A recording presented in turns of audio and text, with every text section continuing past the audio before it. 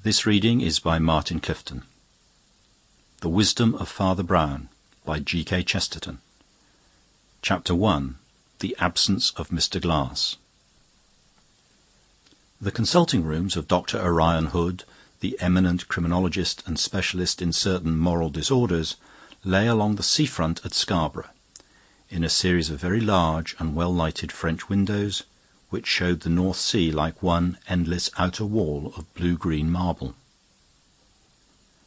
In such a place the sea had something of the monotony of a blue-green dado, for the chambers themselves were ruled throughout by a terrible tidiness, not unlike the terrible tidiness of the sea. It must not be supposed that Dr. Hood's apartments excluded luxury or even poetry. These things were there, in their place, but one felt that they were never allowed out of their place. Luxury was there. There stood upon a special table 8 or 10 boxes of the best cigars, but they were built upon a plan so that the strongest were always nearest the wall and the mildest nearest the window. A tantalus containing 3 kinds of spirits, all of liqueur excellence, stood always on this table of luxury.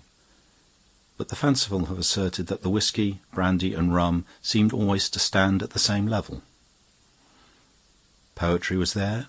The left-hand corner of the room was lined with as complete a set of English classics as the right hand could show of English and foreign physiologists.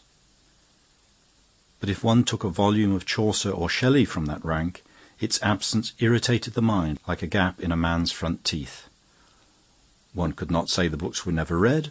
Probably they were, but there was a sense of their being chained to their places, like the Bibles in the old churches.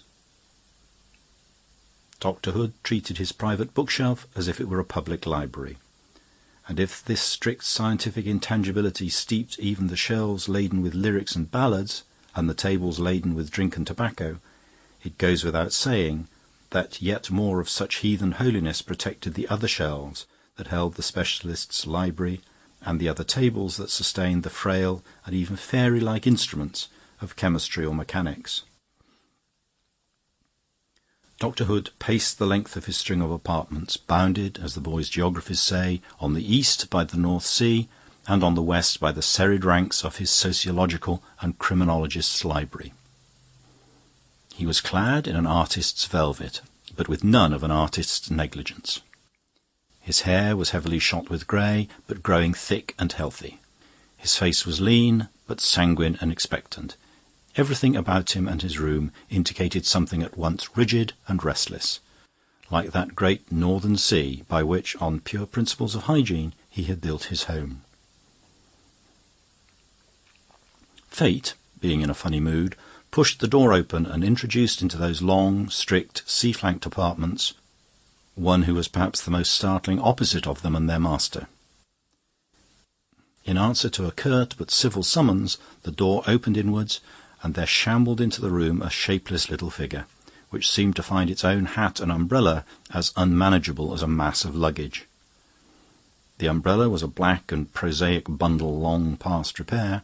The hat was a broad curved black hat, clerical but not common in England. The man was the very embodiment of all that is homely and helpless. The doctor regarded the newcomer with a restrained astonishment, not unlike that he would have shown if some huge but obviously harmless sea beast had crawled into his room. The newcomer regarded the doctor with that beaming but breathless geniality which characterizes a corpulent charwoman who has just managed to stuff herself into an omnibus. It is a rich confusion of social self-congratulation and bodily disarray. His hat tumbled to the carpet. His heavy umbrella slipped between his knees with a thud. He reached after the one and ducked after the other, but with an unimpaired smile on his round face spoke simultaneously as follows. "My name is Brown. Pray excuse me. I've come about the business of the MacNabs. I have heard you often help people out of such troubles. Pray excuse me if I am wrong." By this time he had sprawlingly recovered the hat and made an odd little bobbing bow over it, as if setting everything quite right. "I hardly understand you," replied the scientist with cold intensity of manner.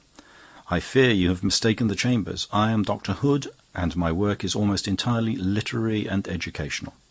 It is true that I have sometimes been consulted by the police in cases of peculiar difficulty and importance, but—" "Oh, this is of the greatest importance," broke in the little man called Brown. "Why her mother won't let them get engaged." And he leaned back in his chair in radiant rationality. The brows of Dr. Hood were drawn down darkly, but the eyes under them were bright with something that might be anger or might be amusement. "And still," he said, "I do not quite understand." "You see, they want to get married," said the man with the clerical hat. "Maggie McNab and young Todhunter want to get married. Now, what can be more important than that?" The great Orion Hood's scientific triumphs had deprived him of many things. Some said of his health, others of his God. But they had not wholly despoiled him of his sense of the absurd. At the last plea of the ingenuous priest, a chuckle broke out of him from inside, and he threw himself into an arm-chair in an ironical attitude of the consulting physician. "Mr. Brown," he said gravely, "it is quite 14.5 years since I was personally asked to test a personal problem.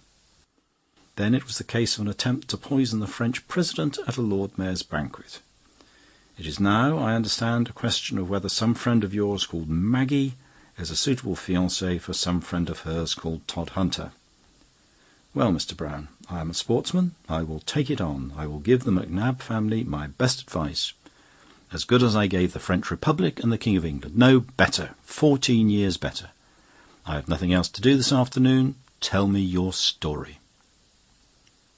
The little clergyman called Brown thanked him with unquestionable warmth, but still with a queer kind of simplicity. It was rather as if he were thanking a stranger in a smoking-room for some trouble in passing the matches, than as if he were, as he was, practically thanking the curator of Kew Gardens for coming with him into a field to find a four-leaf clover. With scarcely a semicolon after his hearty thanks, the little man began his recital. "I told you my name was Brown. Well, that's the fact. And I'm a priest of the little Catholic church I dare say you've seen beyond those straggly streets, where the town ends towards the north. In the last and straggliest of those streets, which runs along the sea like a sea-wall, there is a very honest but rather sharp-tempered member of my flock, a widow called McNab. She has one daughter, and she lets lodgings, and between her and her daughter, and between her and her lodgers, well, I dare say there is a great deal to be said on both sides. At present she has only one lodger, the young man called Todhunter, but he has given more trouble than all the rest, for he wants to marry the young woman of the house." "And the young woman of the house," asked Dr. Hood, with huge and silent amusement, "what does she want?" "Why, she wants to marry him," cried Father Brown, sitting up eagerly. "That's just the awful complication." "It is indeed a hideous enigma," said Dr. Hood. "This young James Todhunter," continued the cleric, "is a very decent man as far as I know, but then nobody knows very much. He is a bright, brownish little fellow, agile like a monkey, clean-shaven like an actor, and obliging like a born courtier. He seems to have quite a pocketful of money, but nobody knows what his trade is. Mrs. McNab, therefore, being of a pessimistic turn, is quite sure it is something dreadful, and probably connected with dynamite. The dynamite must be of a shy and noiseless sort, for the poor fellow only shuts himself up for several hours of the day and studies something behind a locked door. He declares his privacy is temporary and justified, and promises to explain before the wedding. That is all that anyone knows for certain, but Mrs. McNab will tell you a great deal more than even she is certain of. You know how the tales grow like grass on such a patch of ignorance as that.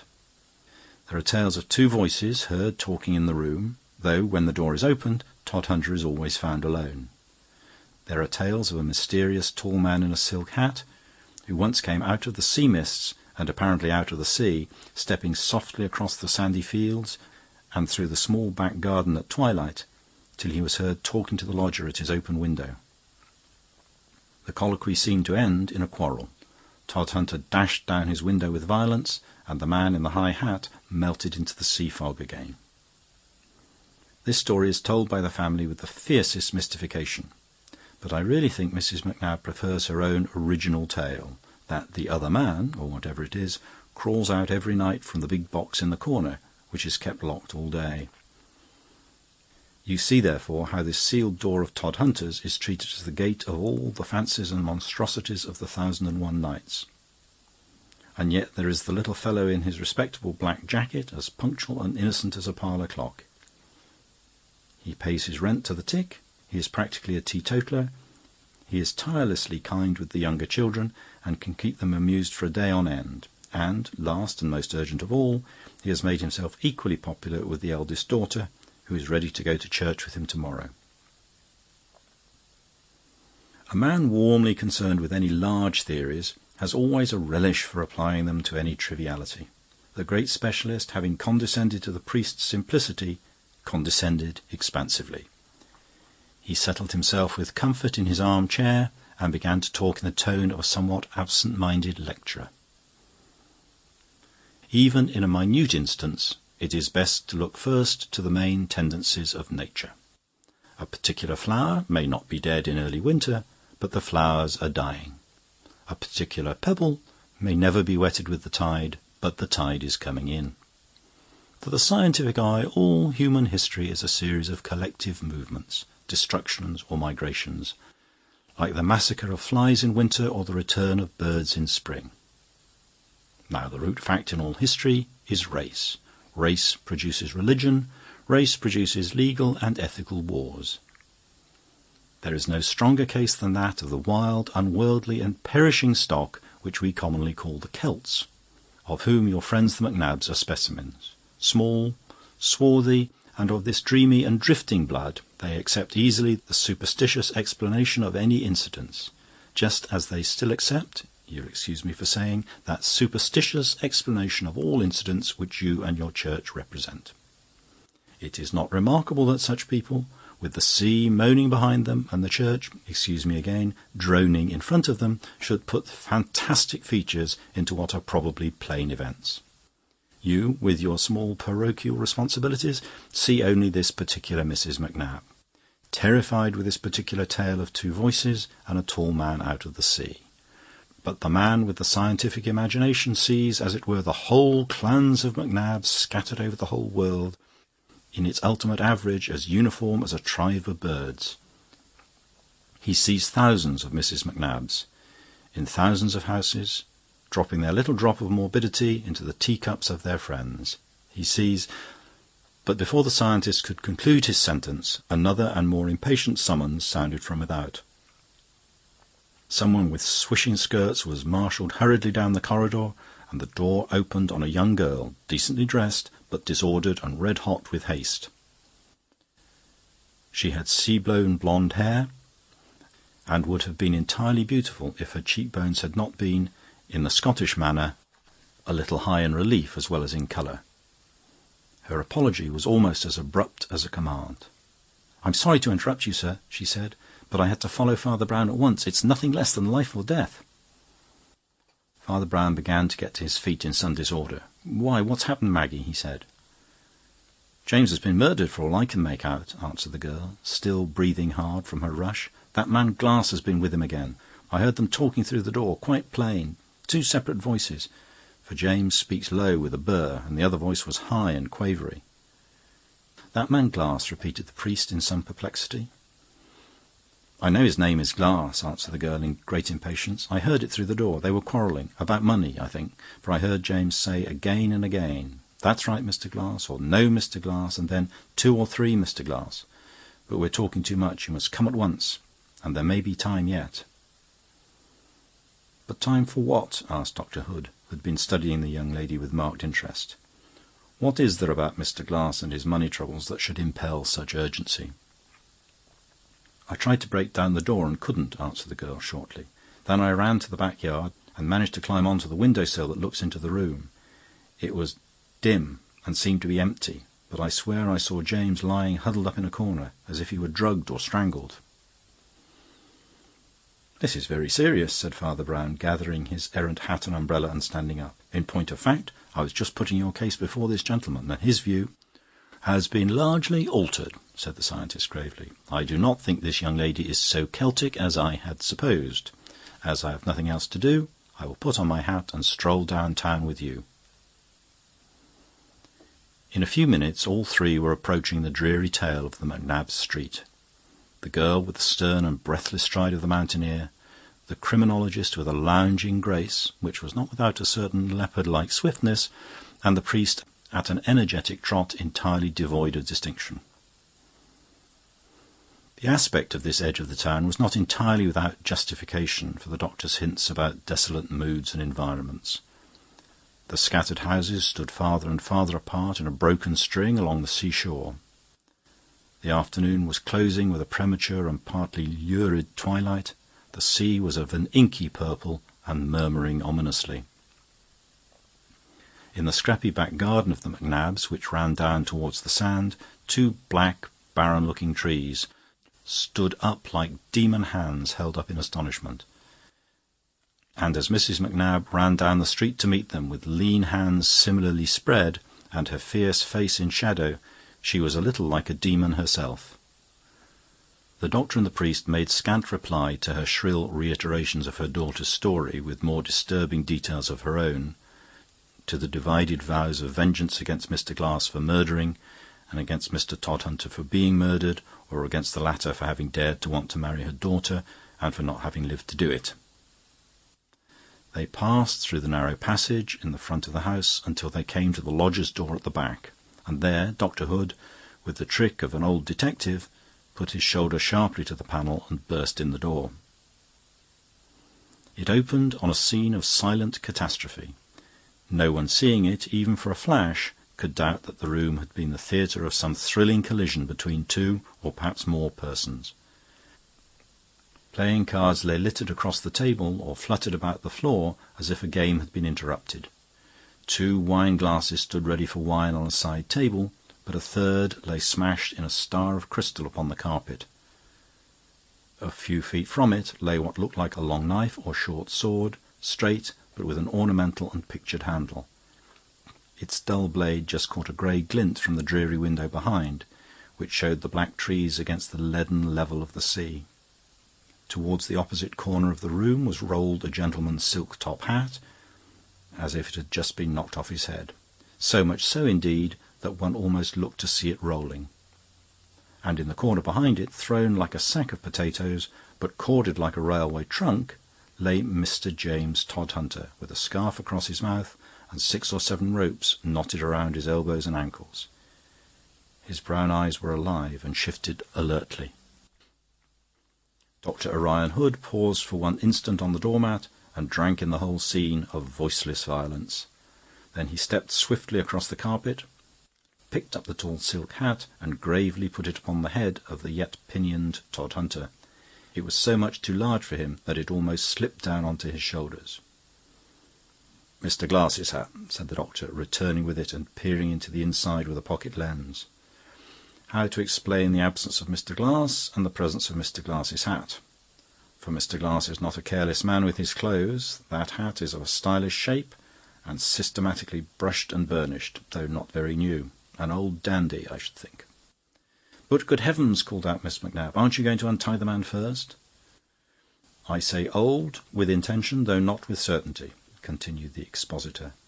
"My reason for it might seem a little far-fetched. The hair of human beings falls out in very varying degrees, but always falls out slightly. And with the lens I should see the tiny hairs in a hat recently worn.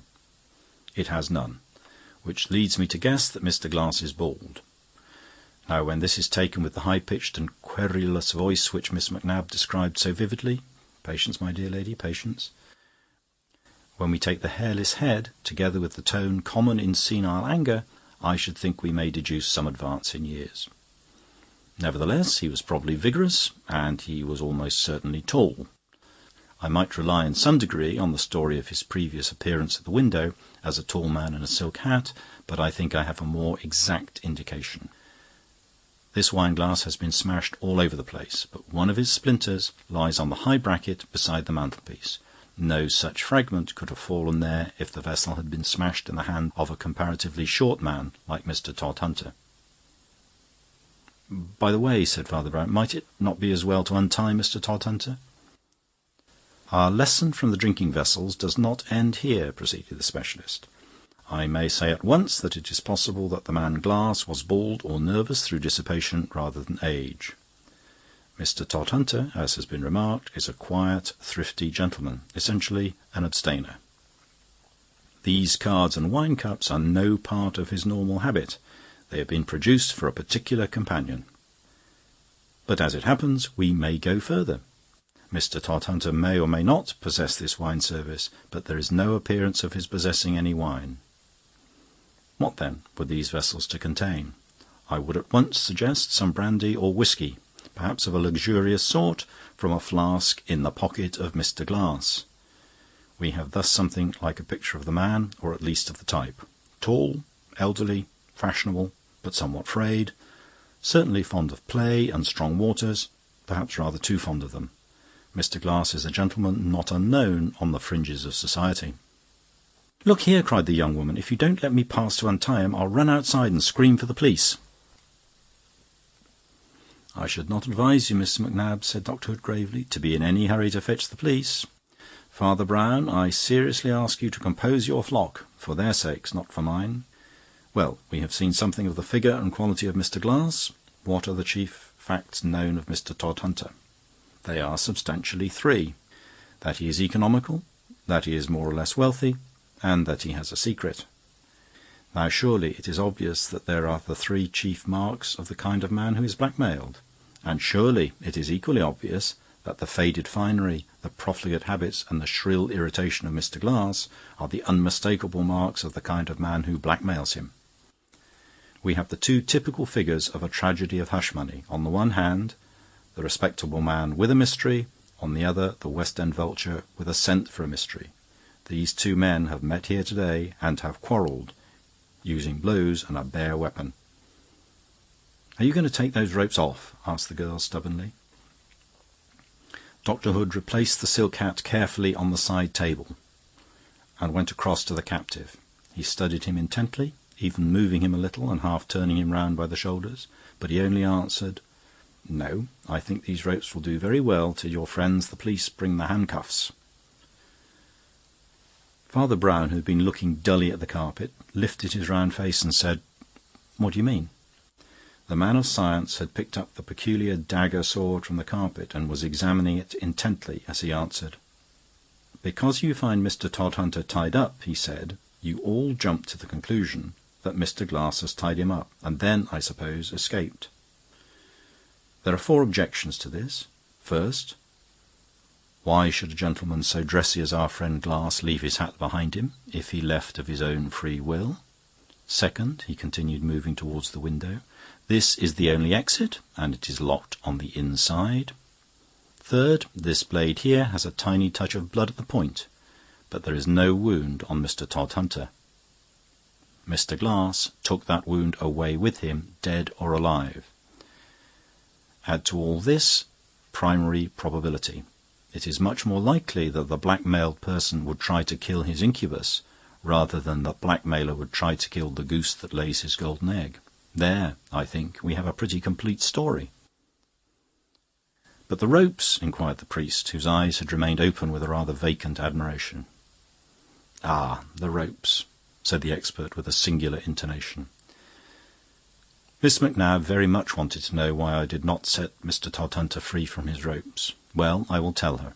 I did not do it because Mr. Todhunter can set himself free from them at any minute he chooses." "What?" cried the audience, on quite different notes of astonishment. "I have looked at all the knots on Mr. Todhunter," reiterated Hood quietly. "I happen to know something about knots. They are quite a branch of criminal science. Every one of those knots he has made himself and could loosen himself. Not one of them would have been made by an enemy really trying to pinion him.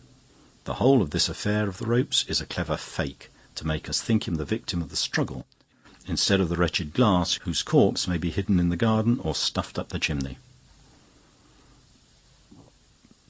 There was a rather depressed silence. The room was darkening.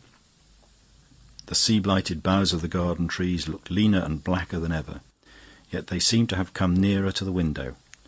One could almost fancy they were sea monsters like krakens or cuttlefish, writhing polypi who had crawled up from the sea to see the end of this tragedy, even as he, The villain and victim of it, the terrible man in the tall hat, had once crawled up from the sea. For the whole air was dense with the morbidity of blackmail, which is the most morbid of human things, because it is a crime concealing a crime, a black plaster on a blacker wound. The face of the little Catholic priest, which was commonly complacent and even comic, had suddenly become knotted with a curious frown. It was not the blank curiosity of his first innocence, it was rather the creative curiosity which comes when a man has the beginnings of an idea. "Say it again, please," he said in a simple, bothered manner. "Do you mean that Todhunter can tie himself up all alone and untie himself all alone?" "That is what I mean," said the doctor. "Jerusalem!" ejaculated Brown suddenly. "I wonder if it could possibly be that." He scuttled across the room rather like a rabbit and peered with a quite new impulsiveness into the partially covered face of the captive.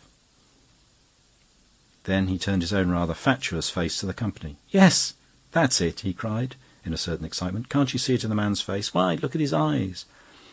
Both the Professor and the girl followed the direction of his glance, and though the broad black scarf completely masked the lower half of Todhunter's visage, they did grow conscious of something struggling and intense about the upper part of it. "His eyes do look queer," cried the young woman, strongly moved. "You brutes, I believe it's hurting him." "Not that, I think," said Dr. Hood. "The eyes have certainly a singular expression, but I should interpret those transverse wrinkles as expressing rather such slight psychological abnormality." "Oh, bosh!" cried Father Brown. "Can't you see he's laughing?" "Laughing?" repeated the doctor with a start. "But what on earth can he be laughing at?" "Well," replied the Reverend Brown apologetically, "not to put too fine a point on it, I think he's laughing at you. And indeed, I'm a little inclined to laugh at myself, now I know about it." "Now you know about what?" asked Hood in some exasperation. "Now I know," replied the priest, "the profession of Mr. Todhunter." He shuffled about the room, looking at one object after another with what seemed to be a vacant stare, and then invariably bursting into an equally vacant laugh, a highly irritating process for those who had to watch it. He laughed very much over the hat, still more uproariously over the broken glass, but the blood on the sword point sent him into mortal convulsions of amusement. Then he turned to the fuming specialist. "Dr. Hood," he cried enthusiastically, "you are a great poet. You have called an uncreated being out of the void. How much more godlike that is than if you had only ferreted out the mere facts. Indeed, the mere facts are rather commonplace and comic by comparison." "I have no notion what you're talking about," said Dr. Hood rather haughtily. "My facts are all inevitable, though necessarily incomplete. A place may be permitted to intuition, perhaps, or poetry if you prefer the term, but only because the corresponding details cannot as yet be ascertained. In the absence of Mr. Glass—" That's it," said the little priest, nodding quite eagerly. "That's the first idea to get fixed, the absence of Mr. Glass. He is so extremely absent, I suppose," he added reflectively, "that there was never anybody so absent as Mr. Glass." "Do you mean he's absent from the town?" demanded the doctor. "I mean he's absent from everywhere," answered Father Brown. "He is absent from the nature of things, so to speak." "Do you seriously mean," said the specialist with a smile, "that there is no such person?" The priest made a sign of assent. "It does seem a pity," he said. Orion Hood broke into a contemptuous laugh. "Well," he said, "before we go on to the 101 other evidences, let us take the first proof we found, the first fact we fell over when we fell into this room. If there is no Mr. Glass, whose hat is this?" "It's Mr. Todhunter's," replied Father Brown. "But it doesn't fit him," cried Hood impatiently. "He couldn't possibly wear it." Father Brown shook his head with ineffable mildness. "I never said he could wear it," he answered. "I said it was his hat, or, if you insist on a shade of difference, a hat that is his." "And what is the shade of difference?" asked the criminologist with a slight sneer. "My good sir," cried the mild little man, with his first movement akin to impatience, "if you will walk down the street to the nearest hatter's shop, you will see that there is, in common speech, a difference between a man's hat and the hat that is his." "But a hatter," protested Hood, "can get money out of his stock of new hats. What could Todhunter get out of this one old hat?" "Rabbits," replied Father Brown promptly. "What?" cried Dr. Hood. "Rabbits, ribbons, sweetmeats, goldfish, rolls of coloured paper," said the reverend gentleman with rapidity. "Didn't you see it all when you found out the fake ropes?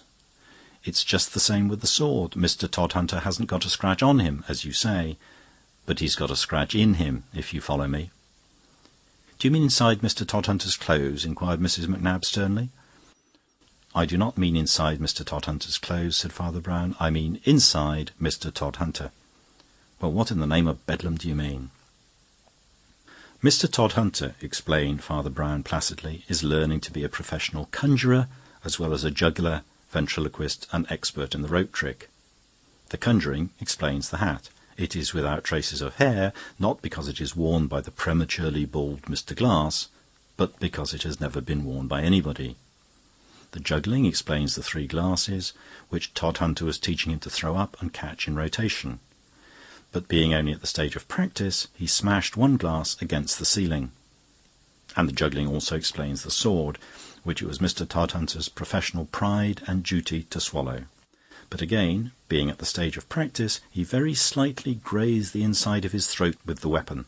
Hence he has a wound inside him, which I am sure, from the expression on his face, is not a serious one.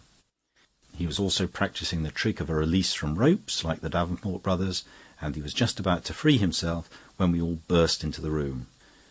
The cards, of course, are for card tricks, and they are scattered on the floor because he had just been practising one of those dodges of sending them flying through the air. He merely kept his trade secret because he had to keep his tricks secret, like any other conjurer. But the mere fact of an idler in a top hat having once looked in at his back window and been driven away by him with great indignation was enough to set us all on a wrong track of romance and make us imagine his whole life overshadowed by the silk-hatted spectre of Mr. Glass. "But what about the 2 voices?" asked Maggie, staring. "Have you never heard a ventriloquist?" asked Father Brown. "Don't you know they speak first in their natural voice and then answer themselves in just that shrill, squeaky, unnatural voice that you heard?" There was a long silence, and Dr. Hood regarded the little man who had spoken with a dark and attentive smile. "You are certainly a very ingenious person," he said.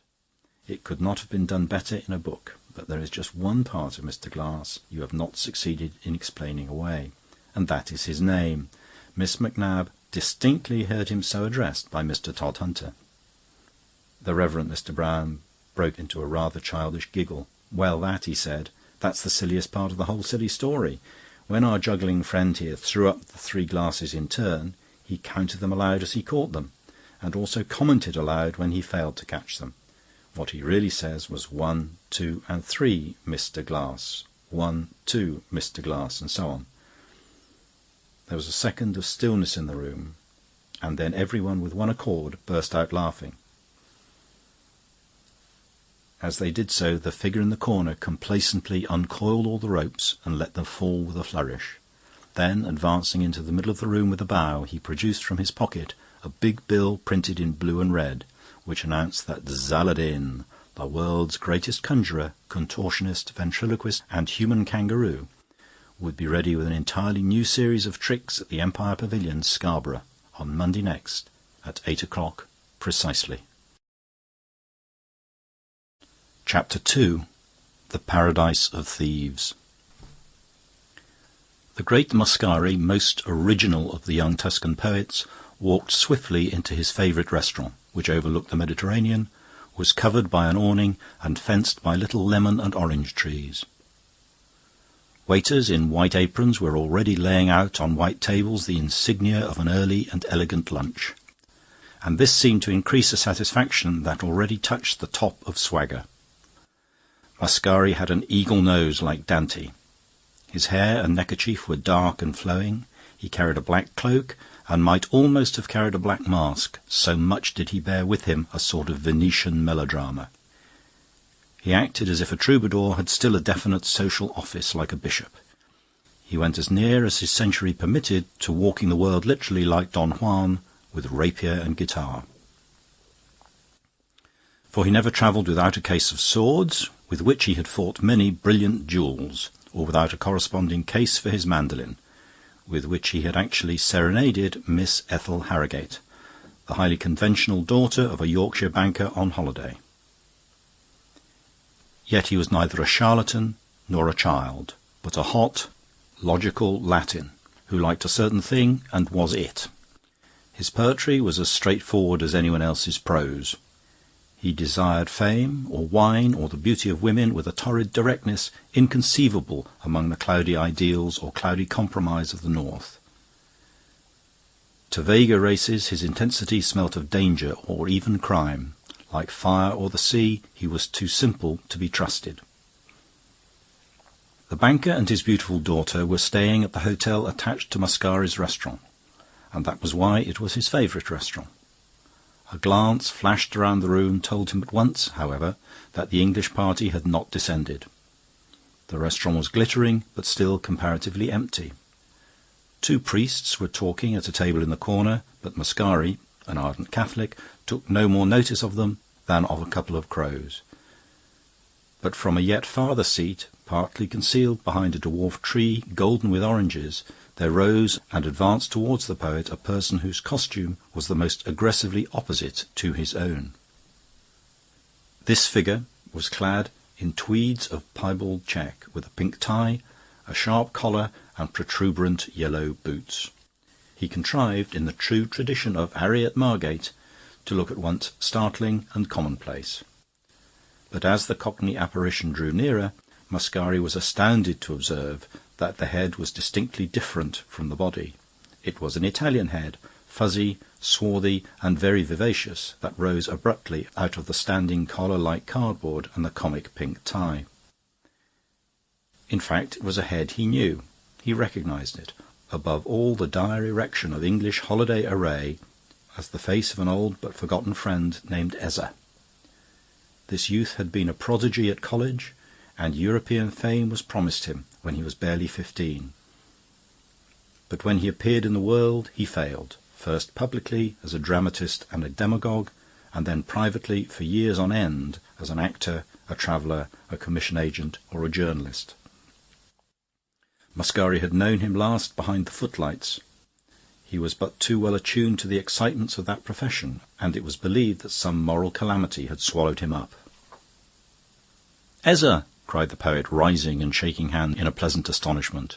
"Well, I've seen you in many costumes in the green room, but I never expected to see you dressed up as an Englishman." "This," answered Ezza gravely, "is not the costume of an Englishman, but of the Italian of the future." "In that case," remarked Mascari, "I confess I prefer the Italian of the past." "That is your old mistake, Mascari," said the man in tweeds, shaking his head, "and the mistake of Italy. In the 16th century we Tuscans made the morning. We had the newest steel, the newest carving, the newest chemistry. Why should we not now have the newest factories, the newest motors, the newest finance, the newest clothes?" "Because they're not worth having," answered Mascari. "You cannot make Italians really progressive. They're too intelligent. Men who see the short cut to good living will never go by the new elaborate roads." "Well, to me, Marconi or D'Annunzio is the star of Italy," said the other. "That is why I have become a futurist and a courier." "A courier!" cried Mascari, laughing. "Is that the last of your list of trades? And whom are you conducting?" "Oh, a man of the name of Harrogate and his family, I believe." "Not the banker in this hotel?" inquired the poet with some eagerness. "That's the man," answered the courier. "Does it pay well?" asked the troubadour innocently. "It will pay me," said Ezza with a very enigmatic smile. "But I am a rather curious sort of courier." Then, as if changing the subject, he said abruptly, "He has a daughter and a son." "The daughter is divine," affirmed Mascari. "The father and son are, I suppose, human. But granted his harmless qualities, doesn't that banker strike you as a splendid instance of my argument? Harrogate has millions in his safes, and I have a hole in my pocket. But you can't say that he's cleverer than I, or bolder than I, or even more energetic. He's not clever, he's got eyes like blue buttons. He's not energetic, He moves from chair to chair like a paralytic. He's a conscientious, kindly old blockhead, but he's got money simply because he collects money, as a boy collects stamps. You're too strong-minded for business, Ezza. You won't get on. To be clever enough to get all that money, one must be stupid enough to want it." "I'm stupid enough for that," said Ezza gloomily.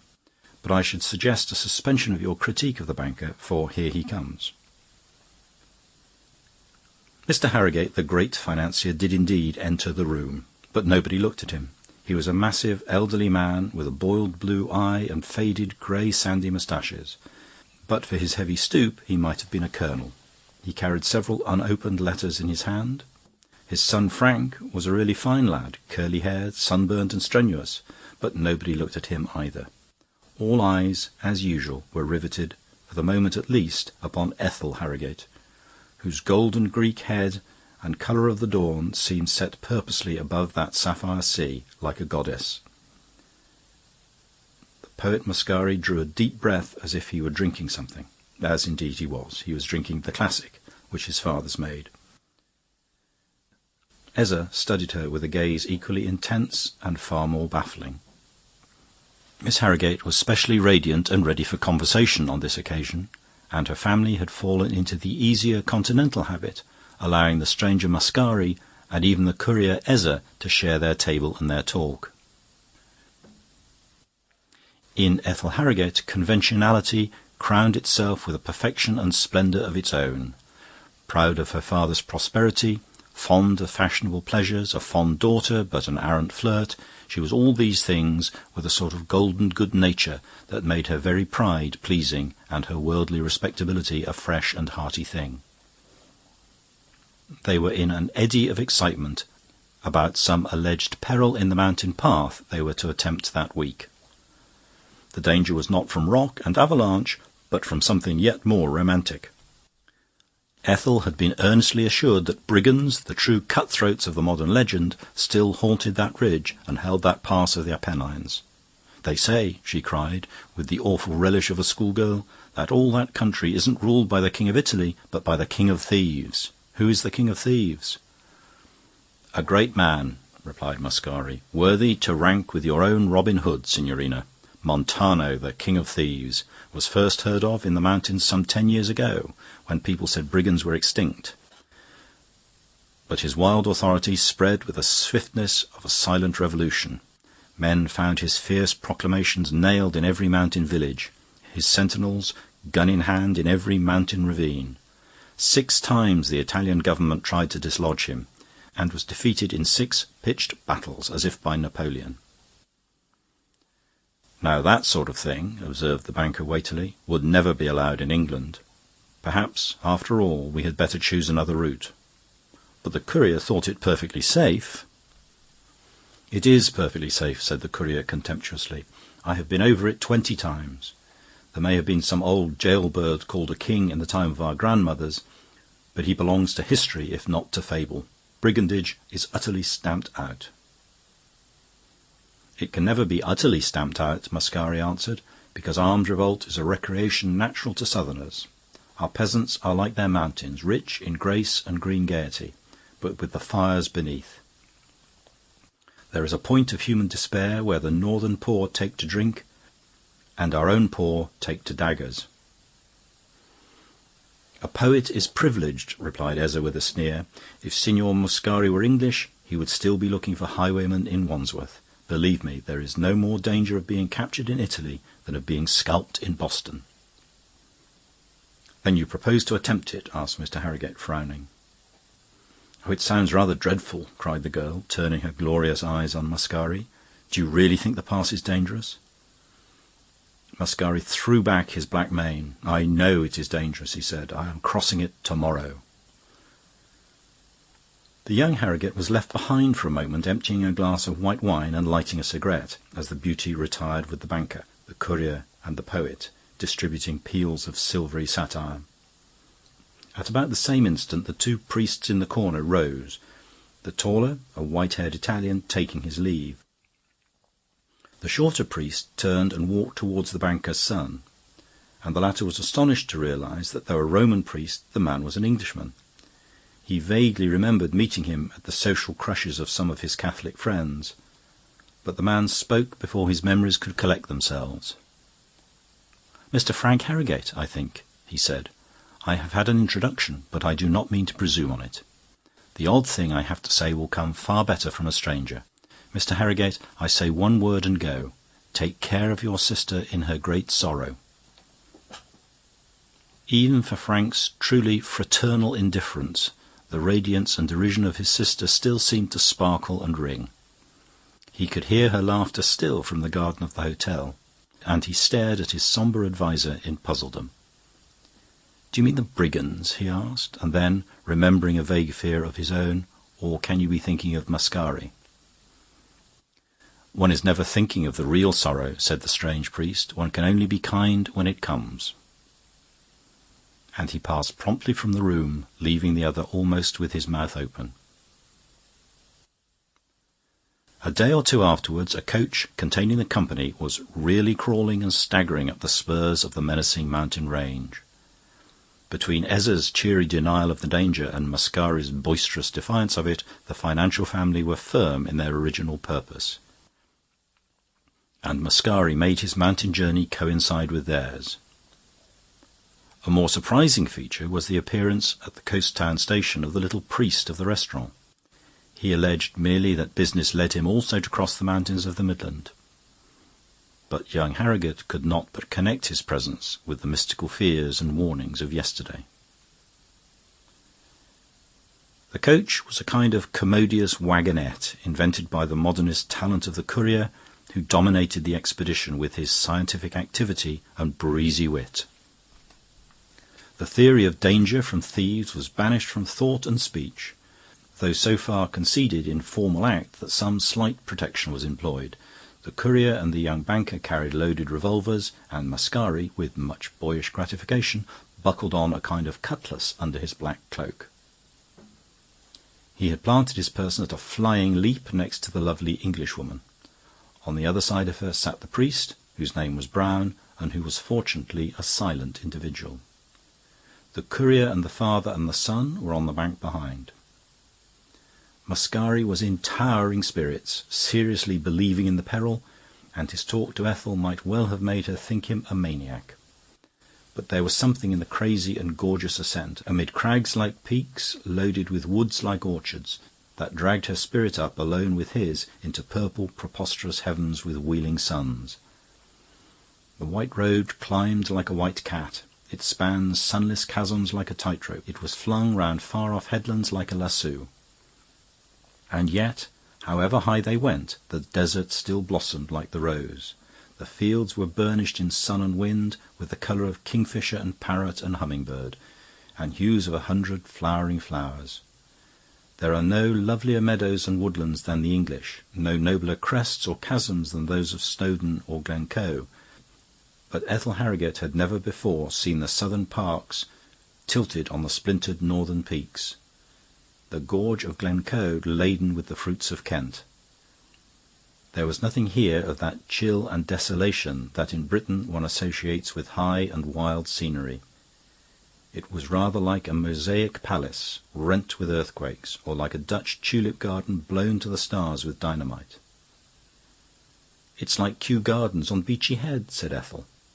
"It is our secret," answered he, "the secret of the volcano. That is also the secret of the revolution, that a thing can be violent and yet fruitful." "You are rather violent yourself." And she smiled at him. "And yet rather fruitless," he admitted. "If I die tonight, I die unmarried and a fool." "It's not my fault if you've come," she said, after a difficult silence. "It is never your fault," answered Mascari. "It was not your fault that Troy fell." As they spoke, they came under overwhelming cliffs that spread almost like wings above a corner of peculiar peril. Shocked by the big shadow on the narrow ledge, the horses stirred doubtfully.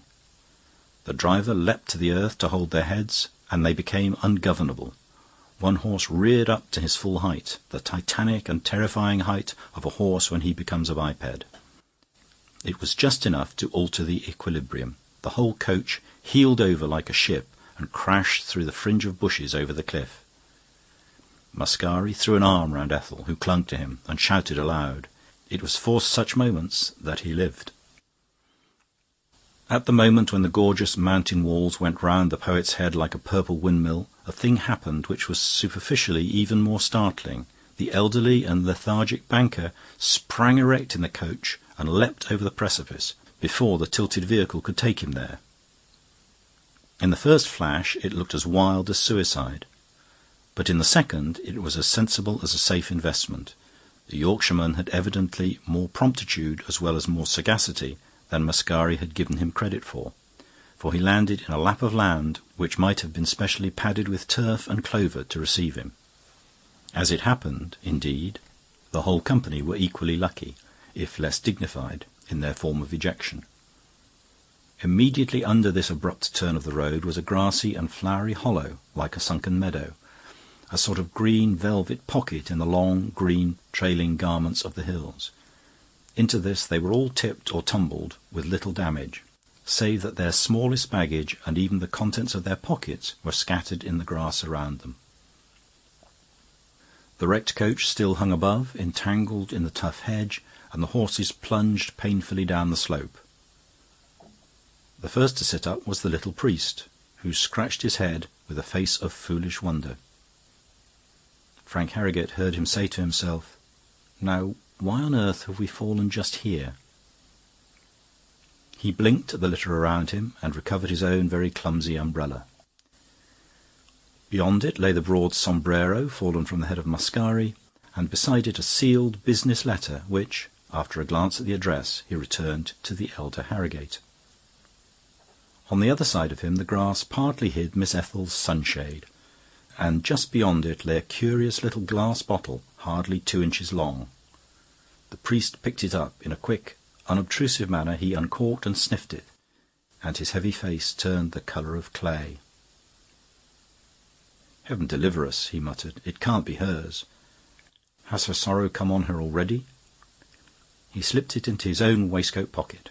"I think I'm justified," he said, "till I know a little more." He gazed painfully at the girl, at that moment being raised out of the flowers by Mascari, who was saying, "We have fallen into heaven. It is a sign. Mortals climb up and they fall down, but it is only the gods and goddesses who can fall upwards." And indeed she rode out of the sea of colours so beautiful and happy a vision that the priest felt his suspicion shaken and shifted. After all, he thought, perhaps the poison isn't hers. Perhaps it's one of Mascari's melodramatic tricks. Mascari set the lady lightly on her feet, made her an absurdly theatrical bow, and then, drawing his cutlass, hacked hard at the taut reins of the horses, so that they scrambled to their feet and stood in the grass trembling. When he had done so, a most remarkable thing occurred. A very quiet man, very poorly dressed and extremely sunburnt, came out of the bushes and took hold of the horses' heads. He had a queer-shaped knife, very broad and crooked, buckled on his belt. There was nothing else remarkable about him except his sudden and silent appearance. The poet asked him who he was, and he did not answer. Looking around him at the confused and startled group in the hollow, Mascari then perceived that another tanned and tattered man, with a short gun under his arm, was looking at them from the ledge just below, leaning his elbows on the edge of the turf. Then he looked up at the road from which they had fallen and saw, looking down on them, the muzzles of 4 other carbines and 4 other brown faces with bright but quite motionless eyes. "The brigands!" cried Mascari, with a kind of monstrous gaiety. "This was a trap. Ezza, if you will oblige me by shooting the coachman first, we can cut our way out yet. There are only 6 of them." "The coachman," said Ezza, who was standing grimly with his hands in his pockets, "happened to be a servant of Mr. Harrogate's." "Then shoot him all the more," cried the poet impatiently. "He was bribed to upset his master. Then put the lady in the middle, and we will break the line up there with a rush." And, wading in wild grass and flowers, he advanced fearlessly on the 4 carbines. But finding that no one followed except young Harrogate, he turned, brandishing his cutlass, to wave the others on. He beheld the courier still standing slightly astride, In the centre of the grassy ring, his hands in his pockets, and his lean, ironical Italian face seemed to grow longer and longer in the evening light. "You thought, Mascari, I was the failure among our schoolfellows," he said, "and you thought you were the success. But I have succeeded more than you and fill a bigger place in history. I have been acting epics while you have been writing them." "Come on, I tell you," thundered Mascari from above. "Will you stand there talking nonsense about yourself, with a woman to save and 3 strong men to help you? What do you call yourself?" "I call myself Montano," cried the strange courier in a voice equally loud and full. "I am the King of Thieves, and I welcome you all to my summer palace." And even as he spoke, 5 more silent men with weapons ready came out of the bushes and looked towards him for their orders. One of them held a large paper in his hand. "This pretty little nest where we are all picnicking," went on the courier brigand, with the same easy yet sinister smile, "is, together with some caves underneath it, known by the name of the Paradise of Thieves. It is my principal stronghold on these hills, for, as you have doubtless noticed, the Erie is invisible both from the road above and from the valley below. It is something better than impregnable. It is unnoticeable. Here I mostly live, and here I shall certainly die if the gendarmes ever track me here. I am not the kind of criminal that reserves his defence, but the better kind that reserves his last bullet." All were staring at him thunderstruck, and still, except Father Brown, who heaved a huge sigh as of relief and fingered the little phial in his pocket. "Thank God," he muttered. "That's much more probable. The poison belongs to this robber chief, of course. He carries it so that he may never be captured, like Cato." The King of Thieves was, however, continuing his address with the same kind of dangerous politeness. "It only remains for me," he said, "to explain to my guests the social conditions upon which I have the pleasure of entertaining them. I need not expound the quaint old ritual of ransom which it is incumbent upon me to keep up, and even this only applies to a part of the company. The Reverend Father Brown and the celebrated Signor Mascari I shall release tomorrow at dawn and escort to my outposts. Poets and priests, if you will pardon my simplicity of speech, never have any money. And so, since it is impossible to get anything out of them, let us seize the opportunity to show our admiration for classic literature and our reverence for Holy Church." He paused with an unpleasing smile, and Father Brown blinked repeatedly at him, and seemed suddenly to be listening with great attention. The brigand captain took the large paper from the attendant brigand and, glancing over it, continued. "My other intentions are clearly set forth in this public document, which I will hand around in a moment, and which after that will be posted on a tree by every village in the valley, and every crossroad in the hills. I will not weary you with the verbalism, since you will be able to check it. The substance of my proclamation is this. I announce first that I have captured the English millionaire, the colossus of finance, Mr. Samuel Harrogate. I next announce that I have found on his person notes and bonds for £2,000, which he has given up to me. Now, since it would be really immoral to announce such a thing to a credulous public if it had not occurred, I suggest it should occur without further delay. I suggest that Mr. Harrogate Senior should now give me the £2,000 in his pocket." The banker looked at him under lowering brows, red-faced and sulky, but seemingly cowed. The leap from the failing carriage seemed to have used up his last virility. He had held back in a hang-dog style when his son and Mascari had made a bold movement to break out of the brigand trap, and now his red and trembling hand went reluctantly to his breast-pocket and passed a bundle of papers and envelopes to the brigand. "Excellent!" cried the outlaw gaily. "So far we are all cosy. I resume the points of my proclamation, so soon to be published to all Italy. The third item is that of ransom. I am asking from the friends of the Harrogate family a ransom of £3,000.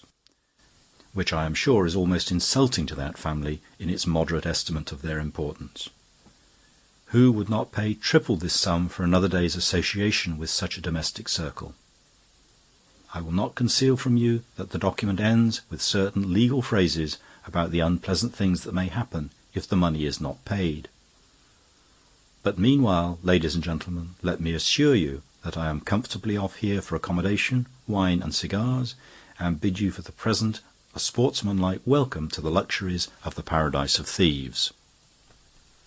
All the time that he had been speaking, the dubious-looking men with carbines and dirty slouch hats had been gathering silently in such preponderating numbers that even Mascari was compelled to recognize his sally with the sword as hopeless.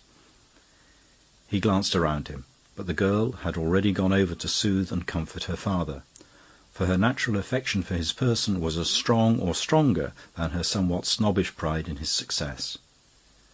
Mascari, with the illogicality of a lover, admired this filial devotion, and yet was irritated by it. He slapped his sword back in the scabbard and went and flung himself, somewhat sulkily, on one of the green banks. The priest sat down within a yard or two, and Mascari turned his aquiline nose on him in an instantaneous irritation. "Well," said the poet tartly, "do people still think me too romantic? Are there, I wonder, any brigands left in the mountains?" "There may be," said Father Brown agnostically. "What do you mean?" asked the other sharply. "I mean, I am puzzled," replied the priest. "I am puzzled about Ezza or Montano, or whatever his name is. He seems to me much more inexplicable as a brigand even than when he was a courier." "But in what way?" persisted his companion. "Santa Maria, I should have thought the brigand was plain enough." "I find three curious difficulties," said the priest in a quiet voice. "I should like to have your opinion of them. First of all, I must tell you I was lunching in that restaurant at the seaside. As four of you left the room, you and Miss Harrogate went ahead, talking and laughing. The banker and the courier came behind, speaking sparely and rather low. But I could not help hearing Ezza say these words, 'Well, let her have a little fun. You know the blow may smash her at any minute.' Mr. Harrogate answered nothing, so the words must have had some meaning. On the impulse of the moment, I warned her brother that she might be in peril. I said nothing of its nature, for I did not know. But if it meant this capture in the hills, the thing is nonsense. Why should the brigand courier warn his patron, even by a hint, when it was his whole purpose to lure him into the mountain mousetrap? It could not have meant that. But if not, what is this disaster, known both to courier and banker, which hangs over Miss Harrogate's head?" "Disaster to Miss Harrogate!" ejaculated the poet, sitting up with some ferocity. "Explain yourself. Go on." "All my riddles, however, revolve around our bandit chief," resumed the priest reflectively. "And here is the second of them. Why did he put so prominently in his demand for ransom the fact that he had taken £2,000 from his victim on the spot? It had no faintest tendency to evoke the ransom. Quite the other way, in fact. Harrogate's friends would be far likelier to fear for his fate if they thought the thieves were poor and desperate. Yet the spoliation on the spot was emphasized and even put first in the demand. Why should Ezza Montano want so specifically to tell all Europe that he had picked the pocket before he levied the blackmail?" "I cannot imagine," said Mascari, rubbing up his black hair, for once with an unaffected gesture. "You may think you enlighten me, but you are leading me deeper in the dark." "What may be the third objection to the King of Thieves?" "The third objection," said Father Brown, still in meditation, "is this bank we are sitting on. Why does our brigand courier call this his chief fortress and the paradise of thieves? It is certainly a soft spot to fall on, and a sweet spot to look at. It is also quite true, as he says, that it is invisible from the valley and peak, and is therefore a hiding place. But it is not a fortress. It never could be a fortress. I think it would be the worst fortress in the world, for it is actually commanded from above by the common high road across the mountains, the very place where the police would most probably pass. Why, 5 shabby short guns held us helpless here about half an hour ago. The quarter of a company of any kind of soldiers could have blown us over the precipice. Whatever is the meaning of this odd little nook of grass and flowers, it is not an entrenched position. It is something else. It has some other strange sort of importance, some value that I do not understand. It is more like an accidental theatre or a natural green room. It is like the scene of some romantic comedy. It is like... As the little priest's words lengthened and lost themselves in a dull and dreamy sincerity, Mascari, whose animal senses were alert and impatient, heard a new noise in the mountains. Even for him the sound was as yet very small and faint, but he could have sworn that the evening breeze bore with it something like the pulsation of horses' hooves and a distant hallooing. At the same moment, and long before the vibration had touched the less experienced English ears, Montano the brigand ran up the bank above them and stood in the broken hedge, steadying himself against a tree and peering down the road. He was a strange figure as he stood there, for he had assumed a flapped fantastic hat and swinging baldric and cutlass in his capacity of bandit king. But the bright prosaic tweed of the courier showed through in patches all over him. The next moment he turned his olive, sneering face and made a movement with his hand. The brigands scattered at the signal, not in confusion, but in what was evidently a kind of guerrilla discipline. Instead of occupying the road along the ridge, they sprinkled themselves along the side of it, behind the trees and the hedge, as if watching unseen for an enemy. The noise beyond grew stronger, beginning to shake the mountain road, and a voice could be clearly heard calling out orders. The brigands swayed and huddled, cursing and whispering, and the evening air was full of little metallic noises as they cocked their pistols or loosened their knives, or trailed their scabbards over the stones. Then the noises from both quarters seemed to meet on the road above. Branches broke, horses neighed, men cried out. "A rescue!" cried Mascari, springing to his feet and waving his hat. "The gendarmes are on them. Now for freedom and a blow for it. Now to be rebels against robbers. Come, don't let us leave everything to the police. That is so dreadfully modern. Fall on the rear of these ruffians. The gendarmes are rescuing us. Come, friends, let us rescue the gendarmes." And throwing his hat over the trees, he drew his cutlass once more and began to escalade the slope up to the road. Frank Harrogate jumped up and ran across to help him, revolver in hand, but was astounded to hear himself imperatively recalled by the raucous voice of his father, who seemed to be in great agitation. "I won't have it," said the banker in a choking voice. "I command you not to interfere." "But, father," said Frank very warmly, "an Italian gentleman has led the way. You wouldn't have it said that the English hung back." "It is useless," said the older man, who was trembling violently. "It is useless. We must submit to our lot." Father Brown looked at the banker. Then he put his hand instinctively, as if on his heart, but really on the little bottle of poison, and a great light came into his face, like the light of the revelation of death. Mascari, meanwhile, without waiting for support, had crested the bank up to the road and struck the brigand king heavily on the shoulder, causing him to stagger and swing round.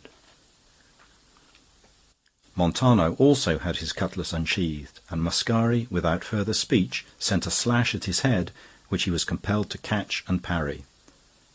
But even as the two short blades crossed and clashed, the king of thieves deliberately dropped his point and laughed.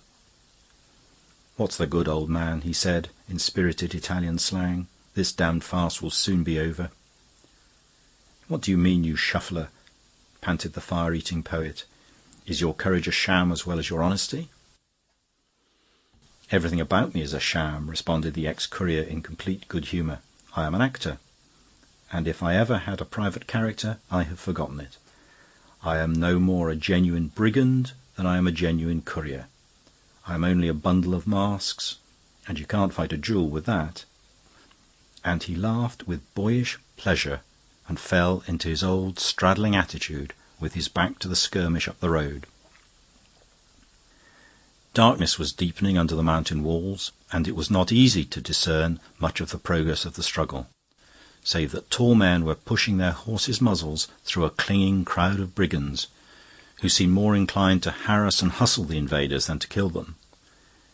It was more like a town crowd preventing the passage of the police than anything the poet had ever pictured as the last stand of doomed and outlawed men of blood.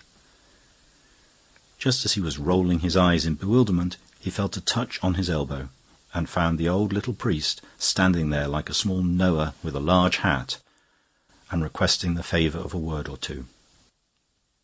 "Signor Mascari," said the cleric, "in this queer crisis personalities may be pardoned.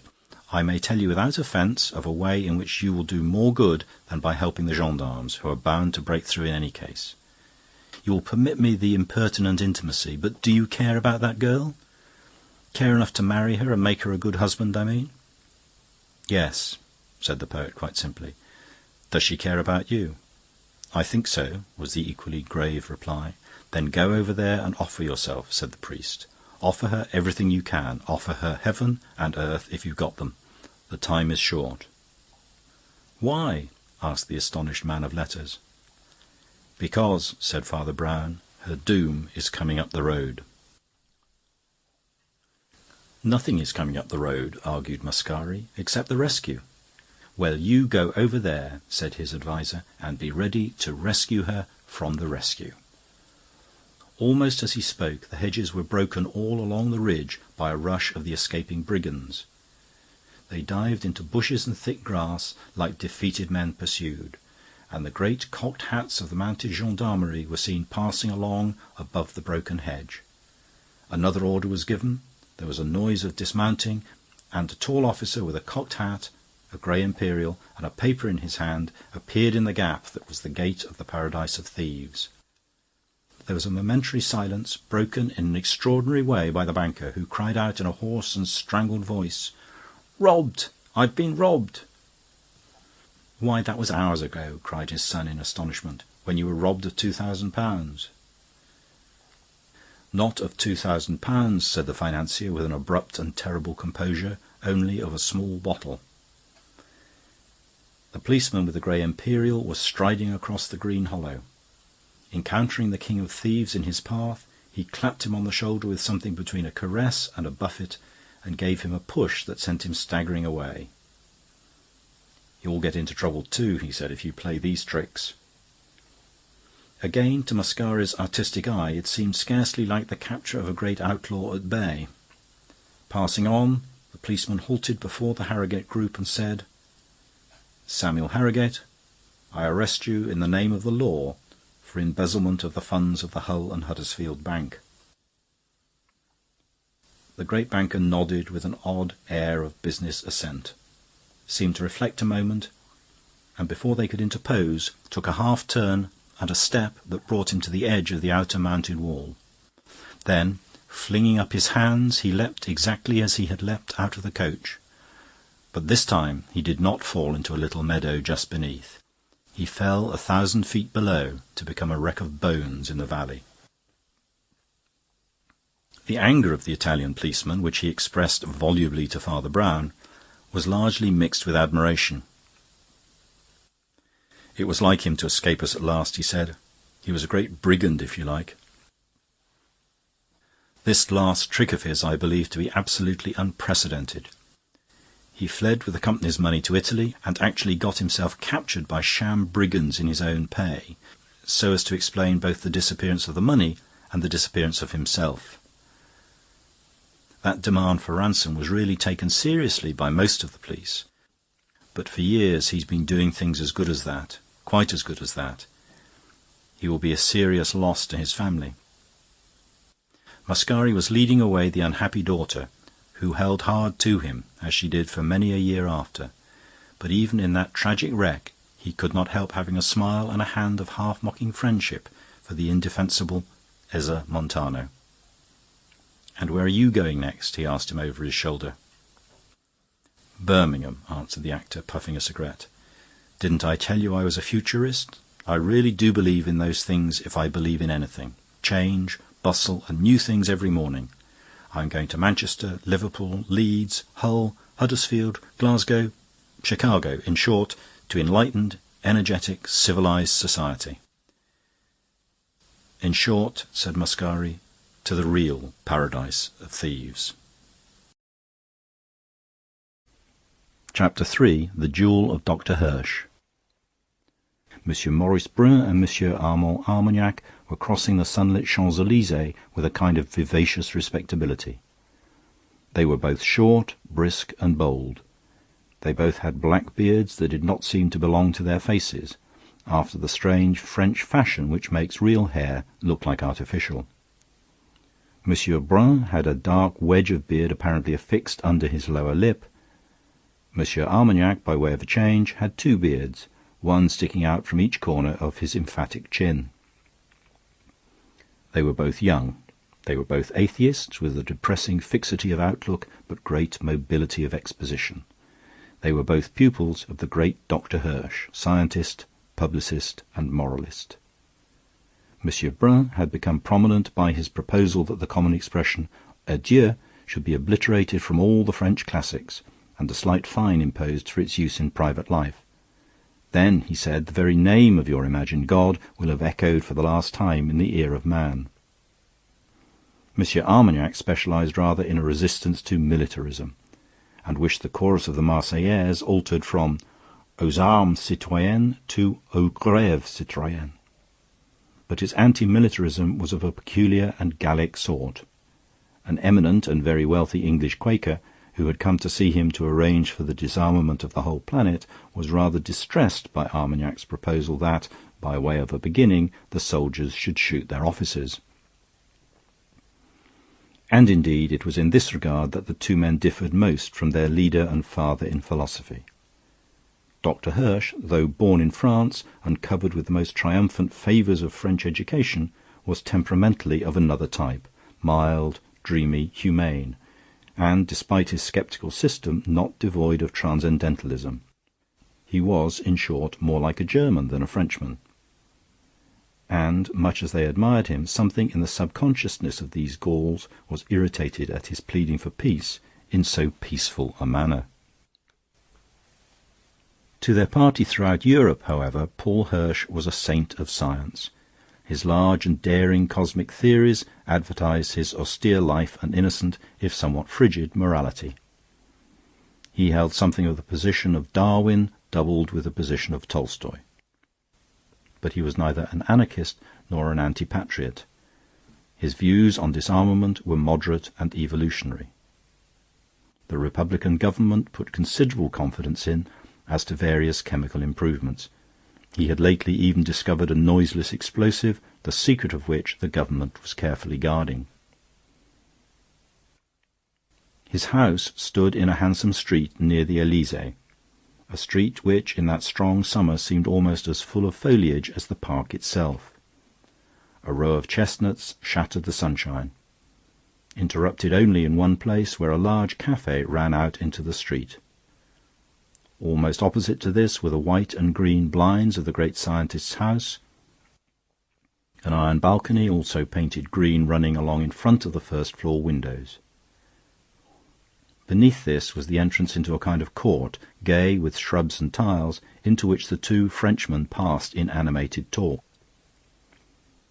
The door was opened to them by the doctor's old servant Simon, who might very well have passed for a doctor himself, having a strict suit of black, spectacles, grey hair, and a confidential manner. In fact, he was a far more presentable man of science than his master, Dr. Hirsch, who was a forked radish of a fellow, with just enough bulb of a head to make his body insignificant. With all the gravity of a great physician handling a prescription, Simon handed a letter to M. Armagnac. That gentleman ripped it up with a racial impatience and rapidly read the following. I cannot come down to speak to you. There is a man in this house whom I refuse to meet. He is a chauvinist officer, Duboche. He is sitting on the stairs. He has been kicking the furniture about in all the other rooms. I have locked myself in my study, opposite that café. If you love me, go over to the café and wait at one of the tables outside. I will try to send him over to you. I want you to answer him and deal with him. I cannot meet him myself. I will not. There is going to be another Dreyfus case. Signed, P. Hirsch. Monsieur Armagnac looked at Monsieur Brun. Mr. Brun borrowed the letter, read it, and looked at Monsieur Armagnac. Then both betook themselves briskly to one of the little tables under the chestnuts opposite, where they procured 2 tall glasses of horrible green absinthe, which they could drink apparently in any weather and at any time. Otherwise the café seemed empty, except for one soldier drinking coffee at one table, and at another a large man drinking a small syrup, and a priest drinking nothing.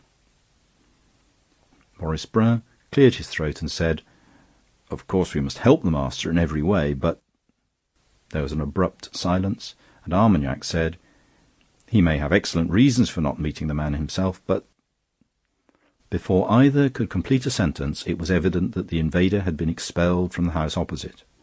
The shrubs under the archway swayed and burst apart as that unwelcome guest was shot out of them like a cannonball.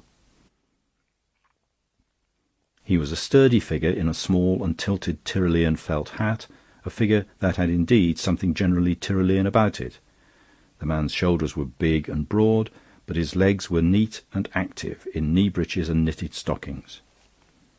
His face was brown like a nut. He had very bright and restless brown eyes. His dark hair was brushed back stiffly in front and cropped close behind, outlining a square and powerful skull. And he had a huge black moustache like the horns of a bison.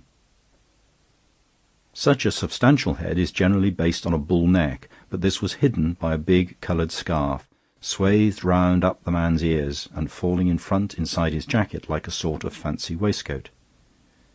It was a scarf of strong dead colours, dark red, old gold, and purple, probably of oriental fabrication. Altogether the man had something a shade barbaric about him, more like a Hungarian squire than an ordinary French officer. His French, however, was obviously that of a native, and his French patriotism was so impulsive as to be slightly absurd. His first act, when he burst out of the archway, was to call in a clarion voice down the street, "Are there any Frenchmen here?" as if he were calling for Christians in Mecca. Armagnac and Brun instantly stood up, but they were too late. Men were already running from the street corners. There was a small but ever clustering crowd. With the prompt French instinct for the politics of the street, the man with the black moustache had already run across to a corner of the café, sprung on one of the tables, and seizing a branch of chestnut to steady himself, shouted as Camille Desmoulins once shouted when he scattered the oak leaves among the populace. "Frenchmen," he volleyed, "I cannot speak. God help me, that is why I am speaking. The fellows in their filthy parliament who learn to speak also learn to be silent, silent as that spy cowering in the house opposite, silent as he is when I beat on his bedroom door, silent as he is now, though he hears my voice across this street and shakes where he sits. Oh, they can be silent eloquently, the politicians, but the time has come when we that cannot speak must speak. You are betrayed to the Prussians, betrayed at this moment, betrayed by that man. I am Jules Dubosc, Colonel of Artillery, Belfort. We caught a German spy in Vosges yesterday, and a paper was found on him, a paper I hold in my hand. Oh, they tried to hush it up. But I took it direct to the man who wrote it, the man in that house. It is in his hand, it is signed with his initials, it is a direction for finding the secret of this new noiseless powder. Hirsch invented it. Hirsch wrote this note about it. The note is in German and was found in a German's pocket. Tell the man the formula for powder is in grey envelope in first drawer to the left of the secretary's desk, War Office, in red ink. He must be careful. P.H. He rattled short sentences like a quick-firing gun, but he was plainly the sort of man who is either mad or right. The mass of the crowd was nationalist, and already in threatening uproar, and a minority of equally angry intellectuals, led by Armagnac and Brun, only made the matter more militant. "If this is a military secret," shouted Brun, "why do you yell about it in the street?" "I will tell you why I do," roared Dubosc above the roaring crowd. "I went to this man in a straight and civil style. If he had any explanation, it could have been given in complete confidence. He refuses to explain. He refers me to 2 strangers in a café as to 2 flunkies. He has thrown me out of the house, but I am going back into it with the people of Paris behind me." A shout seemed to shake the very façade of mansions, and 2 stones flew, one breaking a window above the balcony. The indignant colonel plunged once more under the archway, and was heard crying and thundering inside. Every instant the human sea grew wider and wider. It surged up against the rails and steps of the traitor's house. It was already certain that the place would be burst into like the Bastille when the broken French window opened and Dr. Hirsch came out on the balcony. For an instant the fury half turned to laughter, for he was an absurd figure in such a scene. His long bare neck and sloping shoulders were the shape of a champagne bottle. But that was the only festive thing about him. His coat hung on him as on a peg, he wore his carrot-coloured hair long and weedy, his cheeks and chin were fully fringed with one of those irritating beards that begin far from the mouth. He was very pale, and he wore blue spectacles. Livid as he was, he spoke with a sort of prim decision, so that the mob fell silent in the middle of his 3rd sentence. "Only 2 things to say to you now. The first is to my foes, the second to my friends. To my foes I say, it is true I will not meet Monsieur Dubosc, though he is storming outside this very room. It is true I have asked for 2 other men to confront him for me, and I will tell you why. Because I will not and must not see him, because it would be against all rules of dignity and honour to see him. Before I am triumphantly cleared before a court, there is another arbitration this gentleman owes me as a gentleman. And in referring him to my seconds, I am strictly—" Armagnac and Brun were waving their hats wildly, and even the doctor's enemies roared applause at this unexpected defiance. Once more a few sentences were inaudible, but they could hear him say, "To my friends, I myself should always prefer weapons purely intellectual, and to these an evolved humanity will certainly confine itself. But our own most precious truth is the fundamental force of matter and heredity.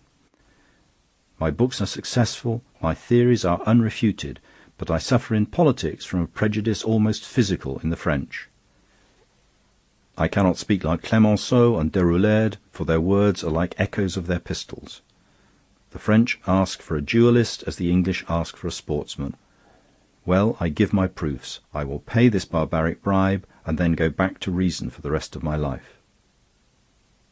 2 men were instantly found in the crowd itself to offer their services to Colonel Dubosc, who came out presently, satisfied. One was the common soldier with the coffee, who said simply, "I will act for you, sir. I am the Duc de Valon." The other was the big man whom his friend the priest sought at first to dissuade, and then walked away alone. In the early evening a light dinner was spread at the back of the Café Charlemagne. Though unroofed by any glass or gilt plaster, the guests were nearly all under a delicate and irregular roof of leaves, for the ornamental trees stood so thick around and among the tables as to give something of the dimness and dazzle of a small orchard. At one of the central tables a very stumpy little priest sat in complete solitude and applied himself to a pile of whitebait with the gravest sort of enjoyment. His daily living being very plain, he had a peculiar taste for sudden and isolated luxuries.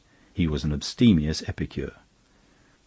He did not lift his eyes from his plate, round which red pepper, lemons, brown bread and butter, etc., were rigidly ranked, until a tall shadow fell across the table, and his friend Flambeau sat down opposite.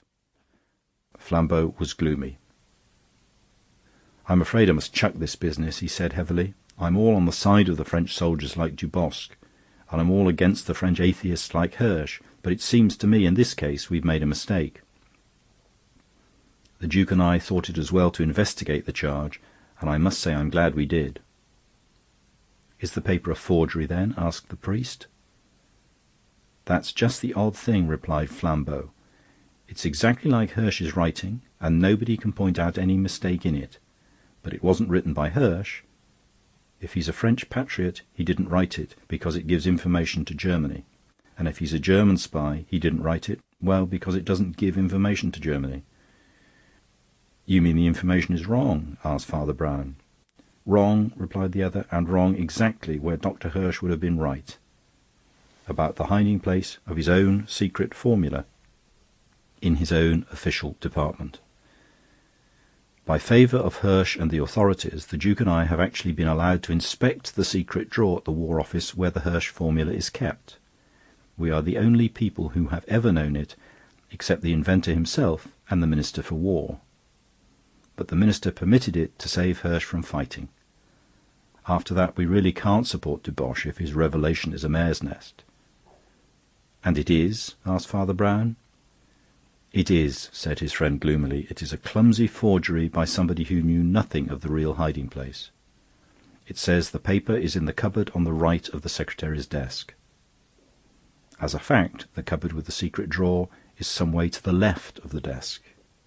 It says the grey envelope contains a long document written in red ink. It isn't written in red ink, but in ordinary black ink. It is manifestly absurd to say that Hirsch can have made a mistake about a paper that nobody knew of but himself, or can have tried to help a foreign thief by telling him to fumble in the wrong drawer. I think we must chuck it up and apologise to old Carrots. Father Brown seemed to cogitate. He lifted a little whitebait on his fork. "You're sure the grey envelope was in the left cupboard?" he asked. "Positive," replied Flambeau.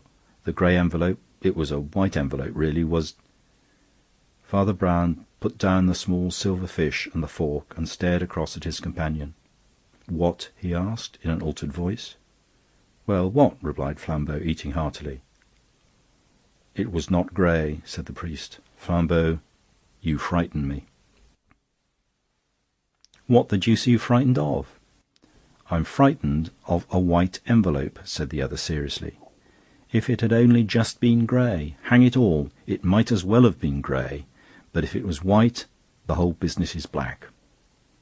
The doctor has been dabbling in some of the old brimstone after all." "But I tell you he couldn't have written such a note," cried Flambeau. "The note is utterly wrong about the facts, and, innocent or guilty, Dr. Hirsch knew all about the facts." "The man who wrote that note knew all about the facts," said his clerical companion soberly. "He could never have got 'em so wrong without knowing about 'em. You have to know an awful lot to be wrong on every subject. Like the devil." "Do you mean—" "I mean a man telling lies on chance would have told some of the truth," said his friend firmly. "Suppose someone sent you to find a house with a green door and a blue blind, with a front garden but no back garden, with a dog but no cat, and where they drank coffee but not tea. You would say, if you found no such house, that it was all made up. But I say no. I say if you found a house where the door was blue and the blind green, where there was a back garden and no front garden, where cats were common and dogs instantly shot, where tea was drunk in quarts and coffee forbidden, then you would know that you had found the house. The man must have known that particular house to be so accurately inaccurate." "But what could it mean?" demanded the diner opposite. "I can't conceive," said Brown. "I don't understand this Hirsch affair at all. As long as it was only the left drawer instead of the right, and red ink instead of black, I thought it must be the chance blunders of a forger, as you say. But 3 is a mystical number. It finishes things. It finishes this, that the direction about the drawer, the colour of the ink, the colour of the envelope, should none of them be right by accident, that can't be a coincidence. It wasn't." "What was it then? Treason?" asked Flambeau, resuming his dinner. "I don't know that either," answered Brown with a face of blank bewilderment. "The only thing I can think of— Well, I never understood the Dreyfus case. I can always grasp moral evidence easier than the other sorts. I go by a man's eyes and voice, don't you know, and whether his family seems happy and by what subjects he chooses and avoids. Well, I was puzzled in the Dreyfus case, not by the horrible things imputed both ways. I know, though it's not modern to say so, that human nature in the highest places is still capable of being Cenci or Borgia. No, what puzzled me was the sincerity of both parties. I don't mean the political parties. The rank and file are always roughly honest and often duped. I mean the persons of the play. I mean the conspirators, if they were conspirators. I mean the traitor, if he was a traitor. I mean the men who must have known the truth. Now Dreyfus went on like a man who knew he was a wronged man. Yet the French statesmen and soldiers went on as if they knew he wasn't a wrong man, but simply a wrong 'un. I don't mean they behaved well. I mean they behaved as if they were sure. I can't describe these things. I know what I mean. I wish I did, said his friend. And what has it to do with old Hirsch? Suppose a person in a position of trust, went on the priest, began to give the enemy information because it was false information. Suppose he even thought he was saving his country by misleading the foreigner. Suppose this brought him into spy circles, and little loans were made to him and little ties tied on to him. Suppose he kept up his contradictory position in a confused way by never telling the foreign spies the truth, but letting it more and more be guessed. The better part of him, what was left of it, would still say, "I have not helped the enemy. I said it was the left drawer." The meaner part of him would already be saying, "But they may have the sense to see that that means the right." I think it is psychologically possible in an enlightened age, you know. "It may be psychologically possible," answered Flambeau, "and it certainly would explain Dreyfus being certain he was wronged and his judges being sure he was guilty. But it won't wash historically, because Dreyfus' document, if it was his document, was literally correct." "I wasn't thinking of Dreyfus," said Father Brown. Silence had sunk around them with the emptying of the tables. It was already late, though the sunlight still clung to everything, as if accidentally entangled in the trees. In the stillness, Flambeau shifted his seat sharply, making an isolated echoing noise, and threw his elbow over the angle of it. "Well," he said, rather harshly, "if Hirsch is no better than a timid treasonmonger..." "You mustn't be too hard on them," said Father Brown gently. "It's not entirely their fault. But they have no instincts.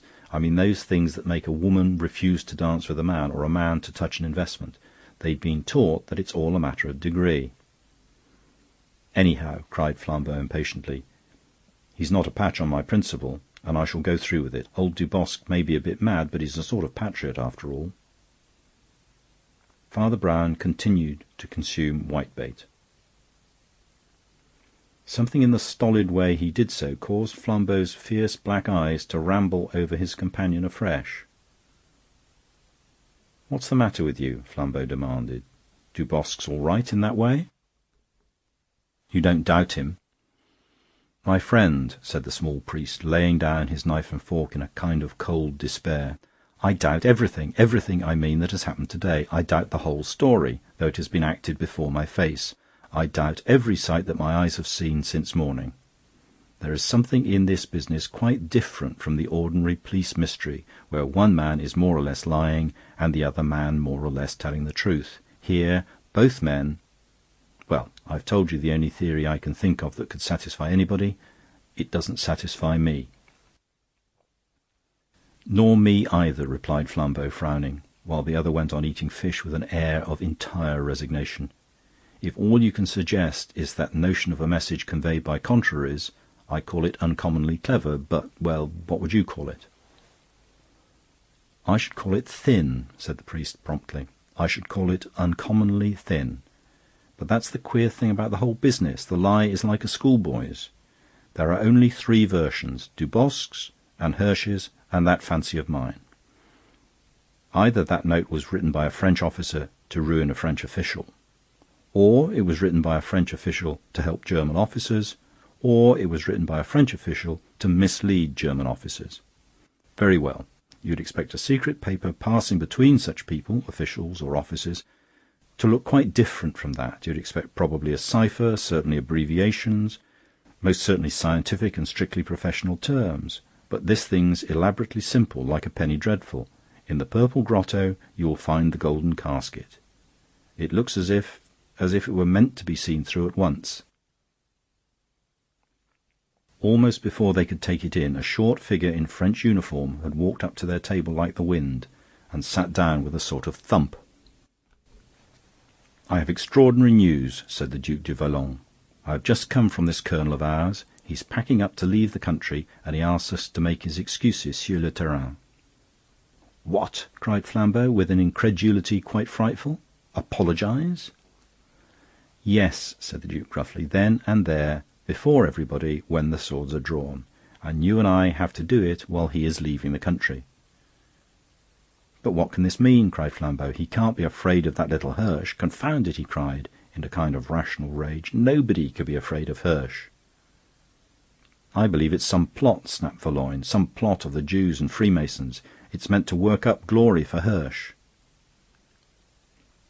The face of Father Brown was commonplace, but curiously contented.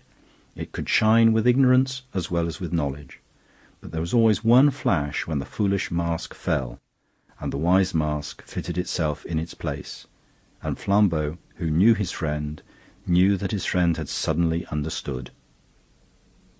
Brown said nothing, but finished his plate of fish. "Where did you last see our precious colonel?" asked Flambeau irritably. "He's round at the Hotel St. Louis by the Élysée, where we drove him. He's packing up, I tell you." "Will he be there still, do you think?" asked Flambeau, frowning at the table. "I don't think he can get away yet," replied the Duke. "He's packing to go a long journey." "No," said Father Brown quite simply, but suddenly standing up. "For a very short journey, for one of the shortest, in fact. But we may still be in time to catch him if we go there in a motor cab." Nothing more could be got out of him until the cab swept round the corner by the Hotel St. Louis, where they got out, and he led the party up a side lane already in deep shadow with the growing dusk. Once, when the Duke impatiently asked whether Hirsch was guilty of treason or not, he answered rather absently, "No, only ambition, like Caesar." Then he somewhat inconsequently added, "He lives a very lonely life. He has had to do everything for himself." "Well, if he's ambitious, he ought to be satisfied now," said Flambeau rather bitterly. "All Paris will cheer him now our cursed colonel has turned tail." "Don't talk so loud," said Father Brown, lowering his voice. "Your cursed colonel is just in front." The other two stared and shrank further back into the shadow of the wall, for the sturdy figure of their runaway principal could indeed be seen shuffling along in the twilight in front, a bag in each hand. He looked much the same as when they first saw him, except that he had changed his picturesque mountaineering knickers for a conventional pair of trousers. It was clear he was already escaping from the hotel.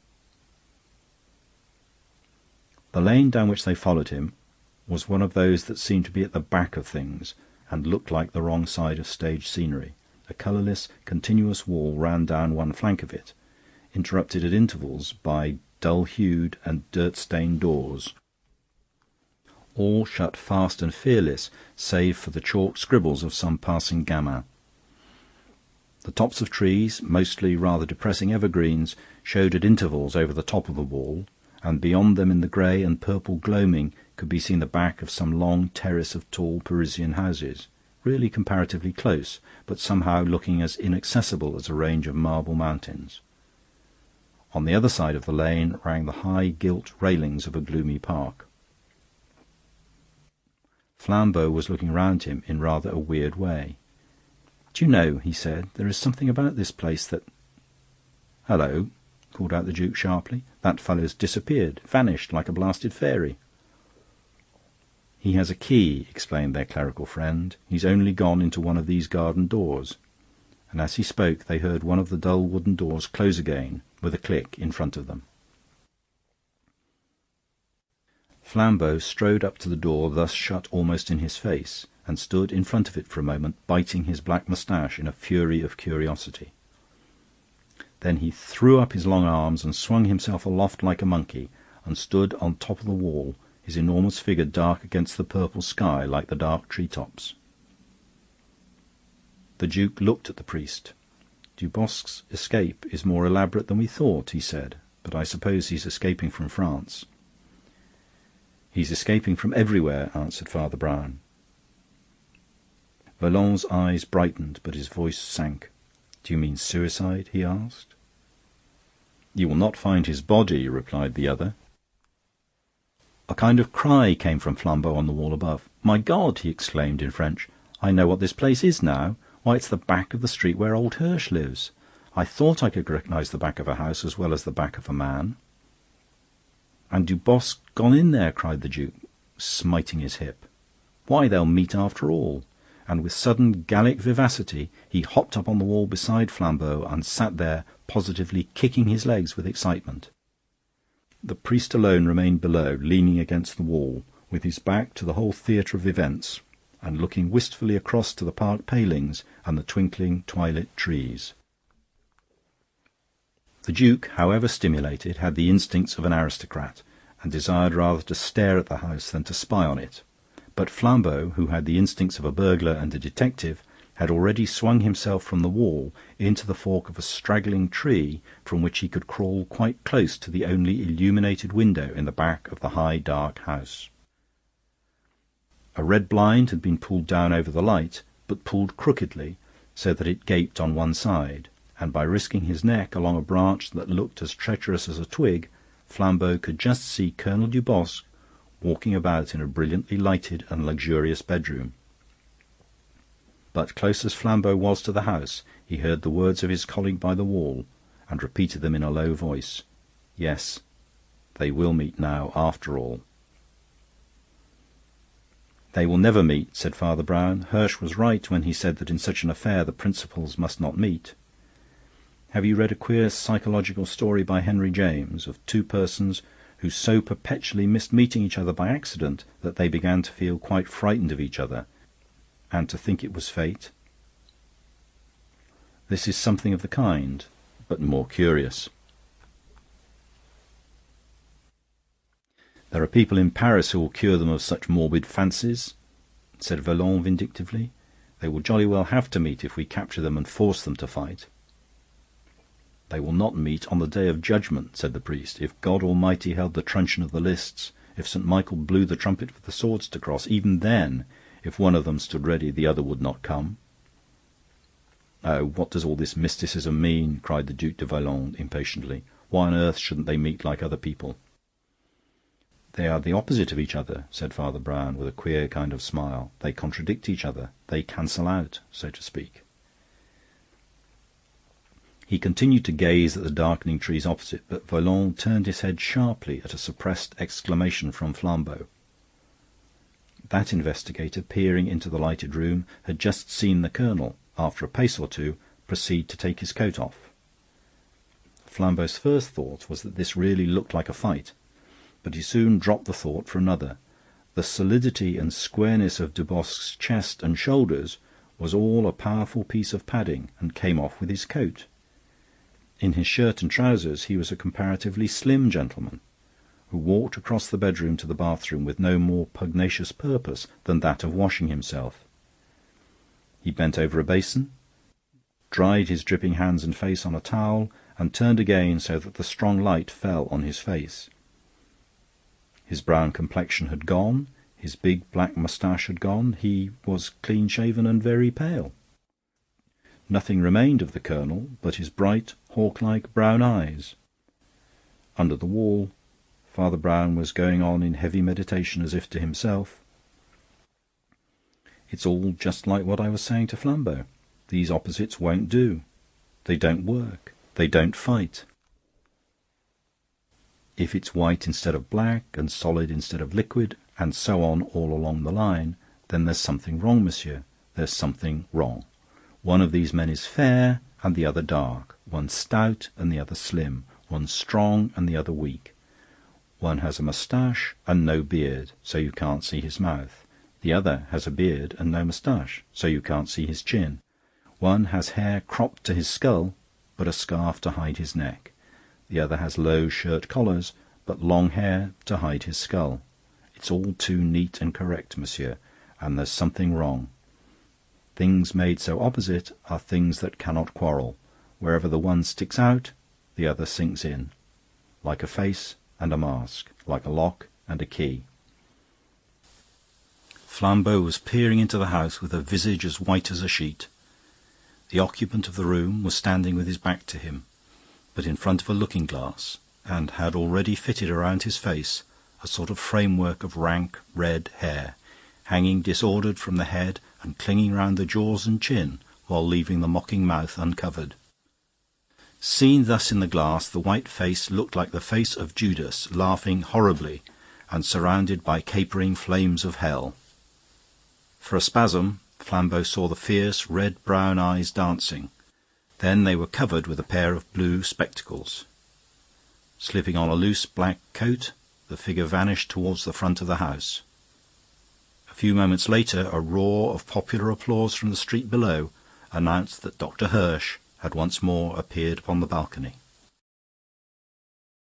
Chapter 4. The Man in the Passage. Two men appeared simultaneously at the two ends of a sort of passage running along the side of the Apollo Theatre in the Adelphi. The evening daylight in the streets was large and luminous, opalescent and empty. The passage was comparatively long and dark, so each man could see the other as a mere black silhouette at the other end. Nevertheless, each man knew the other, even in that inky outline, for they were both men of striking appearance, and they hated each other. The covered passage opened at one end on one of the steep streets of the Adelphi, and at the other on a terrace overlooking the sunset-coloured river. One side of the passage was a blank wall, for the building it supported was an old, unsuccessful theatre-restaurant, now shut up. The other side of the passage contained two doors, one at each end. Neither was what was commonly called the stage door. They were a sort of special and private stage doors used by very special performers, and in this case by the star actor and actress in the Shakespearean performance of the day.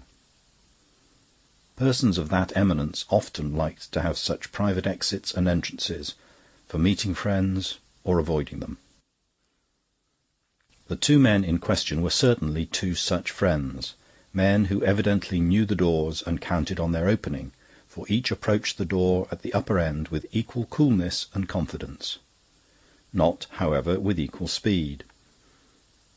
But the man who walked fast was the man from the other end of the tunnel, so they both arrived before the secret stage door almost at the same instant.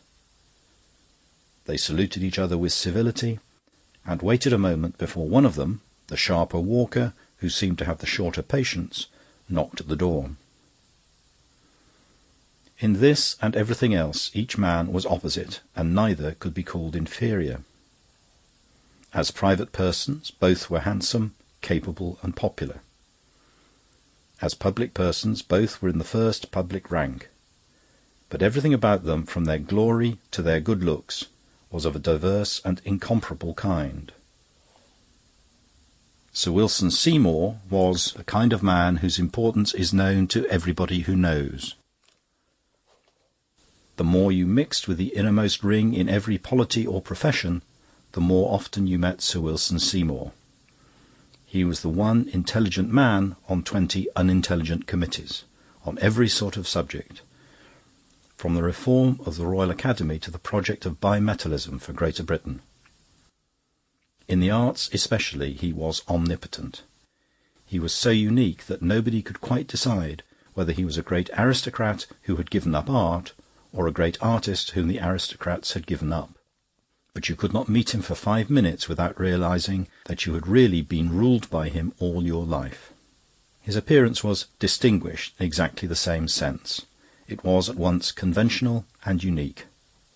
Fashion could have found no fault with his high silk hat, yet it was unlike anyone else's hat, a little higher, perhaps, and adding something to his natural height. His tall, slender figure had a slight stoop, yet it looked the reverse of feeble.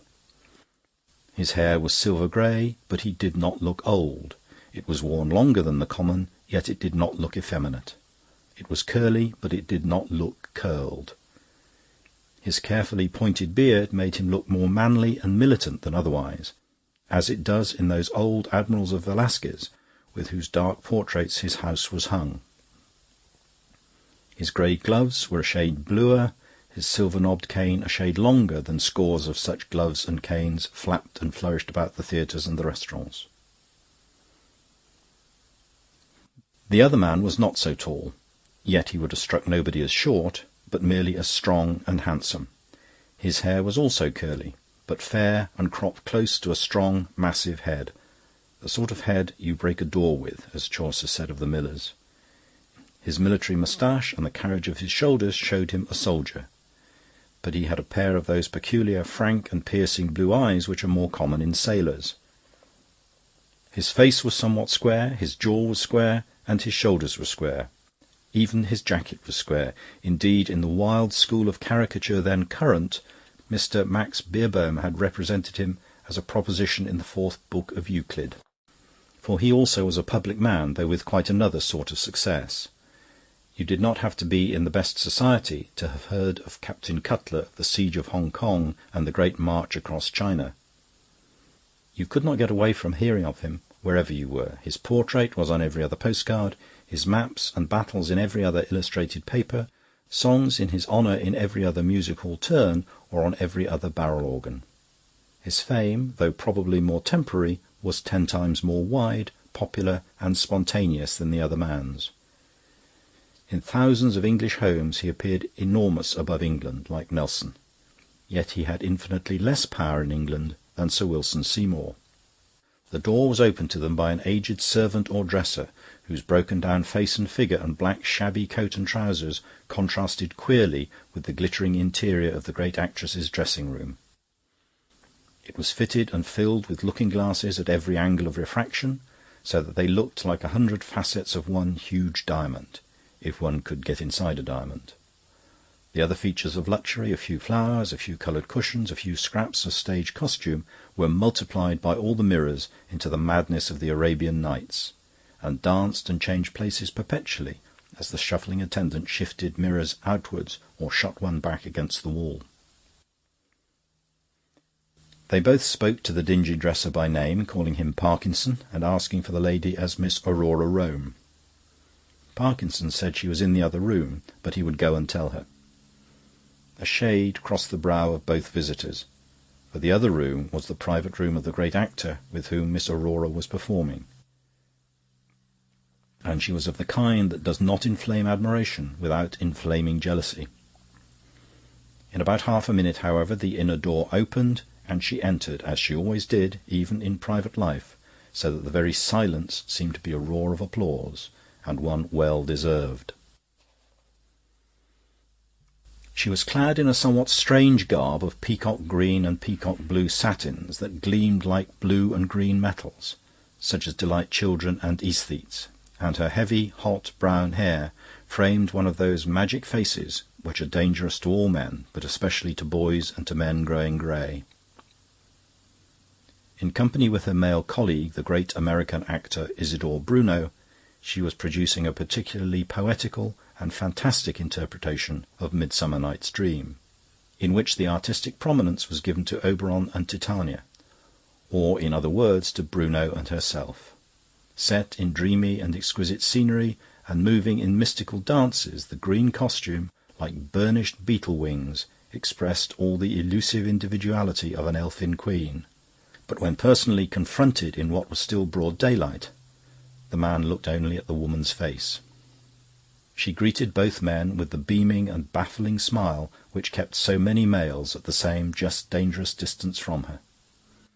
She accepted some flowers from Cutler, which were as tropical and expensive as his victories, and another sort of present from Sir Wilson Seymour, offered later on and more nonchalantly by that gentleman, for it was against his breeding to show eagerness, and against his conventional unconventionality to give anything so obvious as flowers. He had picked up a trifle, he said, which was rather a curiosity. It was an ancient Greek dagger of the Mycenaean epoch, and might well have been worn in the time of Theseus and Hippolyta. It was made of brass, like all the heroic weapons, but, oddly enough, sharp enough to prick anyone still. He had really been attracted to it by the leaf-like shape. It was as perfect as a Greek vase. If it was of any interest to Miss Rome, or could come in anywhere in the play, he hoped she would... The inner door burst open, and a big figure appeared who was more of a contrast to the explanatory Seymour than even Captain Cutler. Nearly 6'6", and of more than theatrical thews and muscles, Isidore Bruno, in the gorgeous leopard skin and golden brown garments of Oberon, looked like a barbaric god. He leaned on a sort of hunting spear, which across a theatre looked a slight silvery wand, but which in the small and comparatively crowded room looked as plain as a pikestaff and as menacing. His vivid black eyes rolled volcanically. His bronze face, handsome as it was, showed at that moment a combination of high cheekbones with set white teeth, which recalled certain American conjectures about his origin in the southern plantations. "Aurora," he began, in that deep voice like a drum of passion that had moved so many audiences, "will you—" He stopped indecisively because a sixth figure had suddenly presented itself just inside the doorway, a figure so incongruous in the scene as to be almost comic. It was a very short man in the black uniform of the Roman secular clergy, and looking, especially in such a presence as Bruno's and Aurora's, rather like the wooden Noah out of an ark. He did not, however, seem conscious of any contrast, but said with dull civility, "I believe Miss Rome sent for me." A shrewd observer might have remarked that the emotional temperature rather rose at so unemotional an interruption. The detachment of a professional celibate seemed to reveal to the others that they stood round the woman as a ring of amorous rivals, just as a stranger coming in with frost on his coat will reveal that a room is like a furnace. The presence of the one man who did not care about her increased Miss Rome's sense that everybody else was in love with her, and each in a somewhat dangerous way. The actor with all the appetite of a savage and spoilt child, the soldier with all the simple selfishness of a man of will rather than mind, Sir Wilson with that daily hardening concentration with which old hedonists take to a hobby. Nay, even the abject Parkinson, who had known her before her triumphs, and who followed her about the room with eyes or feet like the dumb fascination of a dog. A shrewd person might also have noted a yet odder thing. The man like a black wooden Noah, who was not wholly without shrewdness, noted it with a considerable but contained amusement. It was evident that the great Aurora, though by no means indifferent to the admiration of the other sex, wanted at this moment to get rid of all the men who admired her and be left alone with the man who did not admire her in that sense at least, for the little priest did admire and even enjoy the firm feminine diplomacy with which she set about her task. There was perhaps only one thing that Aurora Rome was clever about, and that was the one half of humanity, the other half. The little priest watched, like a Napoleonic campaign, the swift precision of her policy for expelling all while banishing none. Bruno, the big actor, was so babyish that it was easy to send him off in brute sulks, banging the door. Cutler, the British officer, was pachydermatous to ideas, but punctilious about behaviour.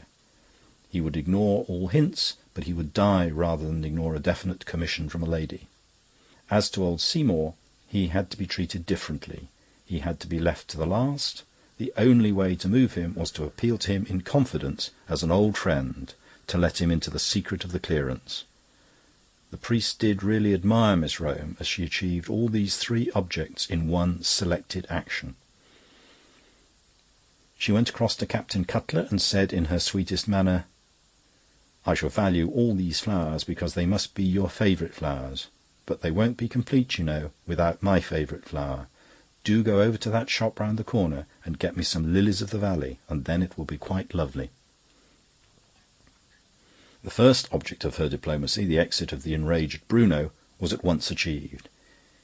He had already handed his spear in a lordly style like a sceptre to the piteous Parkinson, and was about to assume one of the cushioned seats like a throne. But at this open appeal to his rival there glowed in his opal eyeballs all the sensitive insolence of the slave. He knotted his enormous brown fists for an instant, and then, dashing open the door, disappeared into his own apartments beyond. But meanwhile Miss Rome's experiment in mobilizing the British army had not succeeded so simply as seemed probable. Cutler had indeed risen stiffly and suddenly and walked towards the door, hatless, as if at a word of command. But perhaps there was something ostentatiously elegant about the languid figure of Seymour, leaning against one of the looking-glasses, that brought him up short at the entrance, turning his head this way and that like a bewildered bulldog. "I must show this stupid man where to go," said Aurora in a whisper to Seymour, and ran out to the threshold to speed the parting guest. Seymour seemed to be listening, elegant and unconscious as was his posture, and he seemed relieved when he heard the lady call out some last instructions to the captain, and then turn sharply and run laughing down the passage towards the other end, the end on the terrace above the Thames. Yet a second or two after, Seymour's brow darkened again. A man in his position has so many rivals, and he remembered that the other end of the passage was the corresponding entrance to Bruno's private room. He did not lose his dignity. He said some civil words to Father Brown about the revival of Byzantine architecture in the Westminster Cathedral, and then, quite naturally, strolled out himself into the upper end of the passage.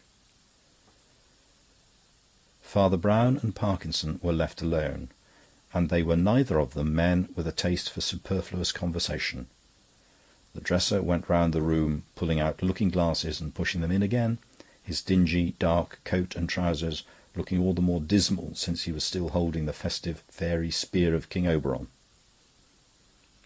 Every time he pulled out the frame of a new glass, a new black figure of Father Brown appeared. The absurd glass chamber was full of Father Browns, upside down in the air like angels, turning somersaults like acrobats, turning their backs to everybody like very rude persons. Father Brown seemed quite unconscious of this cloud of witnesses, but followed Parkinson with an idly attentive eye till he took himself and his absurd spear into the farther room of Bruno.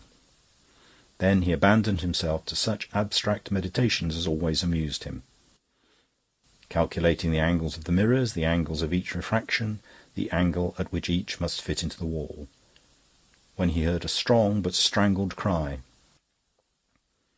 He sprang to his feet and stood rigidly listening. At the same instant Sir Wilson Seymour burst back into the room, white as ivory. "Who's that man in the passage?" he cried. "Where's that dagger of mine?" Before Father Brown could turn in his heavy boots, Seymour was plunging about the room looking for the weapon, and before he could possibly find that weapon or any other, a brisk running of feet broke upon the pavement outside, and the square face of Cutler was thrust into the same doorway. He was still grotesquely grasping a bunch of lilies-of-the-valley. "What's this?" he cried. "What's that creature down the passage? Is this some of your tricks?" "My tricks?" hissed his pale rival, and made a stride towards him. In the instant of time in which all this happened, Father Brown stepped out into the top of the passage, looked down on it, and at once walked briskly to what he saw. At this the other two men dropped their quarrel and darted after him, Cutler calling out, "What are you doing? Who are you?" "My name is Brown," said the priest sadly, as he bent over something and straightened himself again. "Miss Rome sent for me, and I came as quickly as I could. I have come too late." The three men looked down, and in one of them, at least, the life died in that late light of afternoon. It ran along the passage like a path of gold, and in the midst of it Aurora Rome lay lustrous in her robes of green and gold, with her dead face turned upwards. Her dress was torn away as in a struggle, leaving the right shoulder bare, but the wound from which the blood was welling was on the other side. The brass dagger lay flat and gleaming a yard or so away. There was a blank stillness for a measurable time, so that they could hear far off a flower girl's laugh outside Charing Cross, and someone whistling furiously for a taxicab in one of the streets off the Strand. Then the captain, with a movement so sudden that it might have been passion or play-acting, took Sir Wilson Seymour by the throat. Seymour looked at him steadily, without either fight or fear. "You need not kill me," he said, in a voice quite cold. "I shall do that on my own account." The captain's hand hesitated and dropped, and the other added, with the same icy candour, "If I find I haven't the nerve to do it with that dagger, I can do it in a month with a drink." "Drink isn't good enough for me," replied Cutler. but I'll have blood for this before I die. Not yours, but I think I know whose." And before the others could appreciate his intention, he snatched up the dagger, sprang at the other door at the lower end of the passage, burst it open, bolt and all, and confronted Bruno in his dressing-room. As he did so, old Parkinson tottered in his wavering way out of the door and caught sight of the corpse lying in the passage. He moved shakily towards it, looked at it weakly with a working face, then moved shakily back into the dressing-room again, and sat down suddenly on one of the richly cushioned chairs. Father Brown instantly ran across to him, taking no notice of Cutler and the colossal actor, though the room already rang with their blows, and they began to struggle for the dagger. Seymour, who retained some practical sense, was whistling for the police at the end of the passage. When the police arrived, it was to tear the two men from an almost ape-like grapple, and, after a few formal inquiries, to arrest Isidore Bruno upon a charge of murder brought against him by his furious opponent. The idea that the great national hero of the hour had arrested a wrongdoer with his own hand doubtless had its weight with the police, who are not without elements of the journalist. They treated Cutler with a certain solemn attention, and pointed out that he had got a slight slash on the hand. Even as Cutler bore him back across the tilted chair and table, Bruno had twisted the dagger out of his grasp and disabled him just below the wrist. The injury was really slight, but till he was removed from the room, the half-savage prisoner stared at the running blood with a steady smile. "Looks a cannibal sort of chap, don't he?" said the constable confidentially to Cutler. Cutler made no answer, but said sharply a moment after, "We must attend to the death," and his voice escaped from articulation. "The two deaths," came in the voice of the priest from the farther side of the room. "This poor fellow was gone when I got across to him." And he stood looking down at old Parkinson, who sat in a black huddle on the gorgeous chair. He also had paid his tribute, not without eloquence, to the woman who had died. The silence was first broken by Cutler, who seemed not untouched by a rough tenderness. "I wish I was him," he said huskily. "I remember he used to watch her whenever she walked, more than anybody. She was his heir, and he's dried up. He's just dead." "We're all dead," said Seymour in a strange voice, looking down the road. They took leave of Father Brown at the corner of the road, with some random apologies for any rudeness they might have shown. Both their faces were tragic, but also cryptic. The mind of the little priest was always a rabbit warren of wild thoughts that jumped too quickly for him to catch them. Like the white tail of a rabbit, he had the vanishing thought that he was certain of their grief, but not so certain of their innocence. "We'd better all be going," said Seymour heavily. "We have done all we can to help." "Will you understand my motives," asked Father Brown quietly, "if I say you have done all you can to hurt?" They both stared as if guiltily, and Cutler said sharply, "To hurt whom?" "To hurt yourselves," answered the priest. "I would not add to your troubles if it weren't common justice to warn you.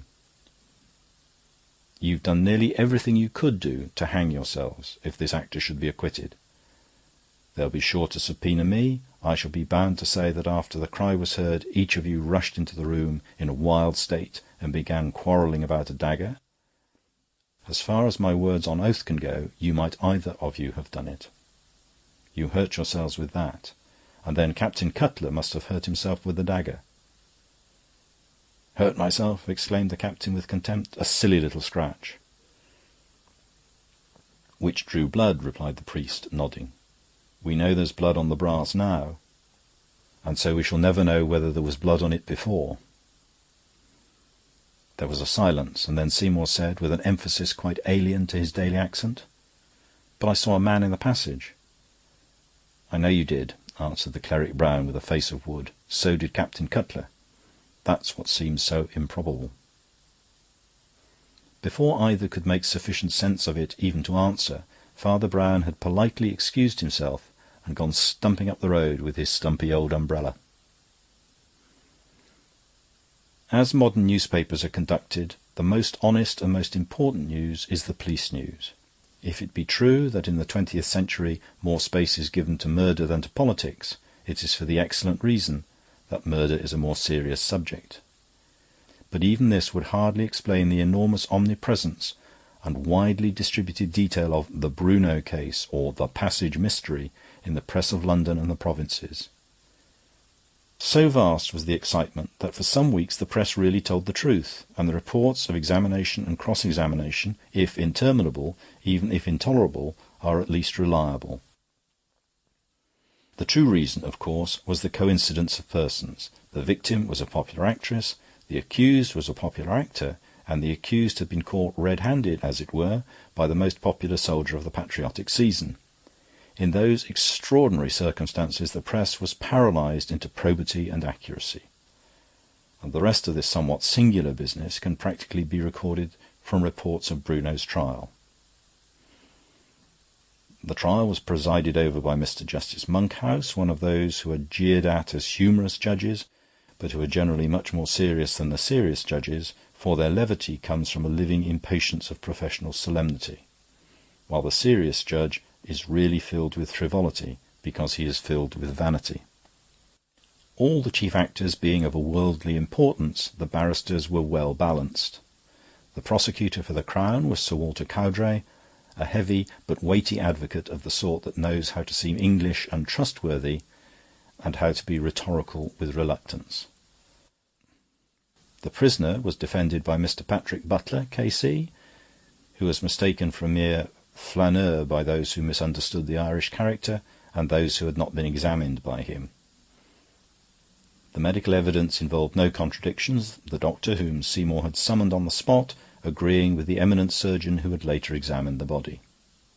Aurora Rome had been stabbed with some sharp instrument, such as a knife or dagger, some instrument at least of which the blade was short. The wound was just over the heart, and she had died instantly. When the doctor first saw her, she could hardly have been dead for 20 minutes. Therefore, when Father Brown found her, she could hardly have been dead for 3. Some official detective evidence followed, chiefly concerned with the presence or absence of any proof of a struggle. The only suggestion of this was the tearing of the dress at the shoulder, and this did not seem to fit in particularly well with the direction and finality of the blow. When these details had been supplied, though not explained, the first of the important witnesses was called. Sir Wilson Seymour gave evidence, as he did everything else that he did at all, not only well, but perfectly. Though himself much more of a public man than the judge, he conveyed exactly the fine shade of self-effacement before the King's justice.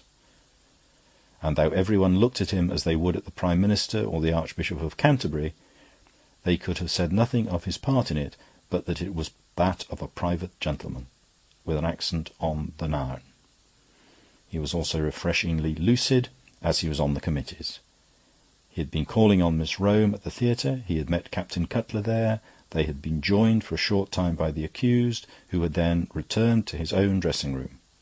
They had been joined by a Roman Catholic priest, who asked for the deceased lady and said his name was Brown.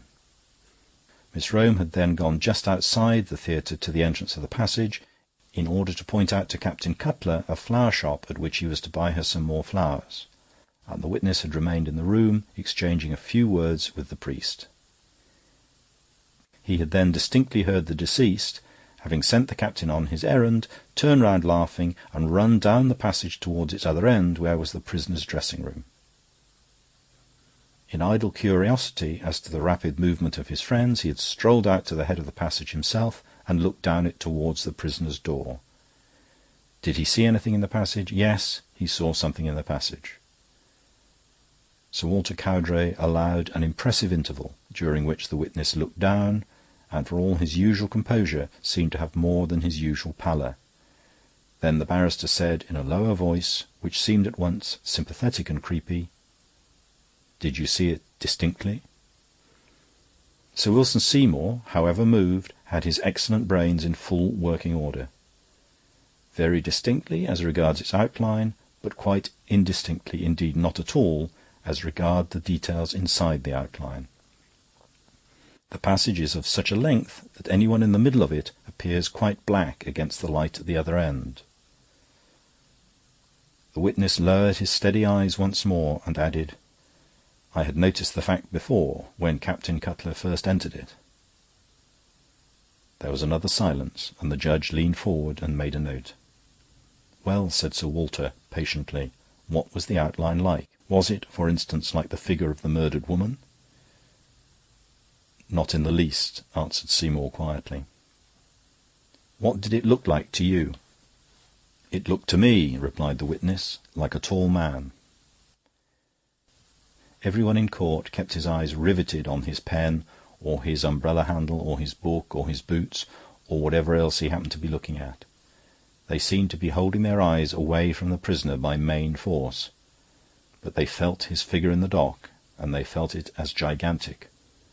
Tall as Bruno was to the eye, he seemed to swell taller and taller when an eyes had been torn away from him. Cowdray was resuming his seat with his solemn face, smoothing his black silk robes and white silk whiskers. Sir Wilson was leaving the witness box after a few final particulars, to which there were many other witnesses, when the counsel for the defence sprang up and stopped him. "I shall only detain you a moment," said Mr. Butler, who was a rustic-looking person with red eyebrows and an expression of partial slumber. "Will you tell his lordship how you knew it was a man?" A faint, refined smile seemed to pass over Seymour's features. "I'm afraid it is the vulgar test of trousers," he said. "When I saw daylight between the long legs, I was sure it was a man, after all." Butler's sleepy eyes opened as suddenly as some silent explosion. "After all," he repeated slowly. "So you did think at first it was a woman?"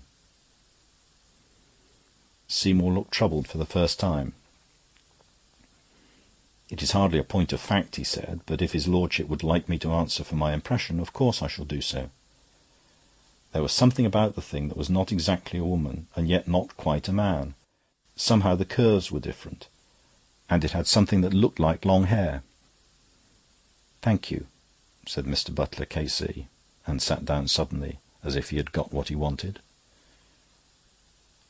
Captain Cutler was a far less plausible and composed witness than Sir Wilson, but his account of the opening incidents was solidly the same. He described the return of Bruno to his dressing-room, the dispatching of himself to buy a bunch of lilies of the valley, his return to the upper end of the passage, the things he saw in the passage, his suspicion of Seymour, and his struggle with Bruno. But he could give little artistic assistance about the black figure that he and Seymour had seen. Asked about its outline, he said he was no art critic, with a somewhat too obvious sneer at Seymour.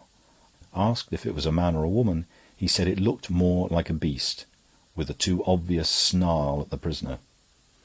But the man was plainly shaken with sorrow and sincere anger, and Cowdray quickly excused him from confirming facts that were already fairly clear.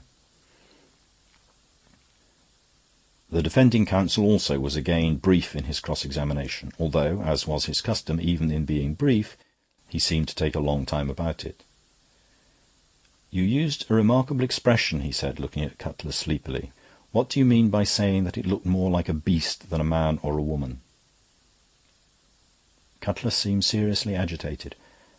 "Perhaps I oughtn't to have said that," he said, "but when the brute has huge humped shoulders like a chimpanzee, and bristles sticking out of its head like a pig..." Mr. Butler cut short his curious impatience in the middle. "Never mind whether its hair was like a pig's," he said. "Was it like a woman's?" "A woman's?" cried the soldier. "Great Scott, no!" "The last witness said it was," commented the counsel, with unscrupulous swiftness. "And did the figure have any of those serpentine and semi-feminine curves to which eloquent allusion has been made?" "No, no feminine curves. The figure, if I understand you, was rather heavy and square than otherwise." "He may have been bending forward," said Cutler, in a hoarse and rather faint voice. "Or again he may not," said Mr. Butler, and sat down suddenly for the second time. The third witness called by Sir Walter Cowdray was the little Catholic clergyman. So little, compared with the others, that his head seemed hardly to come above the box, so that it was like cross-examining a child. But unfortunately Sir Walter had somehow got it into his head, mostly by some ramifications of his family's religion, that Father Brown was on the side of the prisoner, because the prisoner was wicked and foreign and even partly black. Therefore he took Father Brown up sharply whenever that proud pontiff tried to explain anything, and told him to answer yes or no and tell the plain facts without any Jesuitry. When Father Brown began, in his simplicity, to say who he thought the man in the passage was, the barrister told him that he did not want his theories. "A black shape was seen in the passage, and you say you saw the black shape. Well, what shape was it?" Father Brown blinked as under rebuke, but he had long known the literal nature of obedience. The shape, he said, was short and thick, but had two sharp black projections curved upwards on each side of the head or top, rather like horns, and... "Oh, the devil with horns, no doubt," ejaculated Caudray, sitting down in triumphant jocularity. It was the devil come to eat Protestants. "No," said the priest dispassionately, "I know who it was." Those in court had been wrought up to an irrational but real sense of some monstrosity. They had forgotten the figure in the dock, and thought only of the figure in the passage. And the figure in the passage, described by three capable and respectable men who had all seen it, was a shifting nightmare. One called it a woman, and the other a beast, and the other a devil. The judge was looking at Father Brown with level and piercing eyes. "You are a most extraordinary witness," he said, "but there is something about you that makes me think you are trying to tell the truth. Well, who was the man you saw in the passage?" "He was myself," said Father Brown. Butler, K.C., sprang to his feet in an extraordinary stillness and said quite calmly, "Your lordship will allow me to cross-examine?" And then, without stopping, he shot at Brown the apparently disconnected question. "You have heard about this dagger. You know the experts say the crime was committed with a short blade?" "A short blade," assented Brown, nodding solemnly like an owl, "but a very long hilt." Before the audience could quite dismiss the idea that the priest had really seen himself doing murder with a short dagger with a long hilt, which seemed somehow to make it more horrible, he had himself hurried on to explain.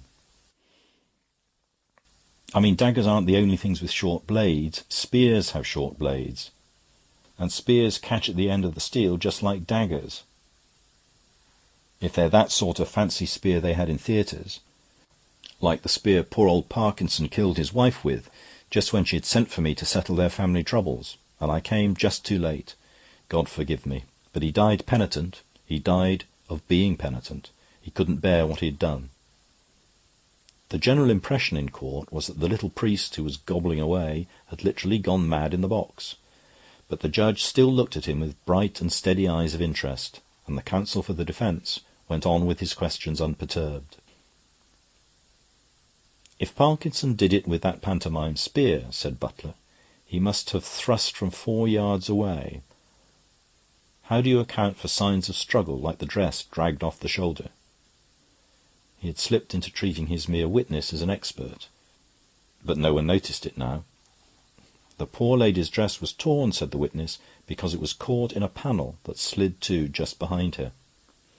She struggled to free herself, and as she did so, Parkinson came out of the prisoner's room and lunged with the spear." "A panel?" repeated the barrister in a curious voice. "It was a looking-glass on the other side," explained Father Brown. "When I was in the dressing-room, I noticed that some of them could probably be slid out into the passage." There was another vast and unnatural silence, and this time it was the judge who spoke. "So you really mean that when you looked down that passage, the man you saw was yourself, in a mirror?" "Yes, my lord, that's what I was trying to say," said Brown. "But they asked me for the shape, and our hats have corners just like horns, and so—" The judge leaned forward, his old eyes yet more brilliant, and said in specially distinct tones, "Do you really mean to say that when Sir Wilson Seymour saw that wild what-you-call-him with curves and a woman's hair and a man's trousers, what he saw was Sir Wilson Seymour?" "Yes, my lord," said Father Brown. And you mean to say that when Captain Cutler saw that chimpanzee with humped shoulders and hog's bristles, he simply saw himself? Yes, my lord. The judge leaned back in his chair with a luxuriance in which it was hard to separate the cynicism and the admiration. "And can you tell us why," he asked, "you should know your own figure in the looking-glass when two such distinguished gentlemen don't?" Father Brown blinked even more painfully than before. Then he stammered, "Really, my lord, I don't know, unless it's because I don't look at it so often." Chapter 5. The Mistake of the Machine. Flambeau and his friend the priest were sitting in the temple gardens about sunset, and their neighbourhood or some such accidental influence had turned their talk to matters of legal process. From the problem of the licence in cross-examination, their talk strayed to Roman and medieval torture, to the examining magistrate in France, and the third degree in America. "I've been reading," said Flambeau, "of this new psychometric method they talk about so much, especially in America. You know what I mean. They put a pulsometer on a man's wrist and judge by how his heart goes at the pronunciation of certain words. What do you think of it?" "I think it's very interesting," replied Father Brown. "It reminds me of that interesting idea in the Dark Ages that blood would flow from a corpse if the murderer touched it." "Do you really mean," demanded his friend, "that you think the two methods are equally valuable?" "I think them equally valueless," replied Brown. "Blood flows, fast or slow, in dead folk or living, for so many more million reasons than we can ever know. Blood will have to flow very funnily, blood will have to flow up the Matterhorn, before I will take it as a sign that I am to shed it." "The method," remarked the other, "has been guaranteed by some of the greatest American men of science." "What sentimentalists men of science are!" exclaimed Father Brown. "And how much more sentimental must American men of science be? Who but a Yankee would think of proving anything from heart-throbs? Why, they must be as sentimental as a man who thinks a woman is in love with him if she blushes. That's a test from the circulation of the blood, discovered by the immortal Harvey, and a jolly rotten test, too." "But surely," insisted Flambeau, "it might point pretty straight at something or other." "There's a disadvantage in a stick pointing straight," answered the other. "What is it? Why, the other end of the stick always points the opposite way. It depends whether you get hold of the stick by the right end. I saw the thing done once, and I've never believed in it since." And he proceeded to tell the story of his disillusionment. It happened nearly 20 years before, when he was chaplain to his co-religionists in a prison in Chicago, where the Irish population displayed a capacity both for crime and penitence which kept him tolerably busy. The official second in command under the governor was an ex-detective named Greywood Usher, a cadaverous, carefully spoken Yankee philosopher, occasionally varying a very rigid visage with an odd, apologetic grimace. He liked Father Brown in a slightly patronising way, and Father Brown liked him, though he heartily disliked his theories. His theories were extremely complicated and were held with extreme simplicity. One evening he had sent for the priest, who, according to his custom, took a seat in silence at a table piled and littered with papers, and waited. The official selected from the papers a scrap of newspaper cutting, which he handed across to the cleric, who read it gravely. It appeared to be an extract from one of the pinkest of American society papers, and ran as follows: "Society's brightest widower is once more on the freak dinner stunt. All our exclusive citizens will recall the perambulator parade dinner, in which last trick Todd, at his palatial home at Pilgrim's Pond, caused so many of our prominent debutantes to look even younger than their years.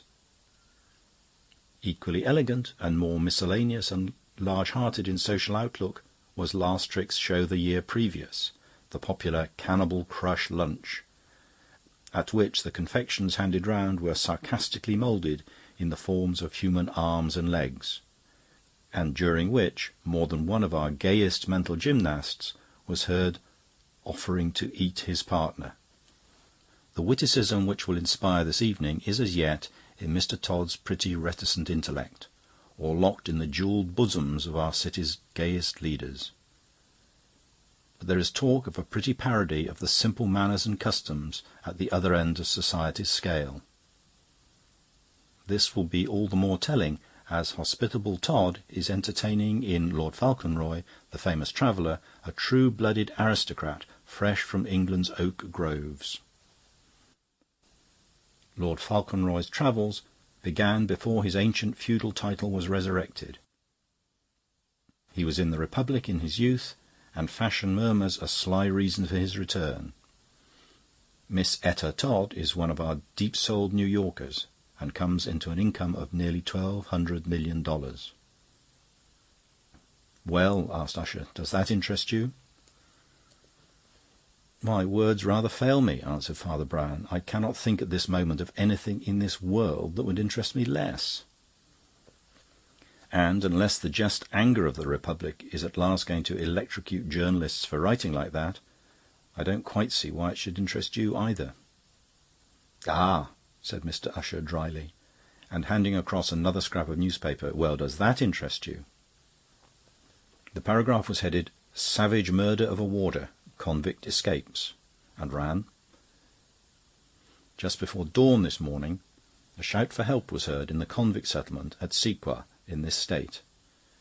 The authorities, hurrying in the direction of the cry, found the corpse of the warder who patrols the top of the north wall of the prison, the steepest and most difficult exit, for which one man has always been found sufficient.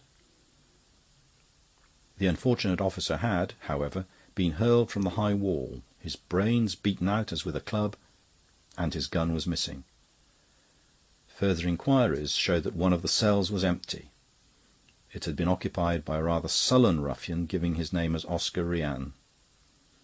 He was only temporarily detained for some comparatively trivial assault, but he gave everyone the impression of a man with a black past and a dangerous future. Finally, when daylight had fully revealed the scene of murder, it was found that he had written on the wall above the body a fragmentary sentence, apparently with a finger dipped in blood. This was self-defence, and he had the gun. I meant no harm to him or any man but one. I am keeping the bullet for Pilgrim's Pond. Signed, O.R. A man must have used most fiendish treachery or most savage and amazing bodily daring to have stormed such a wall in spite of an armed man." "Well, the literary style is somewhat improved," admitted the priest cheerfully, "but still I don't see what I can do for you. I should cut a poor figure with my short legs running about this state after an athletic assassin of that sort. I doubt whether anybody could find him. The convict settlement at Sequa is 30 miles from here. The country between is wild and tangled enough, and the country beyond, where he will surely have the sense to go, is a perfect no-man's land, tumbling away to the prairies. He may be in any hole or up any tree." "He isn't in any hole," said the governor. "He isn't up any tree." "Why, how do you know?" asked Father Brown, blinking. "Would you like to speak to him?" inquired Usher. Father Brown opened his innocent eyes wide. "He's here!" he exclaimed. "Why, how did your men get hold of him?" "I got hold of him myself," drawled the American, rising and lazily stretching his lanky legs before the fire. "I got hold of him with the crooked end of a walking stick. Don't look so surprised. I really did. You know I sometimes take a turn in the country lanes outside this dismal place. Well, I was walking early this evening up a steep lane with dark hedges and grey-looking ploughed fields on both sides, and a young moon was up and silvering the road. By the light of it I saw a man running across the field towards the road, running with his body bent and at a good mile-race trot. He appeared to be much exhausted, but when he came to the thick black hedge he went through it as if it were made of spiders' webs. Or rather, for I heard the strong branches breaking and snapping like bayonets, as if he himself were made of stone. In the instant in which he appeared up against the moon, crossing the road, I slung my hooked cane at his legs, tripping him and bringing him down. Then I blew my whistle, long and loud, and our fellows came running up to secure him." "It would have been rather awkward," remarked Brown, "if you had found he was a popular athlete practising a mile race." "He was not," said Usher grimly. "We soon found out who he was, but I had guessed it with the first glint of the moon on him." "You thought it was the runaway convict," observed the priest simply, "because you had read in the newspaper cutting that morning that a convict had run away." "I had somewhat better grounds," replied the governor coolly. "I pass over the first as too simple to be emphasised. I mean that fashionable athletes do not run across ploughed fields or scratch their eyes out in bramble hedges, nor do they run all doubled up like a crouching dog. There were more decisive details to a fairly well-trained eye. The man was clad in coarse and ragged clothes, but they were something more than merely coarse and ragged. They were so ill-fitting as to be quite grotesque. Even as he appeared in black outline against the moonrise, the coat-collar in which his head was buried made him look like a hunchback, and the long loose sleeves looked as if he had no hands. It at once occurred to me that he had somehow managed to change his convict clothes for some Confederate's clothes which did not fit him. Second, there was a pretty stiff wind against which he was running, so that I must have seen the streaky look of blowing hair if the hair had not been very short.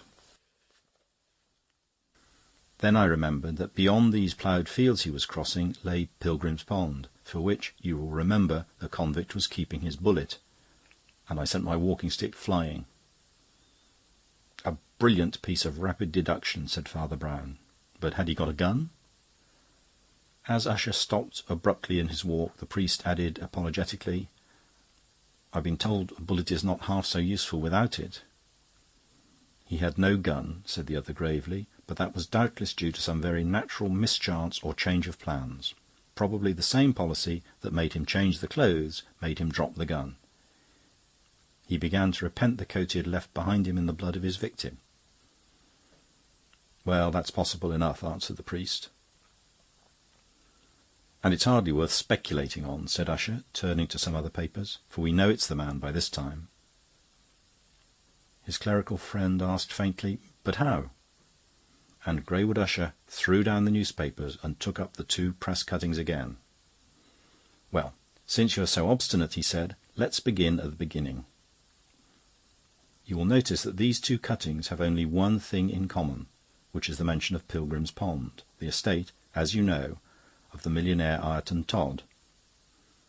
You also know that he's a remarkable character, one of those that rose on stepping-stones of our dead selves to higher things," assented his companion. "Yes, I know that. Petroleum, I think." "Anyhow," said Usher, "last trick Todd counts for a great deal in this rum affair." He stretched himself once more before the fire and continued talking in his expansive, radiantly explanatory style. "To begin with, on the face of it, there is no mystery here at all. It is not mysterious, it is not even odd, that a jailbird should take his gun to Pilgrim's Pond. Our people aren't like the English, who will forgive a man for being rich if he throws away money on hospitals or horses. Last trick Todd has made himself big by his own considerable abilities, and there's no doubt that many of those on whom he has shown his abilities would like to show theirs on him with a shotgun.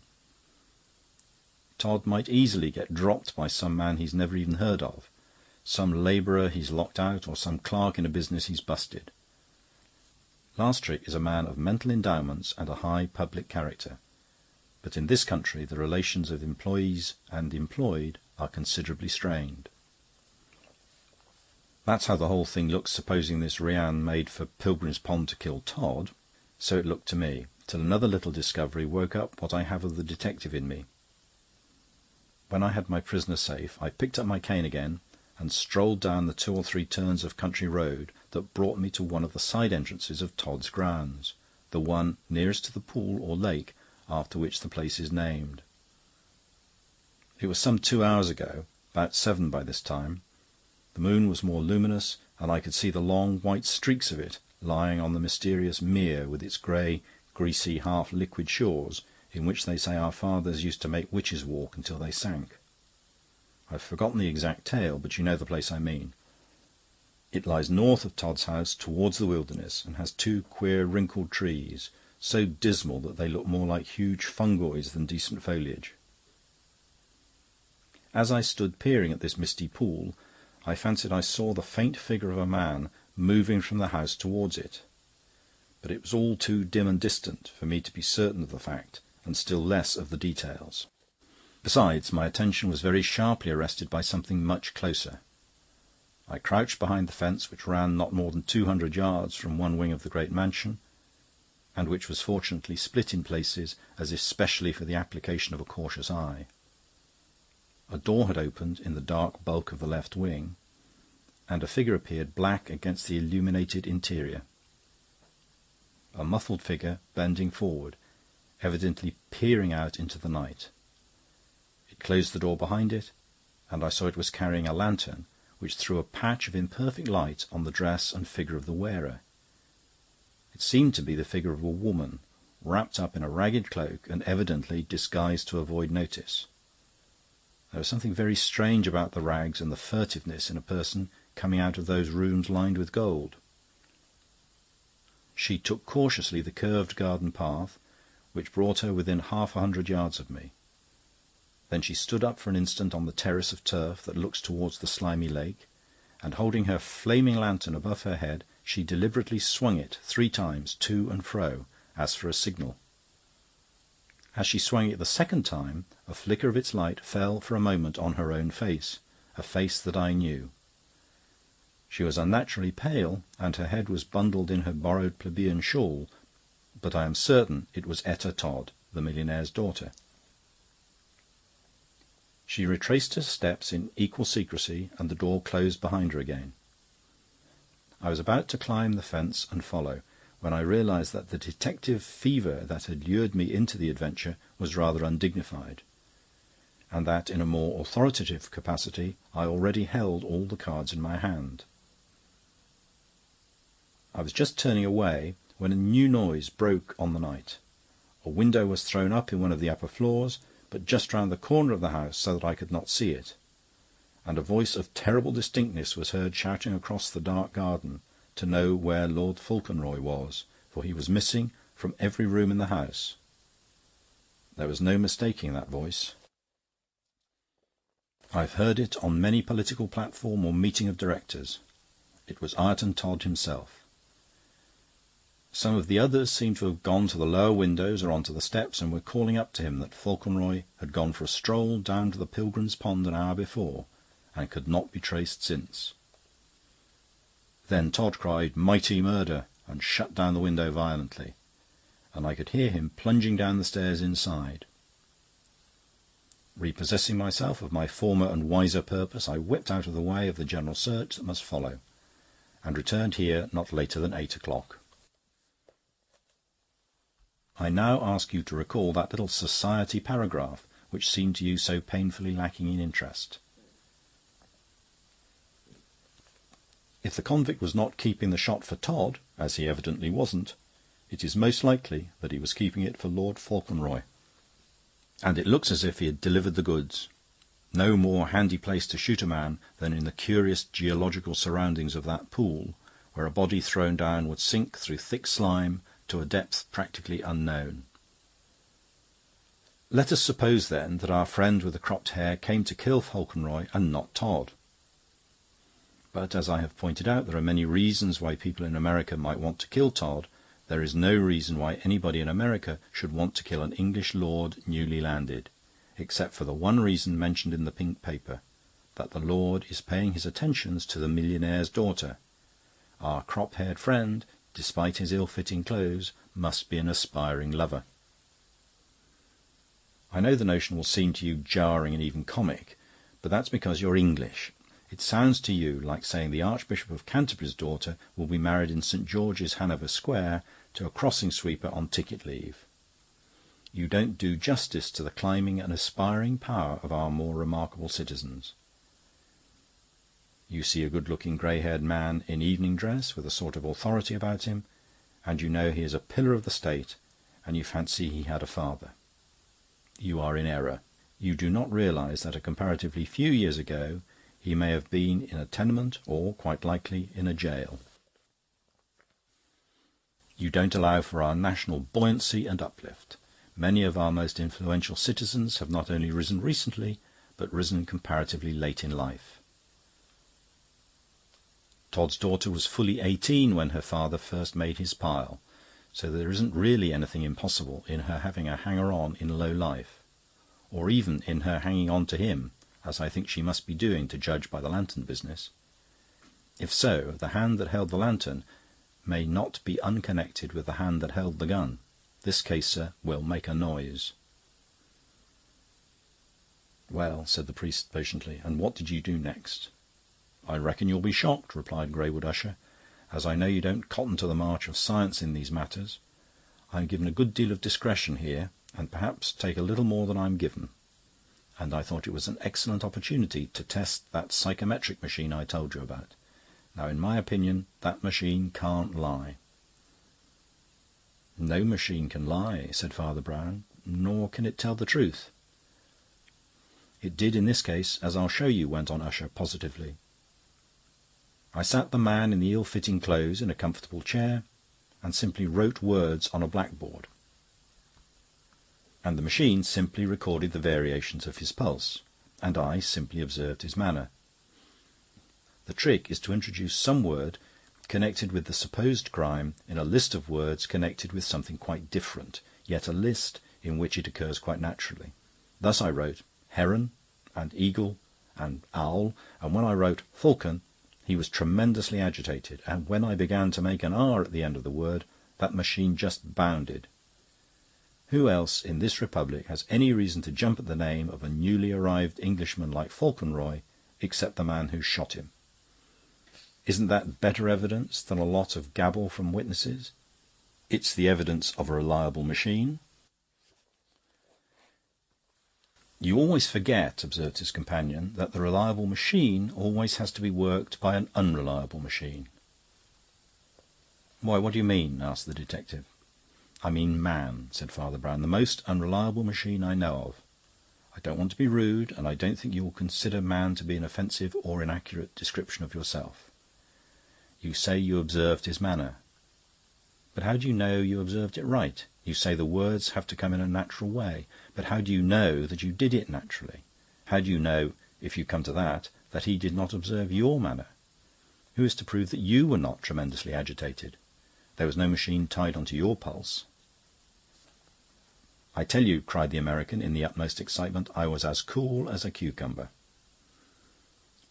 "Criminals also can be as cool as cucumbers," said Brown with a smile, "and almost as cool as you." "Well, this one wasn't," said Usher, throwing the papers about. "Oh, you make me tired."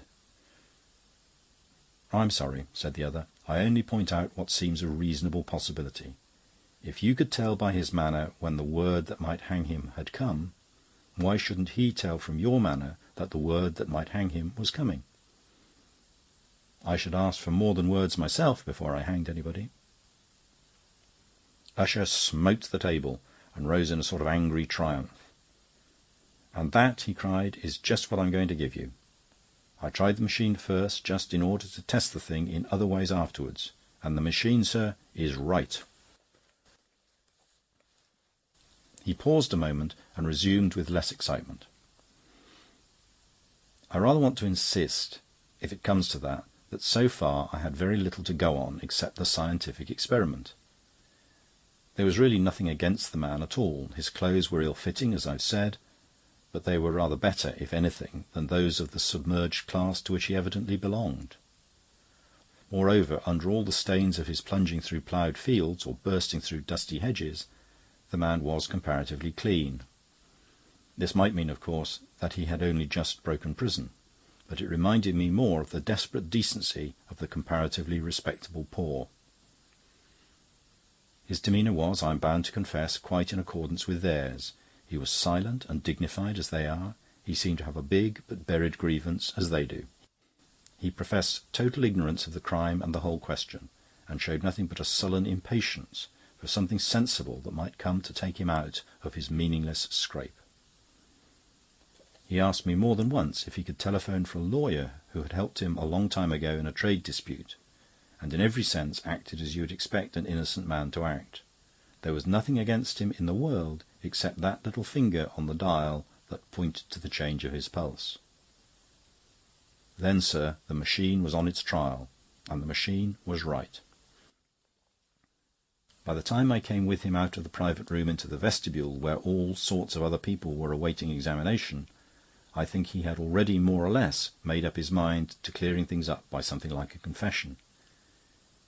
He turned to me and began to say in a low voice, "Oh, I can't stick this any more. If you must know all about me..." At the same instant one of the poor women sitting on the long bench stood up, screaming aloud and pointing at him with her finger. I have never in my life heard anything more demonically distinct. Her lean finger seemed to pick him out as if it were a pea-shooter. Though the word was a mere howl, every syllable was as clear as a separate stroke on a clock. "Drugger Davis," she shouted. "They've got Drugger Davis." Among the wretched women, mostly thieves and street-walkers, 20 faces were turned, gaping with glee and hate. If I had never heard the words, I should have known by the very shock upon his features that the so-called Oscar Rian had heard his real name. But I am not quite so ignorant, you may be surprised to hear. Drugger Davis was one of the most terrible and depraved criminals that ever baffled our police. It is certain that he had done murder more than once, long before his exploit with the warder. But he was never entirely fixed for it, curiously enough, because he did it in the same manner as those milder or meaner crimes for which he was fixed pretty often. He was a handsome, well-bred-looking brute, as he still is to some extent, and he used mostly to go about with barmaids or shop-girls and do them out of their money. Very often, though, he went a good deal farther, and they were found drugged with cigarettes or chocolates and their whole property missing. Then came one case where the girl was found dead, but deliberation could not quite be proved, and, what was more practical still, the criminal could not be found. I heard a rumour of his having reappeared somewhere in the opposite character this time, lending money instead of borrowing it. But still to such poor widows as he might personally fascinate, but still with the same bad result for them. Well, there is your innocent man, and there is his innocent record. Even, since then, 4 criminals and 3 warders have identified him and confirmed the story. Now, what have you got to say to my poor little machine after that?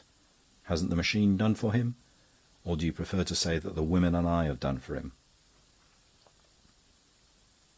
"As to what you've done for him," replied Father Brown, rising and shaking himself in a floppy way, "you've saved him from the electrical chair.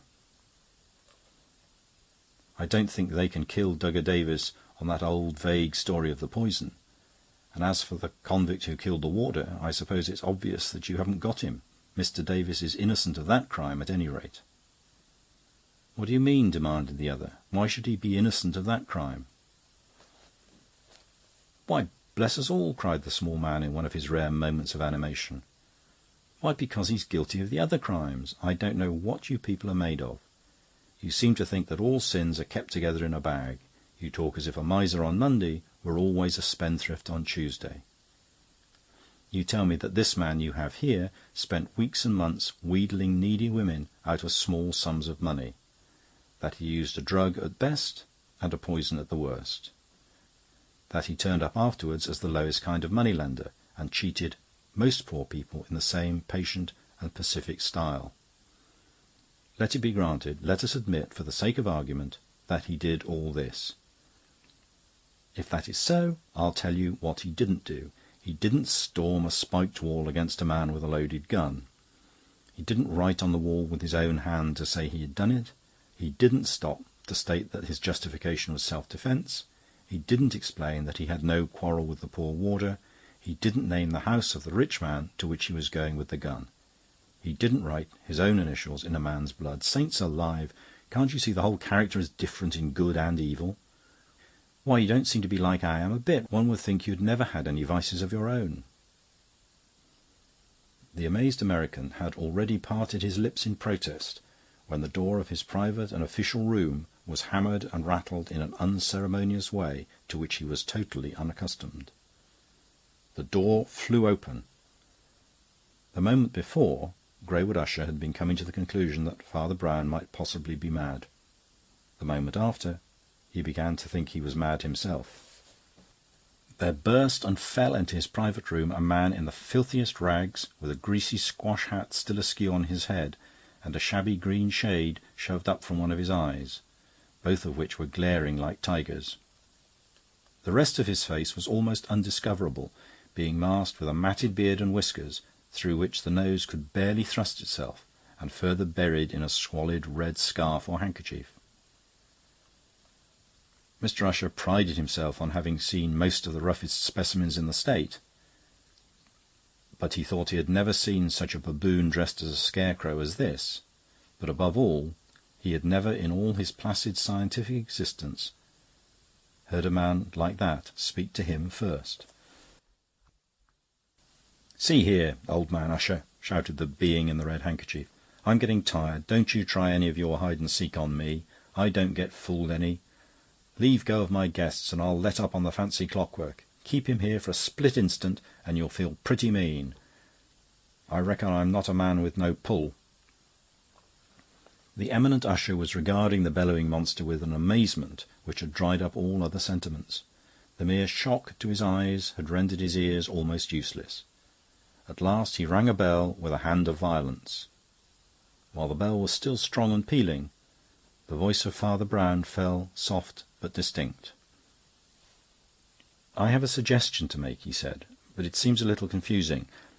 I don't know this gentleman, but I think I know him. Now, you know him quite well, but you don't know him naturally. Sounds paradoxical, I know." "I reckon the cosmos is cracked," said Usher, and fell asprawl in his round office chair. "Now, see here," vociferated the stranger, striking the table, but speaking in a voice that was all the more mysterious because it was comparatively mild and rational, though still resounding. "I won't let you in. I want—" "Who in hell are you?" yelled Usher, suddenly sitting up straight. "I think the gentleman's name is Todd," said the priest. Then he picked up the pink slip of newspaper. "I fear you don't read the society papers properly," he said, and began to read out in a monotonous voice.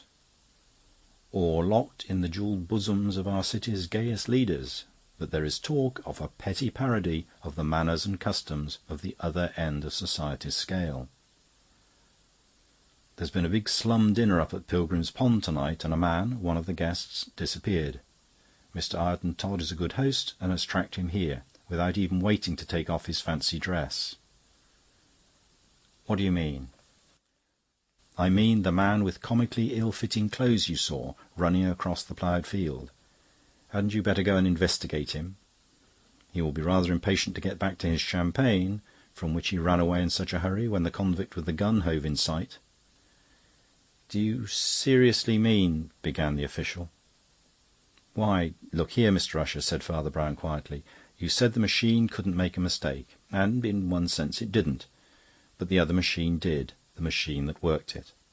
You assumed that the man in rags jumped at the name of Lord Falconroy because he was Lord Falconroy's murderer.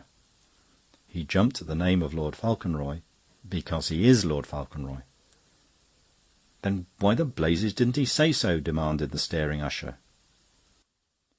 "He felt his plight and recent panic were hardly patrician," replied the priest, "so he tried to keep the name back at first.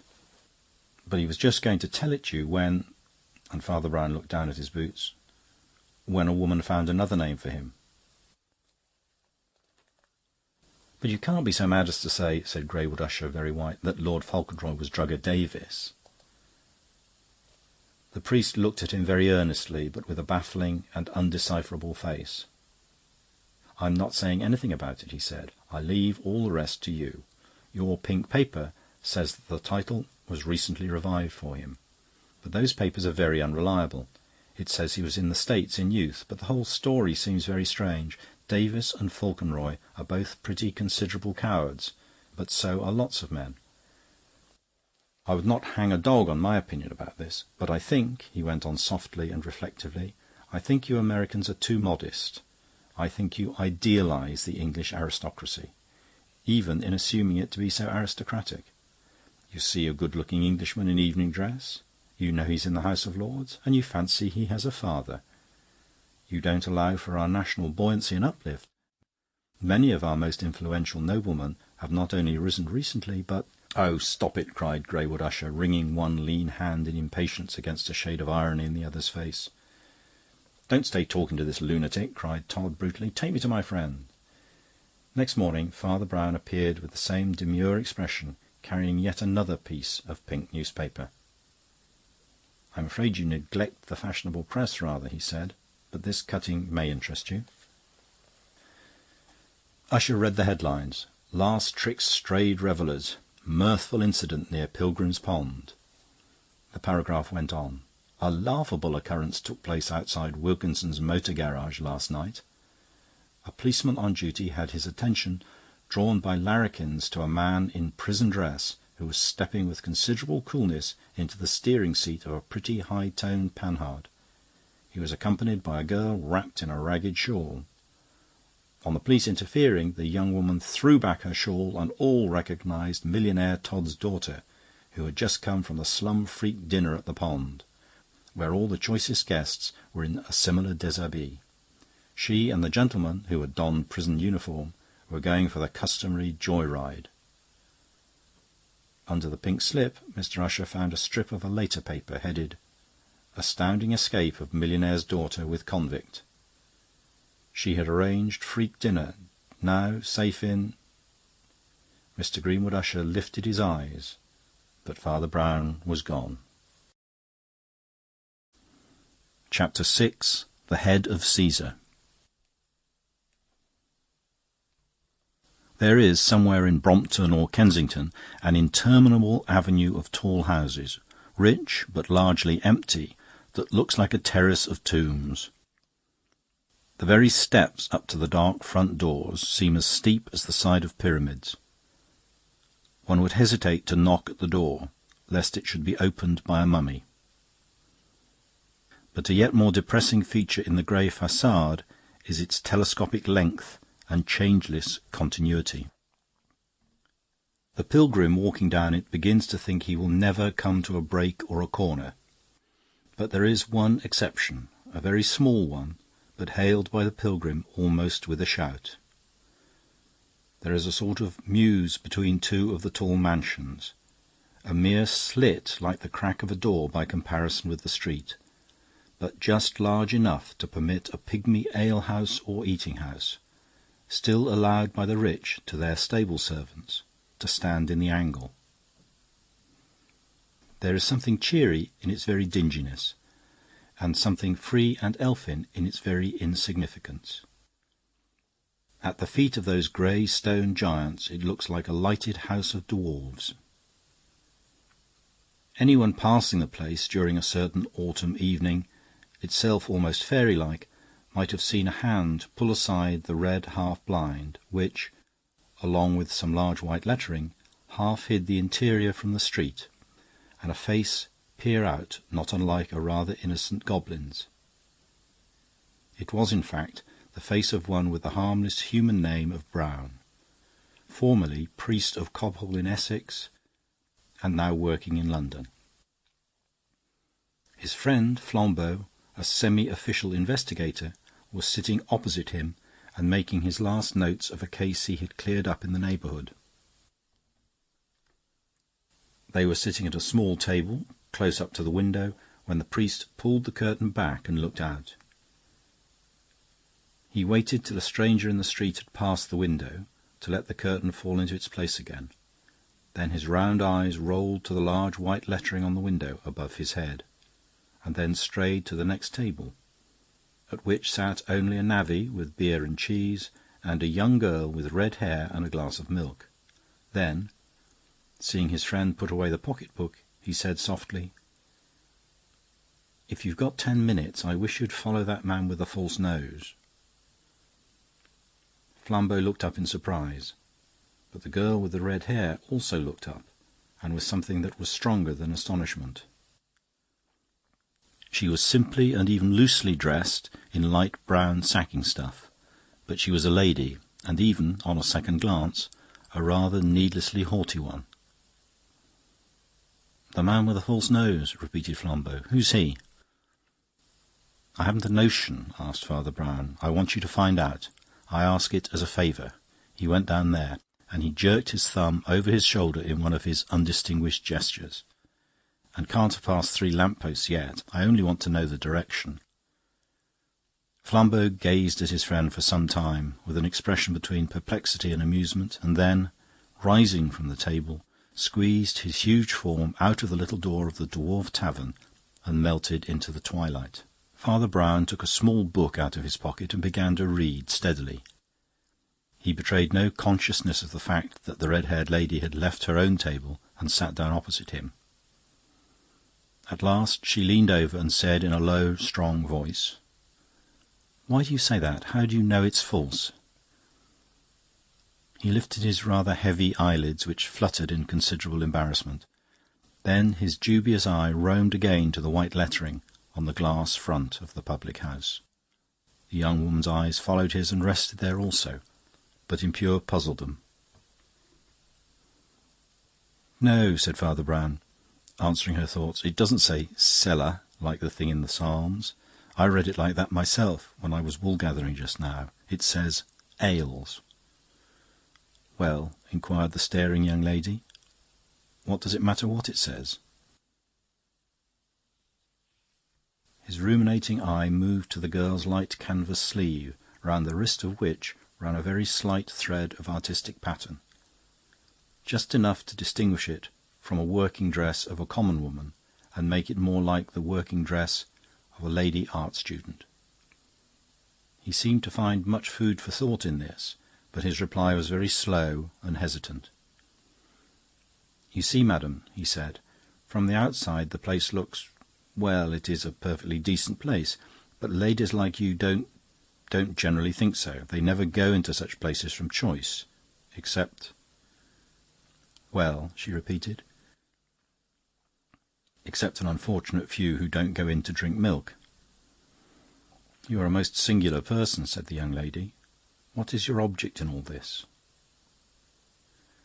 "Not to trouble you about it," he replied very gently. "Only to arm myself with knowledge enough to help you, if ever you freely ask my help." "But why should I need help?" He continued his dreamy monologue. "You couldn't have come in to see protégés, humble friends, or that sort of thing, or you'd have gone through into the parlour. And you couldn't have come in because you were ill, or you'd have spoken to the woman of the place, who's obviously respectable. Besides, you don't look ill in that way, but only unhappy. This street is the only original long lane that has no turning, and the houses on both sides are shut up. I could only suppose that you had seen somebody coming whom you didn't want to meet, and found the public house was the only shelter in this wilderness of stone. I don't think I went beyond the licence of a stranger in glancing at the only man who passed immediately after, and as I thought he looked like the wrong sort and you looked like the right sort, I held myself ready to help if he annoyed you, that is all. As for my friend, he'll be back soon, and he certainly can't find out anything by stumping down a road like this. I didn't think he could." "Then why did you send him out?" she cried, leaning forward with yet warmer curiosity. She had the proud, impetuous face that goes with reddish colouring and a Roman nose, as it did in Marie Antoinette. He looked at her steadily for the first time and said, "Because I hoped you would speak to me." She looked back at him for some time with a heated face, in which there hung a red shadow of anger. Then, despite her anxieties, humour broke out of her eyes and the corners of her mouth, and she answered almost grimly, "Well, if you're so keen on my conversation, perhaps you'll answer my question." After a pause, she added, "I had the honour to ask you why you thought the man's nose was false." "The wax always spots like that, just a little in this weather," answered Father Brown with entire simplicity. "But it's such a crooked nose," remonstrated the red-haired girl. The priest smiled in his turn. "I don't say it's the sort of nose one would wear out of mere foppery," he admitted. "This man, I think, wears it because his real nose is so much nicer." "But why?" she insisted. "What is the nursery rhyme?" observed Brown absent-mindedly. "There was a crooked man, and he went a crooked mile. That man, I fancy, has gone a very crooked road by following his nose." "Why, what's he done?" she demanded rather shakily. "I don't want to force your confidence by a hair," said Father Brown very quietly, "but I think you could tell me more about that than I can tell you." The girl sprang to her feet and stood quietly, but with clenched hands like one about to stride away. Then her hands loosened slowly and she sat down again. "You are more of a mystery than all the others," she said desperately, "but I feel there might be a heart in your mystery." "What we all dread most," said the priest in a low voice, "is a maze with no centre. That is why atheism is only a nightmare." "I will tell you everything," said the red-haired girl doggedly, "except why I'm telling you, and that I don't know." She picked at the darned tablecloth and went on. "You look as if you knew what isn't snobbery as well as what is, and when I say that ours is a good family, you'll understand it is a necessary part of the story.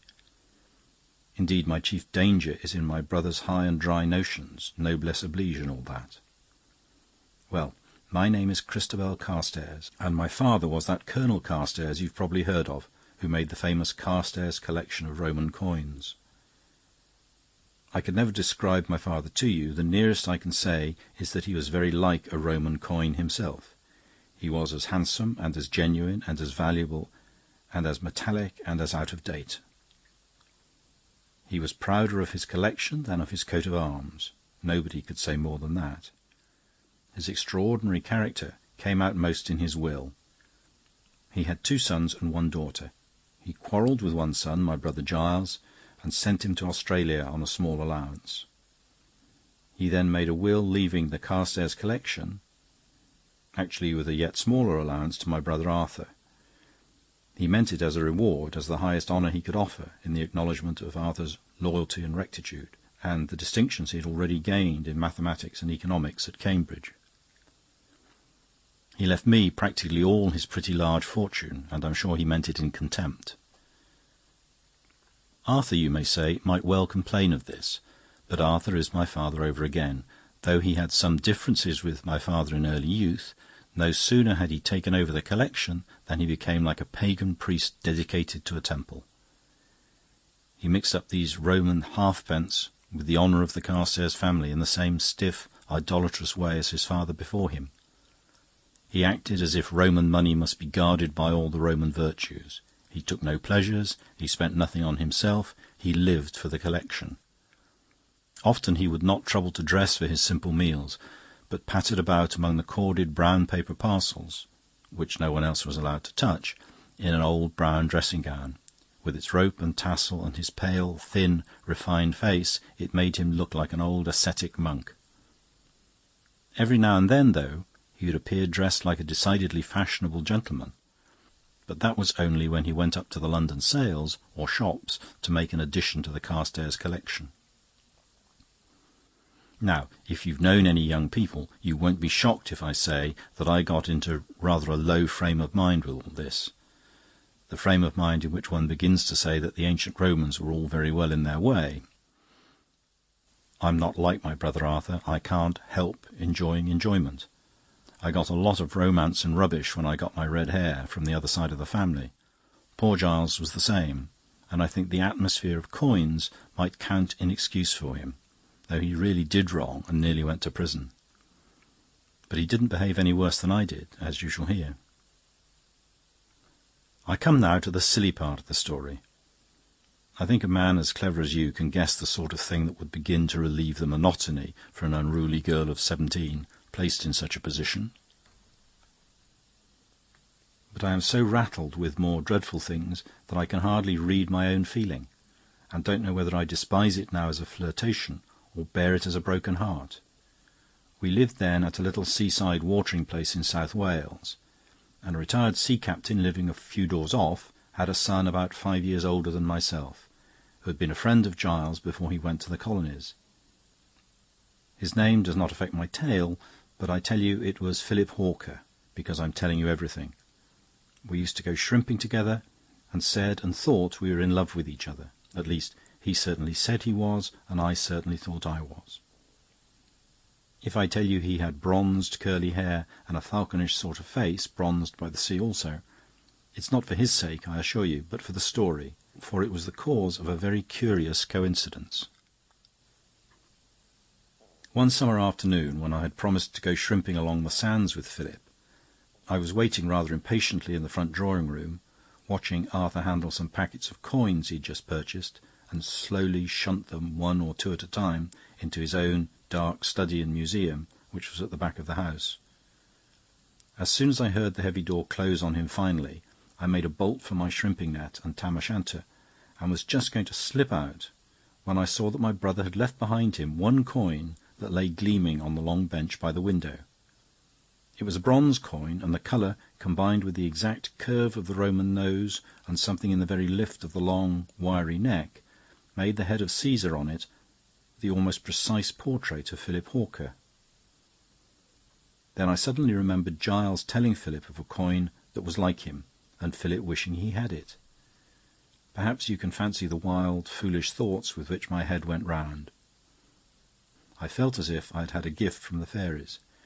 It seemed to me that if I could only run away with this and give it to Philip like a wild sort of wedding ring, it would be a bond between us forever. I felt 1,000 such things at once. Then there yawned under me like the pit the enormous, awful notion of what I was doing. Above all, the unbearable thought, which was like touching hot iron, of what Arthur would think of it, a Carstairs, a thief, and a thief of the Carstairs treasure. I believed my brother could see me burned like a witch for such a thing.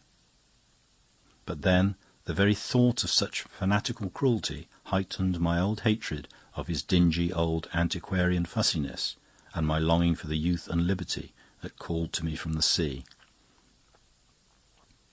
Outside was strong sunlight with a wind, and a yellow head of some broom or gorse in the garden rapped against the glass of the window. I thought of that living and growing gold calling to me from all the heaths of the world, and then of that dead, dull gold and bronze and brass of my brothers, growing dustier and dustier as life went by. Nature and the Carstairs collection had come to grips at last. Nature is older than the Carstairs collection. As I ran down the streets to the sea, the coin clenched tight in my fist, I felt all the Roman Empire on my back, as well as the Carstairs pedigree. It was not only the old lion argent that was roaring in my ear, but all the eagles of the Caesars seemed flapping and screaming in pursuit of me. And yet my heart rose higher and higher like a child's kite, until I came over the very loose, dry sandhills and to the flat, wet sands, where Philip stood already up to his ankles in the shallow, shining water, some 100 yards out to sea. There was a great red sunset, and the long stretch of low water, hardly rising over the ankle for half a mile, was like a lake of ruby flame. It was not till I had torn off my shoes and stockings and waded out to where he stood, which was well away from the dry land, that I turned and looked around.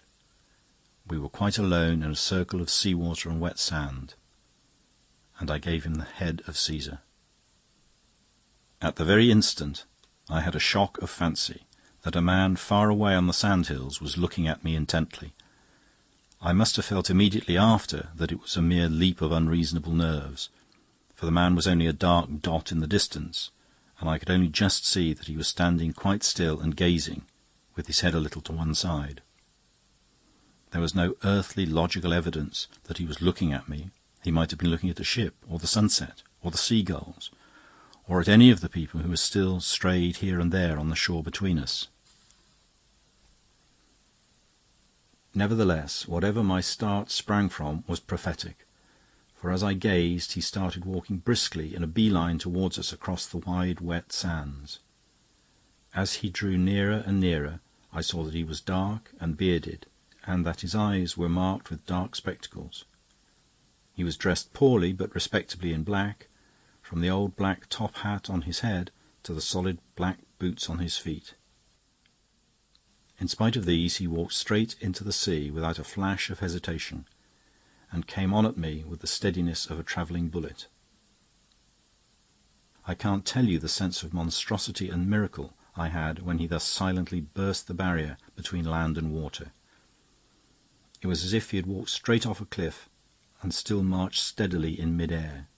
It was as if a house had flown up into the sky or a man's head had fallen off. He was only wetting his boots, but he seemed to be a demon disregarding a law of nature. If he had hesitated an instant at the water's edge, it would have been nothing. As it was, he seemed to look so much at me alone as not to notice the ocean. Philip was some yards away, with his back to me, bending over his net. The stranger came on till he stood within 2 yards of me, the water washing halfway up his knees. Then he said, with a clearly modulated and rather mincing articulation, "Would it discommode you to contribute elsewhere a coin with a somewhat different superscription?" With one exception, there was nothing definably abnormal about him. His tinted glasses were not really opaque, but of a blue kind common enough, nor his eyes behind them shifty, but regarded me steadily. His dark beard was not really long or wild, but he looked rather hairy, because the beard began very high up in his face, just under the cheekbones. His complexion was neither sallow nor livid, but on the contrary rather clear and youthful. Yet this gave a pink and white waxed look, which somehow, I don't know why, rather increased the horror. The only oddity one could fix was that his nose, which was otherwise of a good shape, was just slightly turned sideways at the tip, as if, when it was soft, it had been tapped on one side with a toy hammer. The thing was hardly a deformity, yet I cannot tell you what a living nightmare it was to me. As he stood there in the sunset-stained water, he affected me as some hellish sea-monster just risen roaring out of a sea like blood. I don't know why a touch on the nose should affect my imagination so much. I think it seemed as if he could move his nose like a finger, and as if he had just that moment moved it. "Any little assistance," he continued with the same queer priggish accent, "that may obviate the necessity of my communicating with the family." Then it rushed over me that I was being blackmailed for the theft of the bronze piece, and all my merely superstitious fears and doubts were swallowed up in one overpowering practical question. How could he have found out? I'd stolen the thing suddenly and on impulse. I was certainly alone, for I always made sure of being unobserved when I slipped out to see Philip in this way. I had not, to all appearances, been followed in the street, and if I had, they could not X-ray the coin in my closed hand. The man standing on the sandhills could no more have seen what I gave Philip than shoot a fly in one eye, like the man in the fairy tale. "Philip," I cried helplessly, "ask this man what he wants." When Philip lifted his head at last from mending his net, he looked rather red, as if sulky or ashamed. But it may have been only the exertion of stooping and the red evening light. I may have only had another of the morbid fancies that seemed to be dancing about me. He merely gruffly said to the man, "You clear out of this," and motioning me to follow, set off wading shoreward without paying further attention to him. He stepped onto a stone breakwater that ran out from among the roots of the sandhills, and so struck homeward, perhaps thinking our incubus would find it less easy to walk on such rough stones, green and slippery with seaweed, than we who were young and used to it.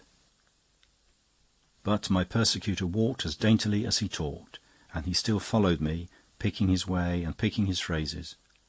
I heard his delicate, detestable voice appealing to me over my shoulder, until at last, when we had crested the sandhills, Philip's patience, which was by no means so conspicuous on most occasions, seemed to snap.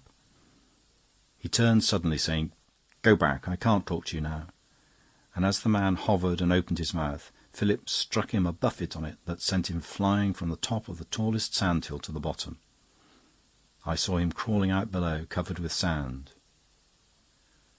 This stroke comforted me somehow, though it might well increase my peril, but Philip showed none of his usual elation at his own prowess.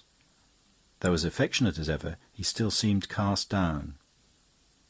And before I could ask him anything fully, he parted with me at his own gate, with 2 remarks that struck me as strange. He said that, all things considered, I ought to put the coin back in the collection, but that he himself would keep it for the present, And then he added, quite suddenly and irrelevantly, "You know Giles is back from Australia." The door of the tavern opened, and the gigantic shadow of the investigator Flambeau fell across the table. Father Brown presented him to the lady in his own slight, persuasive style of speech, mentioning his knowledge and sympathy in such cases, and, almost without knowing, the girl was soon reiterating her story to two listeners. But Flambeau, as he bowed and sat down, handed the priest a small slip of paper. Brown accepted it with some surprise, and read on it, "Cab to Wagga Wagga, 379 Mafeking Avenue, Putney." The girl was going on with her story. I went up the street to my own house with my head in a whirl. It had not begun to clear when I came to the doorstep, on which I found a milk can and the man with the twisted nose. The milk can told me the servants were all out, for, of course, Arthur, browsing about in his brown dressing-gown in a brown study, would not hear or answer a bell. Thus there was no one to help me in the house except my brother, whose help must be my ruin. In desperation I thrust 2 shillings into the horrid thing's hand, and told him to call again in a few days when I had thought it out. He went off sulking, but more sheepishly than I had expected. Perhaps he had been shaken by his fall, and I watched the star of sand splashed on his back receding down the road with a horrid, vindictive pleasure. He turned a corner some 6 houses down. Then I let myself in, made myself some tea, and tried to think it out. I sat at the drawing-room window, looking onto the garden, which still glowed with the last full evening light. But I was too distracted and dreamy to look at the lawns and flower-pots and flower-beds with any concentration. So I took the shock the more sharply, because I'd seen it so slowly. The man or monster I'd sent away was standing quite still in the middle of the garden. Oh, we've all read a lot about pale-faced phantoms in the dark, but this was more dreadful than anything of that kind could ever be, because, though he cast a long evening shadow, he still stood in warm sunlight, and because his face was not pale, but had that waxen bloom still upon it that belongs to a barber's dummy. He stood quite still, with his face towards me, and I can't tell you how horrid he looked among the tulips and all those tall, gaudy, almost hothouse-looking flowers. It looked as if we'd stuck up a waxwork instead of a statue in the centre of our garden. Yet almost the instant he saw me move in the window, he turned and ran out of the garden by the back gate, which stood open and by which he had undoubtedly entered.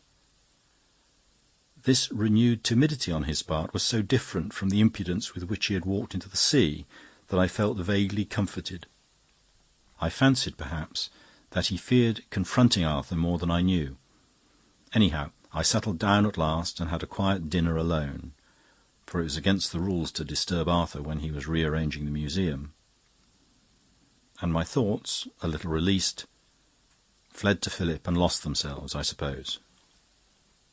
Anyhow, I was looking blankly, but rather pleasantly than otherwise, at another window, uncurtained, but by this time black as slate with the final nightfall. It seemed to me that something like a snail was on the outside of the window-pane, but when I stared harder, it was more like a man's thumb pressed on the pane. It had that curled look that a thumb has. With my fear and courage reawakened together, I rushed at the window and then recoiled with a strangled scream that any man but Arthur must have heard. For it was not a thumb, any more than it was a snail. It was the tip of a crooked nose crushed against the glass. It looked white with the pressure, and the staring face and eyes behind it were at first invisible and afterwards grey like a ghost. I slammed the shutters together somehow, rushed up to my room and locked myself in. But even as I passed, I could swear I saw a second black window with something on it that was like a snail. It might be best to go to Arthur after all. If the thing was crawling close all around the house like a cat, it might have purposes worse even than blackmail. My brother might cast me out and curse me forever, but he was a gentleman and would defend me on the spot. After 10 minutes' curious thinking, I went down, knocked on the door, and then went in. to see the last and worst sight. My brother's chair was empty, and he was obviously out. But the man with the crooked nose was sitting waiting for his return, with his hat still insolently on his head, and actually reading one of my brother's books under my brother's lamp. His face was composed and occupied, but his nose tip still had the air of being the most mobile part of his face, as if it had just turned from left to right like an elephant's proboscis. I had thought him poisonous enough while he was pursuing and watching me, but I think his unconsciousness of my presence was more frightful still. I think I screamed loud and long, but that doesn't matter. What I did next does matter. I gave him all the money I had, including a good deal in paper, which, though it was mine, I dare say I had no right to touch. He went off at last, with hateful, tactful regrets all in long words, and I sat down feeling ruined in every sense. And yet I was saved that very night by a pure accident. Arthur had gone off suddenly to London, as he so often did, for bargains, and returned late but radiant, having nearly secured a treasure that was an added splendour even to the family collection. He was so resplendent that I was almost emboldened to confess the abstraction of the lesser gem. But he bore down all other topics with his overpowering projects. Because the bargain might still misfire at any moment, he insisted on my packing at once and going up with him to lodgings he had already taken in Fulham, to be near the curio shop in question. Thus, in spite of myself, I fled from my foe almost in the dead of night, but from Philip also. My brother was often at the South Kensington Museum, and in order to make some sort of secondary life for myself, I paid for a few lessons at the art schools. I was coming back from them this evening when I saw the abomination of desolation walking alive down the long straight street, and the rest is as this gentleman has said. I've got only one thing to say. I don't deserve to be helped, and I don't question or complain of my punishment. It is just. It ought to have happened. But I still question, with bursting brains, how it can have happened. Am I punished by miracle? Or how can anyone but Philip and myself know I gave him a tiny coin in the middle of the sea? It is an extraordinary problem, admitted Flambeau. Not so extraordinary as the answer, remarked Father Brown rather gloomily. Miss Carstairs, will you be at home if we call at your Fulham place in an hour and a half hence? The girl looked at him, and then rose and put her gloves on. Yes, she said, I'll be there, and almost instantly left the place. That night the detective and the priest were still talking of the matter as they drew near the Fulham house, a tenement strangely mean even for the temporary residence of the Carstairs family. Of course, the superficial, on reflection, said Flambeau, would think first of this Australian brother who's been in trouble before, who's come back so suddenly, and who's just the man to have shabby confederates. But I can't see how he can come into the thing by any process of thought unless... Well, asked his companion patiently. Flambeau lowered his voice. Unless the girl's lover comes in too, and he would be the blacker villain. The Australian chap did know that Hawker wanted the coin, but I can't see how on earth he could know that Hawker had got it, unless Hawker signalled to him or his representative across the shore. That's true, assented the priest with respect. Have you noted another thing? Went on Flambeau eagerly. This Hawker hears his love insulted, but doesn't strike till he's got to the soft sandhills, where he can be victor in a mere sham fight. If he'd struck amid rocks and sea, he might have hurt his ally. That's true again, said Father Brown, nodding. And now, take it from the start. It lies between few people, but at least three. You want one person for suicide, 2 people for murder, but at least 3 people for blackmail. Why? Asked the priest softly. Well, obviously, cried his friend, there must be one to be exposed, one to threaten exposure, and one at least whom exposure would horrify. After a long, ruminant pause, the priest said, You miss a logical step. 3 persons are needed as ideas, only 2 are needed as agents. What can you mean? Asked the other. Why shouldn't a blackmailer, asked Brown in a low voice, threaten his victim with himself? Suppose a wife became a rigid teetotaler in order to frighten her husband into concealing his pub frequenting, and then wrote him blackmailing letters in another hand threatening to tell his wife. Why shouldn't it work? Suppose a father forbade a son to gamble and then, following him in a good disguise, threatened the boy with his own sham paternal strictness. Suppose. But here we are, my friend. "My God," cried Flambeau, "you don't mean—" An active figure ran down the steps of the house and showed under the golden lamplight the unmistakable head that resembled the Roman coin. "Miss Carstairs," said Hawker without ceremony, "wouldn't go in till you came."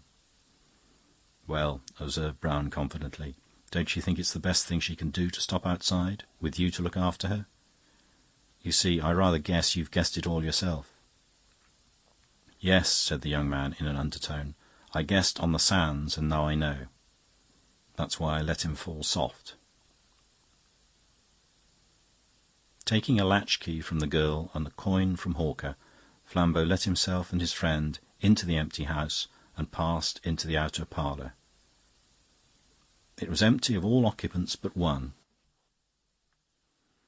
The man whom Father Brown had seen pass the tavern was standing against the wall as if at bay, unchanged, save that he had taken off his black coat and was wearing a brown dressing-gown. "We have come," said Father Brown politely, "to give back this coin to its owner." And he handed it to the man with the nose. Flambeau's eyes rolled. "Is this man a coin collector?" he asked. "This man is Mr. Arthur Carstairs," said the priest positively, "and he is a coin collector of a somewhat singular kind." The man changed colour so horribly that the crooked nose stood out on his face like a separate and comic thing. He spoke, nevertheless, with a sort of despairing dignity. "You shall see, then," he said, "that I have not lost all the family's qualities." And he turned suddenly and strode into an inner room, slamming the door. "Stop him!" shouted Father Brown, bounding and half falling over a chair. And, after a wrench or two, Flambeau had the door open. But it was too late. In dead silence, Flambeau strode across and telephoned for a doctor and police. An empty medicine bottle lay on the floor. Across the table, the body of the man in the brown dressing-gown lay amid his burst and gaping brown paper parcels, out of which poured and rolled, not Roman, but very modern, English coins. The priest held up the bronze head of Caesar. This, he said, was all that was left of the Carstairs collection. After a silence he went on with more than common gentleness. It was a cruel will that his father made, and you see he did resent it a little. He hated the Roman money he had, and grew fonder of the real money denied him. He not only sold the collection bit by bit, but sank bit by bit to the basest ways of making money, even to blackmailing his own family in disguise. He blackmailed his brother from Australia for his little forgotten crime. That is why he took the cab to Wagga Wagga in Putney. He blackmailed his sister for the theft he alone could have noticed. And that, by the way, is why she had that supernatural guess when he was away on the sand dunes. Mere figure and gait, however distant, are more likely to remind us of somebody than a well-made-up face quite close. There was another silence. "Well," growled the detective, "and so this great numismatist and coin collector was nothing but a vulgar miser." "Is there so great a difference?" asked Father Brown in the same strange, indulgent tone. "What is there wrong about a miser that is not often as wrong about a collector? What is wrong, except, 'Thou shalt not make to thyself any graven image, thou shalt not bow down to them nor serve them, for I—' But we must go and see how the poor young couple are getting on." "I think," said Flambeau, "that in spite of everything they are probably getting on very well." Chapter 7. The Purple Wig. Mr. Edward Nutt, the industrious editor of the Daily Reformer, sat at his desk, opening letters and marking proofs to the merry tune of a typewriter, worked by a vigorous young lady. He was a stoutish, fair man in his shirt-sleeves. His movements were resolute, his mouth firm, and his tones final. But his round, rather babyish blue eyes had a bewildered and even wistful look that rather contradicted all this. Nor, indeed, was the expression altogether misleading. It might truly be said of him, as for many journalists in authority, that his most familiar emotion was one of continuous fear. Fear of libel actions, fear of lost advertisements, fear of misprints, fear of the sack.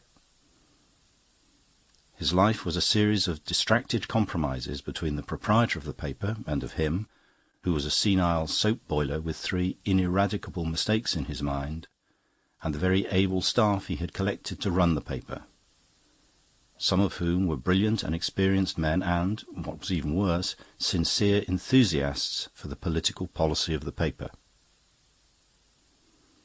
A letter from one of these lay immediately before him, and, rapid and resolute as he was, he seemed almost to hesitate before opening it. He took up a strip of proof instead, ran down it with a blue eye and a blue pencil, altered the word adultery to the word impropriety, and the word Jew to the word alien, rang a bell, and sent it flying upstairs. Then, with a more thoughtful eye, he ripped open the letter from his more distinguished contributor, which bore a postmark of Devonshire, and read as follows. Dear Nut, as I see you're working spooks and dukes at the same time, what about an article on that rum business of the heirs of Exmoor, or, as the old women call it down here, the devil's ear of air? The head of the family, you know, is the Duke of Exmoor. He's one of a few really stiff old Tory aristocrats left. A sound old crusted tyrant it is quite in our line to make trouble about. And I think I'm on the track of a story that will make trouble. Of course, I don't believe in the old legend about James I, and as for you, you don't believe in anything, not even in journalism. The legend, you'll probably remember, was about the blackest business in English history, the poisoning of Overbury by that witch's cat Frances Howard, and the quite mysterious terror which forced the king to pardon the murderers. There was a lot of alleged witchcraft mixed up with it, and the story goes that a manservant listening at the keyhole heard the truth in a talk between the king and Carr, and the bodily ear with which he heard grew large and monstrous, as by magic, so awful was the secret. And though he had to be loaded with lands and gold and made an ancestor of dukes, the elf-shaped ear is still recurrent in the family. Well, you don't believe in black magic, and if you did, you couldn't use it for copy. If a miracle happened in your office, you'd have to hush it up. Now so many bishops are agnostics. But that's not the point.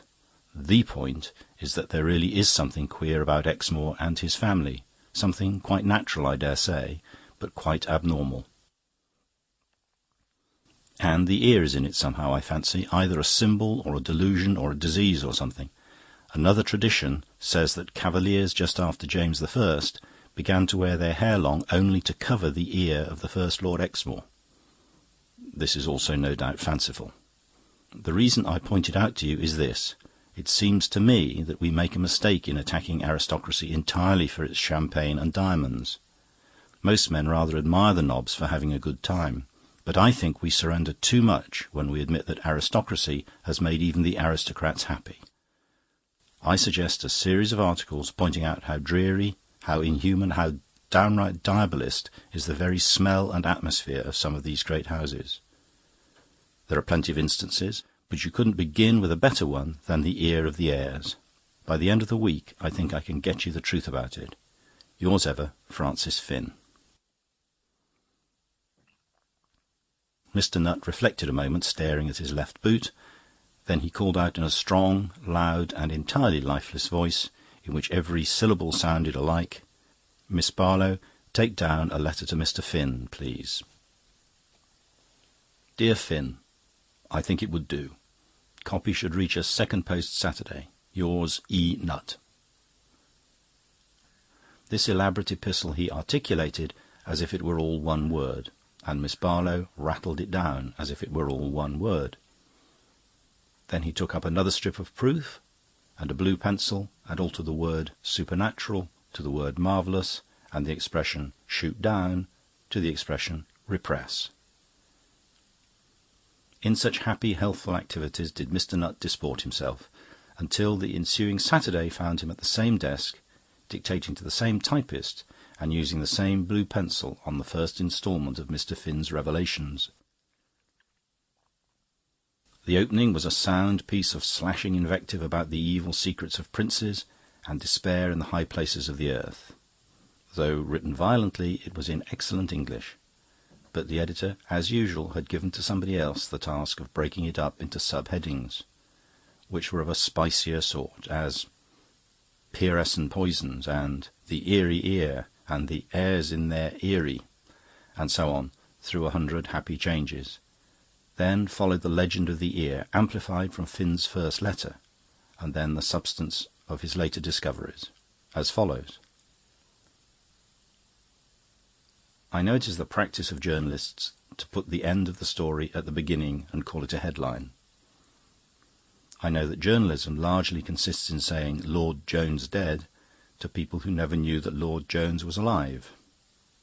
Your present correspondent thinks that this, like many other journalistic customs, is bad journalism, and that the Daily Reformer has to set a better example in such things. He proposes to tell his story as it occurred, step by step.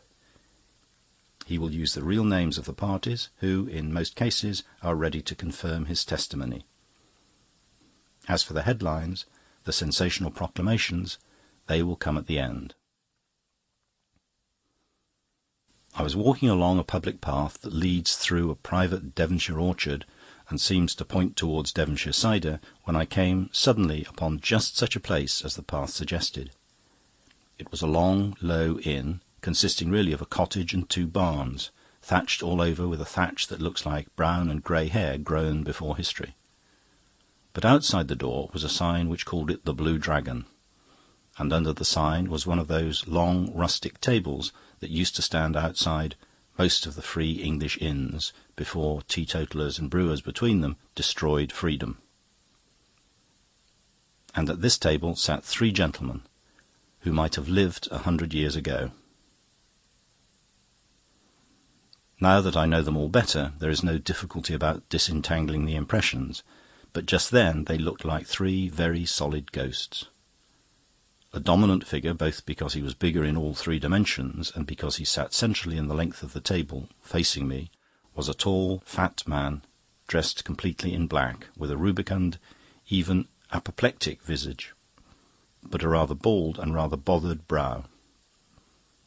Looking at him again, more strictly, I could not exactly say what it was that gave me the sense of antiquity, except the antique cut of his white clerical necktie and the barred wrinkles across his brow. It was even less easy to fix the impression in the case of the man at the right end of the table, who, to say truth, was as commonplace a person as could be seen anywhere, with a round, brown-haired head and a round, stub nose, but also clad in clerical black, of a stricter cut. It was only when I saw his broad, curved hat lying on the table beside him that I realised why I connected him with anything ancient. He was a Roman Catholic priest. Perhaps the third man at the other end of the table had really more to do with it than the rest, though he was both slighter in physical presence and more inconsiderate in dress. His lank limbs were clad, I might also say clutched, in very tight grey sleeves and pantaloons. He had a long, sallow, aquiline face, which seemed somehow all the more saturnine because his lantern jaws were imprisoned in his collar and neckcloth, more in the style of the old stock, and his hair, which ought to have been dark brown, was of an odd, dim, russet colour which, in conjunction with his yellow face, looked rather purple than red. The unobtrusive yet unusual colour was all the more notable because his hair was almost unnaturally healthy and curling, and he wore it full. But, after all analysis, I inclined to think that what gave me my first old-fashioned impression was simply a set of tall, old-fashioned wine-glasses, 1 or 2 lemons, and 2 churchwarden pipes, and also perhaps the old-world errand on which I had come. Being a hardened reporter, and it being apparently a public inn, I did not need to summon much of my impudence to sit down at the long table and order some cider. The big man in black seemed very learned, especially about local antiquities. The small man in black, though he talked much less, surprised me with a yet wider culture. So we got on very well together. But the third man, the old gentleman in the tight pantaloons, seemed rather distant and haughty. until I slid into the subject of the Duke of Exmoor and his ancestry. I thought the subject seemed to embarrass the other two a little, but it broke the spell of the third man's silence most successfully. Speaking with restraint and with the accent of a highly educated gentleman, and puffing at intervals at his long churchwarden pipe, he proceeded to tell me some of the most horrible stories I have ever heard in my life. How one of the heirs in the former ages had hanged his own father, and another had his wife scourged at the cart tail through the village, and another had set fire to a church full of children, and so on. Some of the tales, indeed, are not fit for public print, such as the story of the Scarlet Nuns, the abominable story of the Spotted Dog, or the thing that was done in the quarry. And all this red doll of impieties came from thin, genteel lips, rather primly than otherwise, as he sat sipping the wine out of his tall, thin glass. I could see that the man opposite me was trying, if anything, to stop him, but he evidently held the old gentleman in considerable respect, and could not venture to do so at all abruptly. And the little priest at the other end of the table, though free from any such air of embarrassment, looked steadily at the table, and seemed to listen to the recital with great pain, as well he might. "You don't seem," I said to the narrator, "to be very fond of the Exmoor pedigree." He looked at me a moment, his lips still prim, but whitening and tightening. Then he deliberately broke his long pipe and glass on the table, and stood up, the very picture of a perfect gentleman with the framing temper of a fiend. "These gentlemen," he said, "will tell you whether I have cause to like it. The curse of the heirs of old has lain heavy on this country, and many have suffered from it. They know there are none who have suffered from it as I have." And with that he crushed a piece of the fallen glass under his heel and strode away among the green twilight of the twinkling apple trees. "That's an extraordinary old gentleman," I said to the other two. "Do you happen to know what the Exmoor family has done to him? Who is he?" The big man in black was staring at me with the wild air of a baffled bull. He did not at first seem to take it in. Then he said at last, "Don't you know who he is?" I reaffirmed my ignorance, and there was another silence. Then the little priest said, still looking at the table, "That's the Duke of Exmoor." Then, before I could collect my scattered senses, he added, equally quietly, but with an air of regularising things, "My friend here is Dr. Mull, the Duke's librarian. My name is Brown." "But," I stammered, "if that is the Duke, why does he damn all the old dukes like that?" "He seems really to believe," answered the priest called Brown, "that they have left a curse on him." Then he added with some irrelevance, "That's why he wears a wig." It was a few moments before his meaning dawned on me. "You don't mean that fable about the fantastic ear?" I demanded. "I've heard it, of course, but surely it must be a superstitious yarn spun out of something much simpler. I've sometimes thought it was a wild version of one of those mutilation stories. They used to crop criminals' ears in the 16th century." "I hardly think it was that," answered the little man thoughtfully.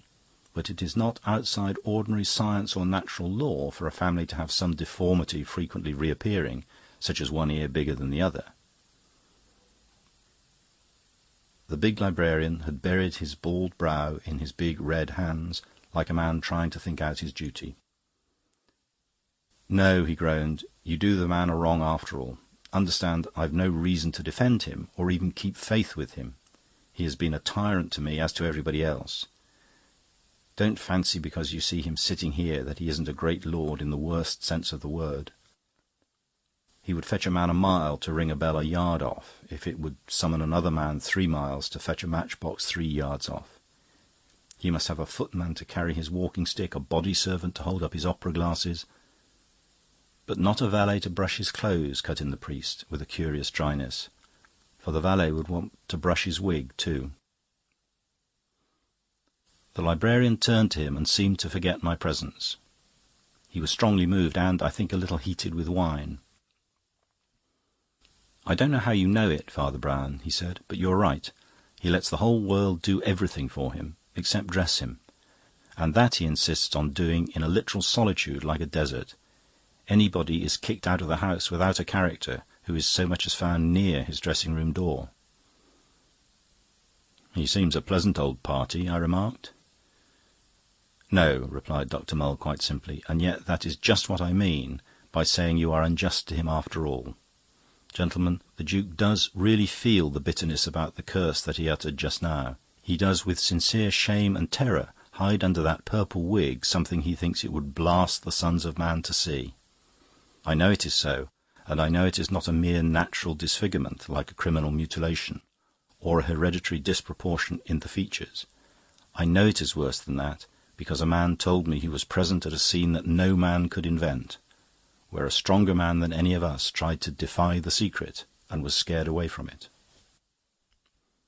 I opened my mouth to speak, but Mull went on in oblivion of me, speaking out of the cavern of his hands. "I don't mind telling you, Father, because it's really more defending the poor Duke than giving him away. Didn't you ever hear of the time when he very nearly lost all his estates?"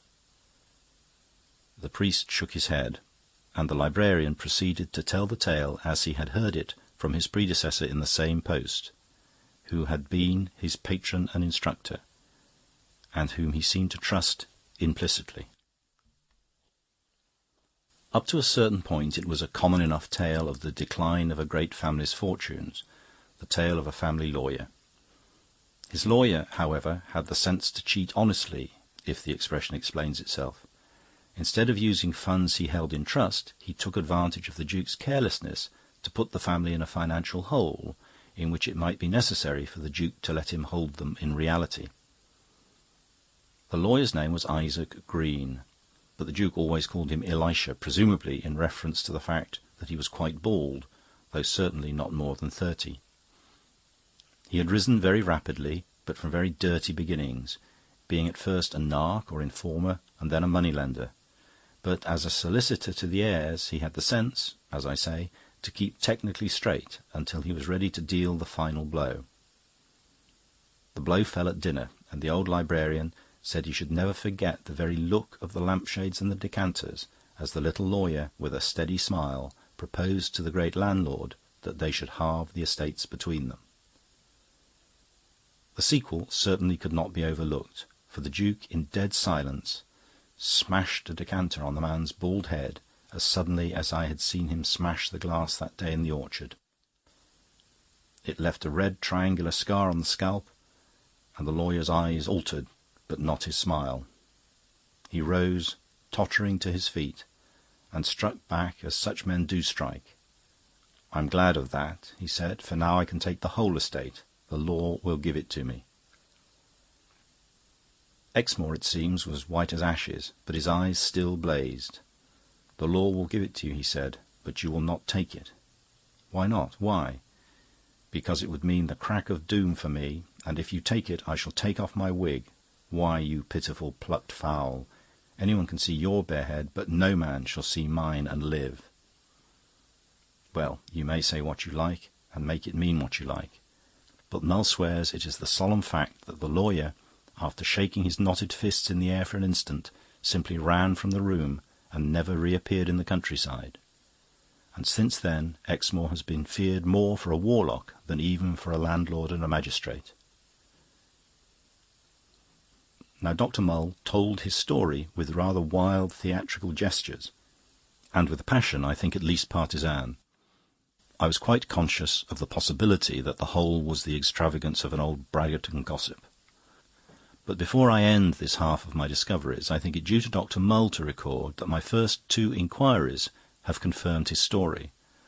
I learned from an old apothecary in the village that there was a bald man in evening dress, giving the name of Green, who came to him one night to have a 3-cornered cut on his forehead plastered. And I learnt from the legal records and old newspapers that there was a lawsuit threatened, and at least begun, by one Green against the Duke of Exmoor. Mr. Nutt of the Daily Reformer wrote some highly incongruous words across the top of the copy, made some highly mysterious marks down the side of it, and called to Miss Barlow in the same loud, monotonous voice, "Take down a letter to Mr. Finn. Dear Finn, your copy will do, but I have had to headline it a bit, And our public would never stand a Romanist priest in the story. You must keep your eye on the suburbs. I've altered him to Mr. Brown, a spiritualist. Yours, E. Nutt. A day or two afterwards found the active and judicious editor examining, with blue eyes that seemed to grow rounder and rounder, the second instalment of Mr. Finn's tale of Mysteries in High Life. It began with the words, "I have made an astounding discovery. I freely confess it is quite different from anything I expected to discover, and will give a much more practical shock to the public. I venture to say, without any vanity, that the words I now write will be read all over Europe, and certainly all over America and the colonies. And yet I heard all I have to tell before I left this same little wooden table in this same little wood of apple trees. I owe it all to the small priest Brown. He's an extraordinary man. The big librarian had left the table, perhaps ashamed of his long tongue, perhaps anxious about the storm in which his mysterious master had vanished. Anyway, he betook himself heavily in the Duke's tracks through the trees. Father Brown had picked up one of the lemons and was eyeing it with an odd pleasure. "What a lovely colour a lemon is," he said. "There's one thing I don't like about the Duke's wig, the colour." "I don't think I understand," I answered. "I dare say he's got good reason to cover his ears, like King Midas," went on the priest, with a cheerful simplicity which somehow seemed rather flippant under the circumstances. "I can quite understand that it's nicer to cover them with hair than with brass plates or leather flaps. But if he wants to use hair, why doesn't he make it look like hair? There never was a hair of that colour in this world. It looks more like a sunset cloud coming through the wood.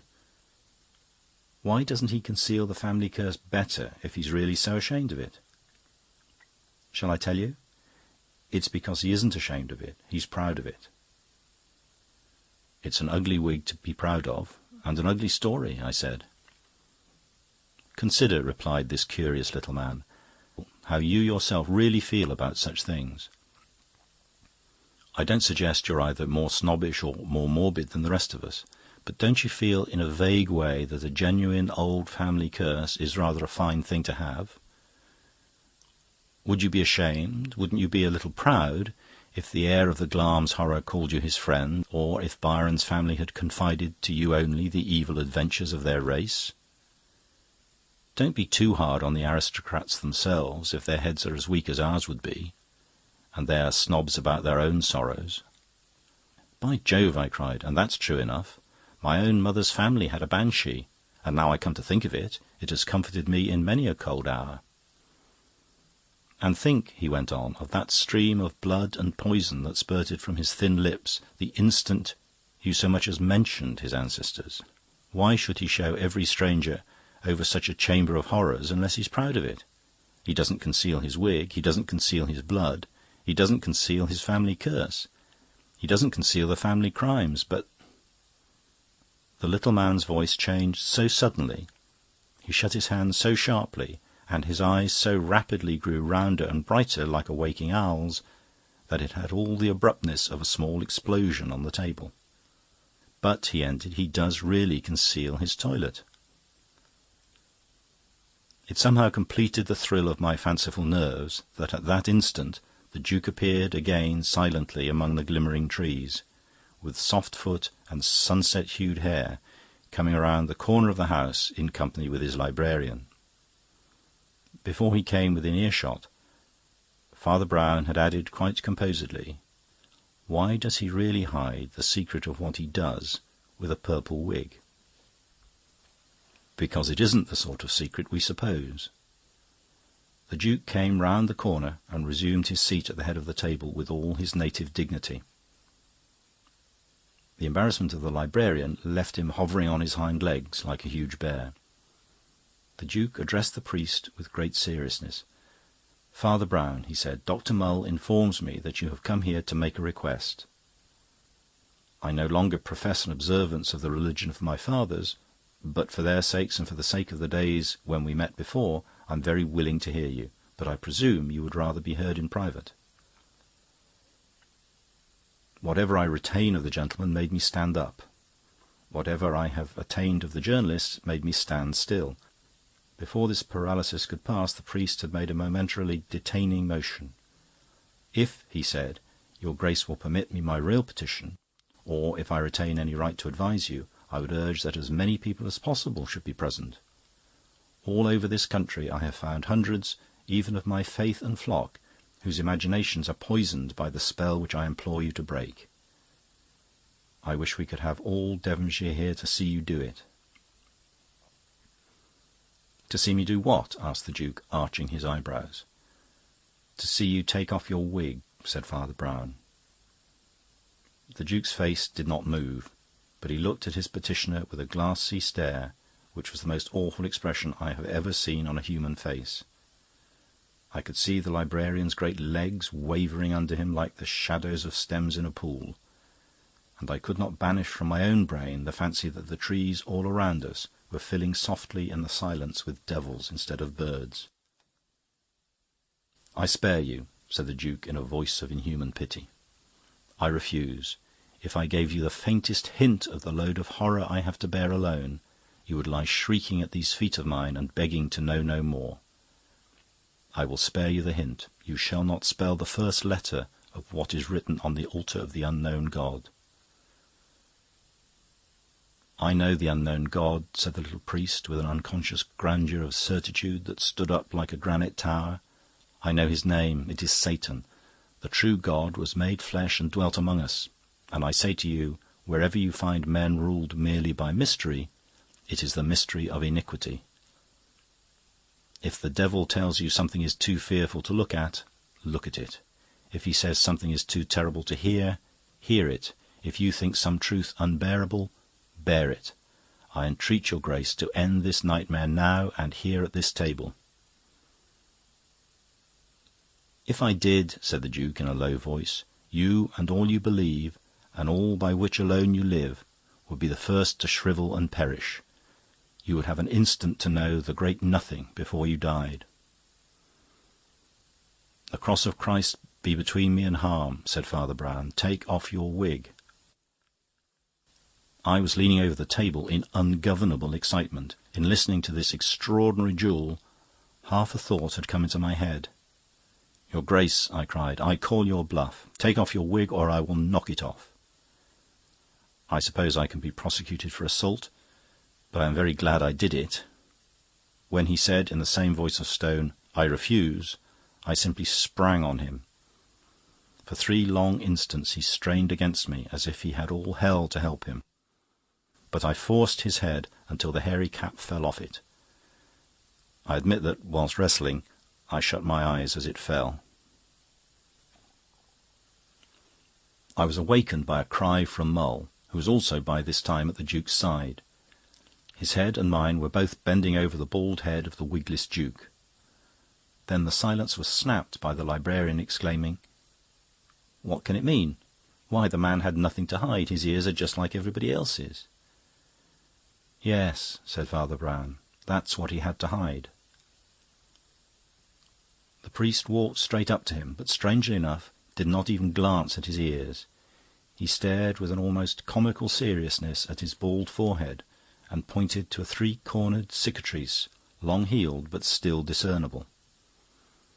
"Mr. Green, I think," he said politely. And he did get the whole estate after all. And now let me tell the readers of the Daily Reformer what I think the most remarkable thing in the whole affair. This transformation scene, which will seem to you as wild and purple as a Persian fairy tale, has been, except for my technical assault, strictly legal and constitutional from its beginnings. The man with the odd scar and the ordinary ears is not an impostor, though in one sense he wears another man's wig and claims another man's ear. He has not stolen another man's coronet. He really is the one and only Duke of Exmoor. What happened was this. The old Duke really had a slight malformation of the ear, which really was more or less hereditary. He really was morbid about it, and it is likely enough that he did invoke it as a kind of curse in the violent scene, which undoubtedly happened, in which he struck Green with the decanter. But the contest ended very differently. Green pressed his claim and got the estates. the dispossessed nobleman shot himself and died without issue. After a decent interval, the beautiful English government revived the extinct peerage of Exmoor and bestowed it, as is usual, on the most important person, the person who's got the property. This man used the old feudal fables properly in his snobbish soul, really envied and admired them, so that thousands of poor English people trembled before a mysterious chieftain with an ancient destiny and a diadem of evil stars, when they are really trembling before a gutter-snipe who was a pettifogger and a pawnbroker not 12 years ago. I think it is very typical of the real case against our aristocracy as it is, and it will be till God sends us braver men.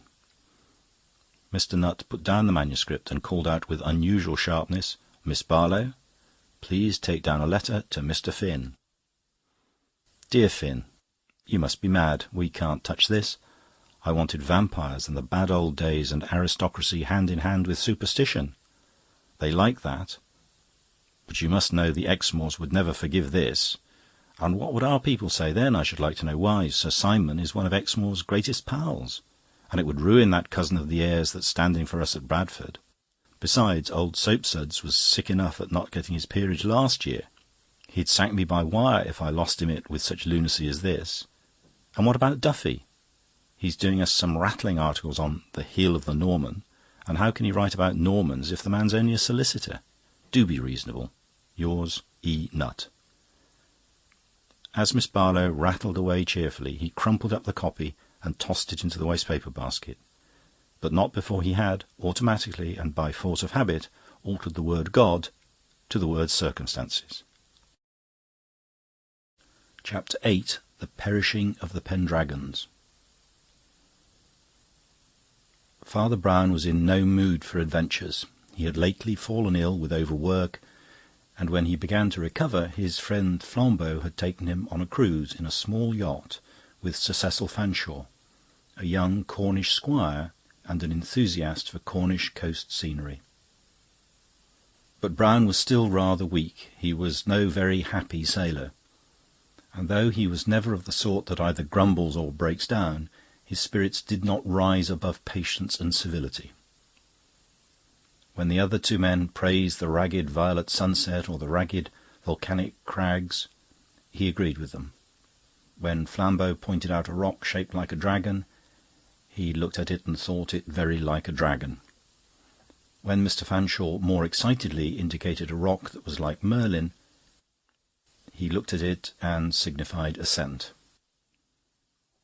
When Flambeau asked whether this rocky gate of the twisted river was not the gate of fairyland, he said, yes. He heard the most important things and the most trivial with the same tasteless absorption. He heard that the coast was deaf to all but careful seamen. He also heard that the ship's cat was asleep.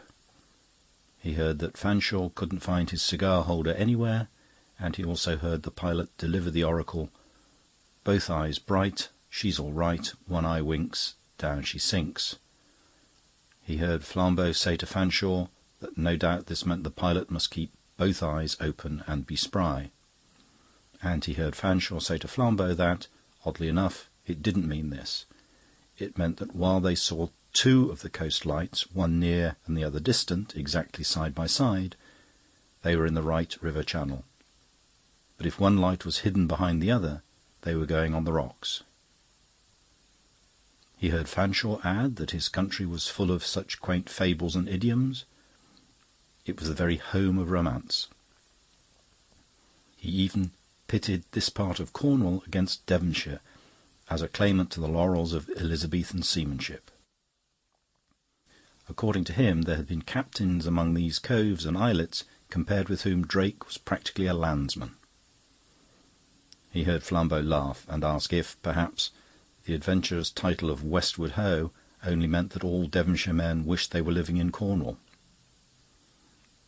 He heard Fanshawe say there was no need to be silly, that not only had Cornish captains been heroes, but they were heroes still, that near that very spot there was an old admiral, now retired, who was scarred by thrilling voyages full of adventures, and who had, in his youth, found the last group of 8 Pacific islands that was added to the chart of the world.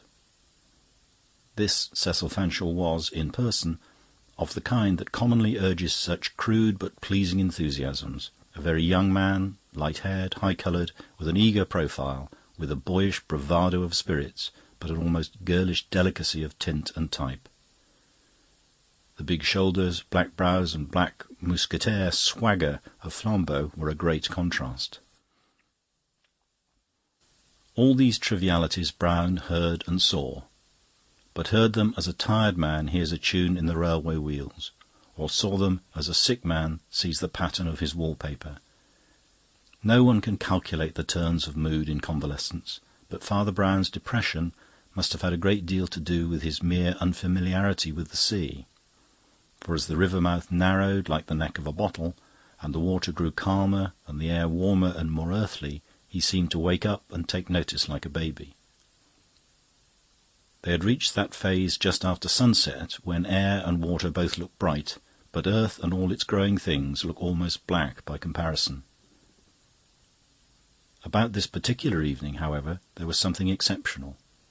It was one of those rare atmospheres in which a smoked glass slide seems to have been slid away from between us and nature, so that even dark colours on that day look more gorgeous than bright colours on cloudier days. The trampled earth of the river banks and the peaty stain in the pools did not look drab, but glowing umber. And the dark woods astir in the breeze did not look, as usual, dim blue, with mere depth of distance, but more like wind-tumbled masses of some vivid violet blossom. This magic clearness and intensity in the colours was further forced on Brown's slowly reviving senses by something romantic and even secret in the very form of the landscape. The river was still well wide and deep enough for a pleasure boat, so small as theirs, but the curves of the countryside suggested that it was closing in on either hand.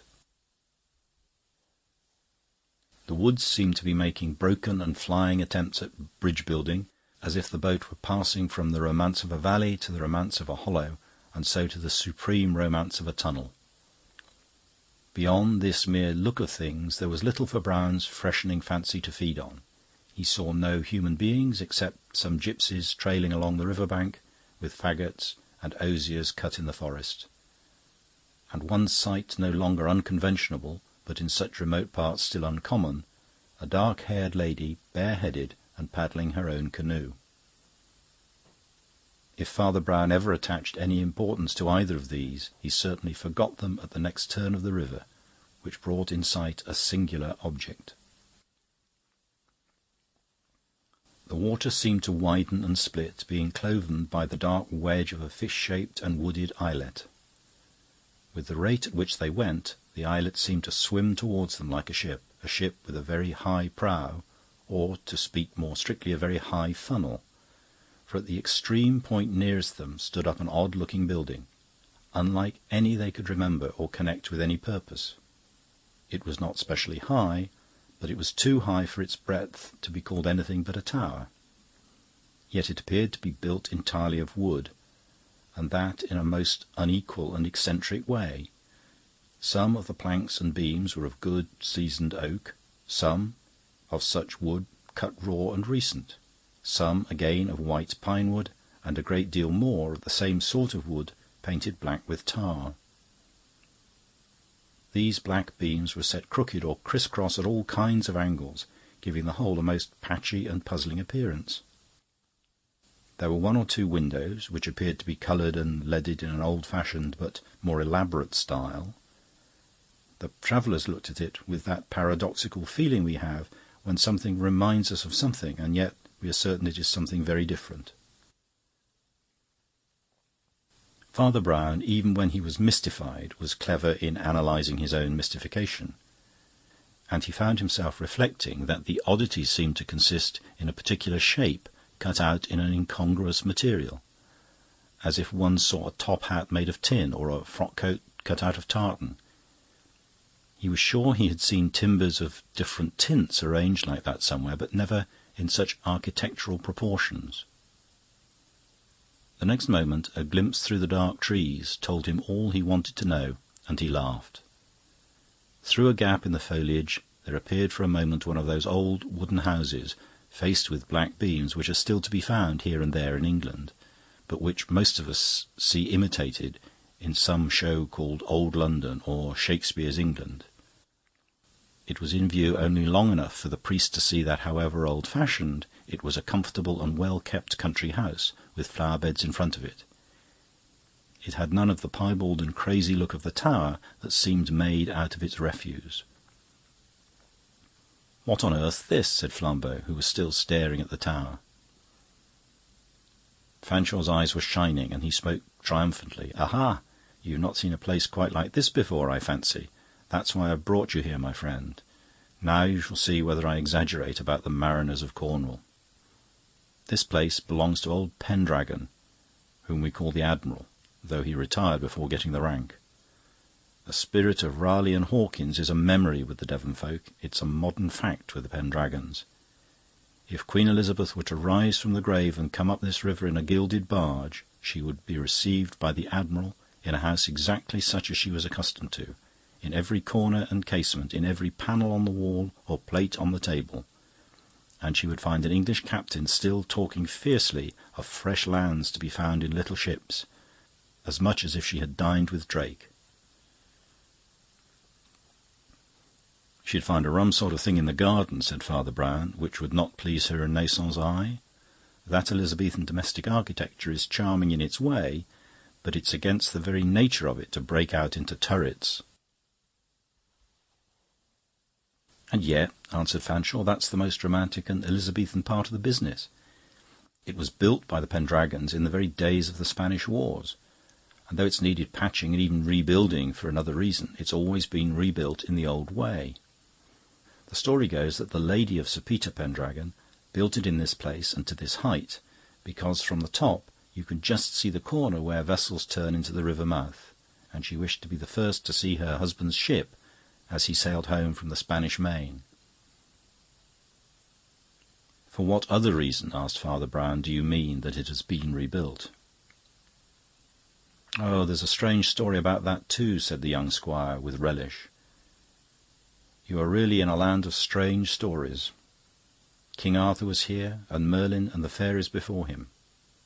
The story goes that Sir Peter Pendragon, who, I fear, had some of the faults of the pirates as well as the virtues of the sailor, was bringing home 3 Spanish gentlemen in honourable captivity, intending to escort them to Elizabeth's court.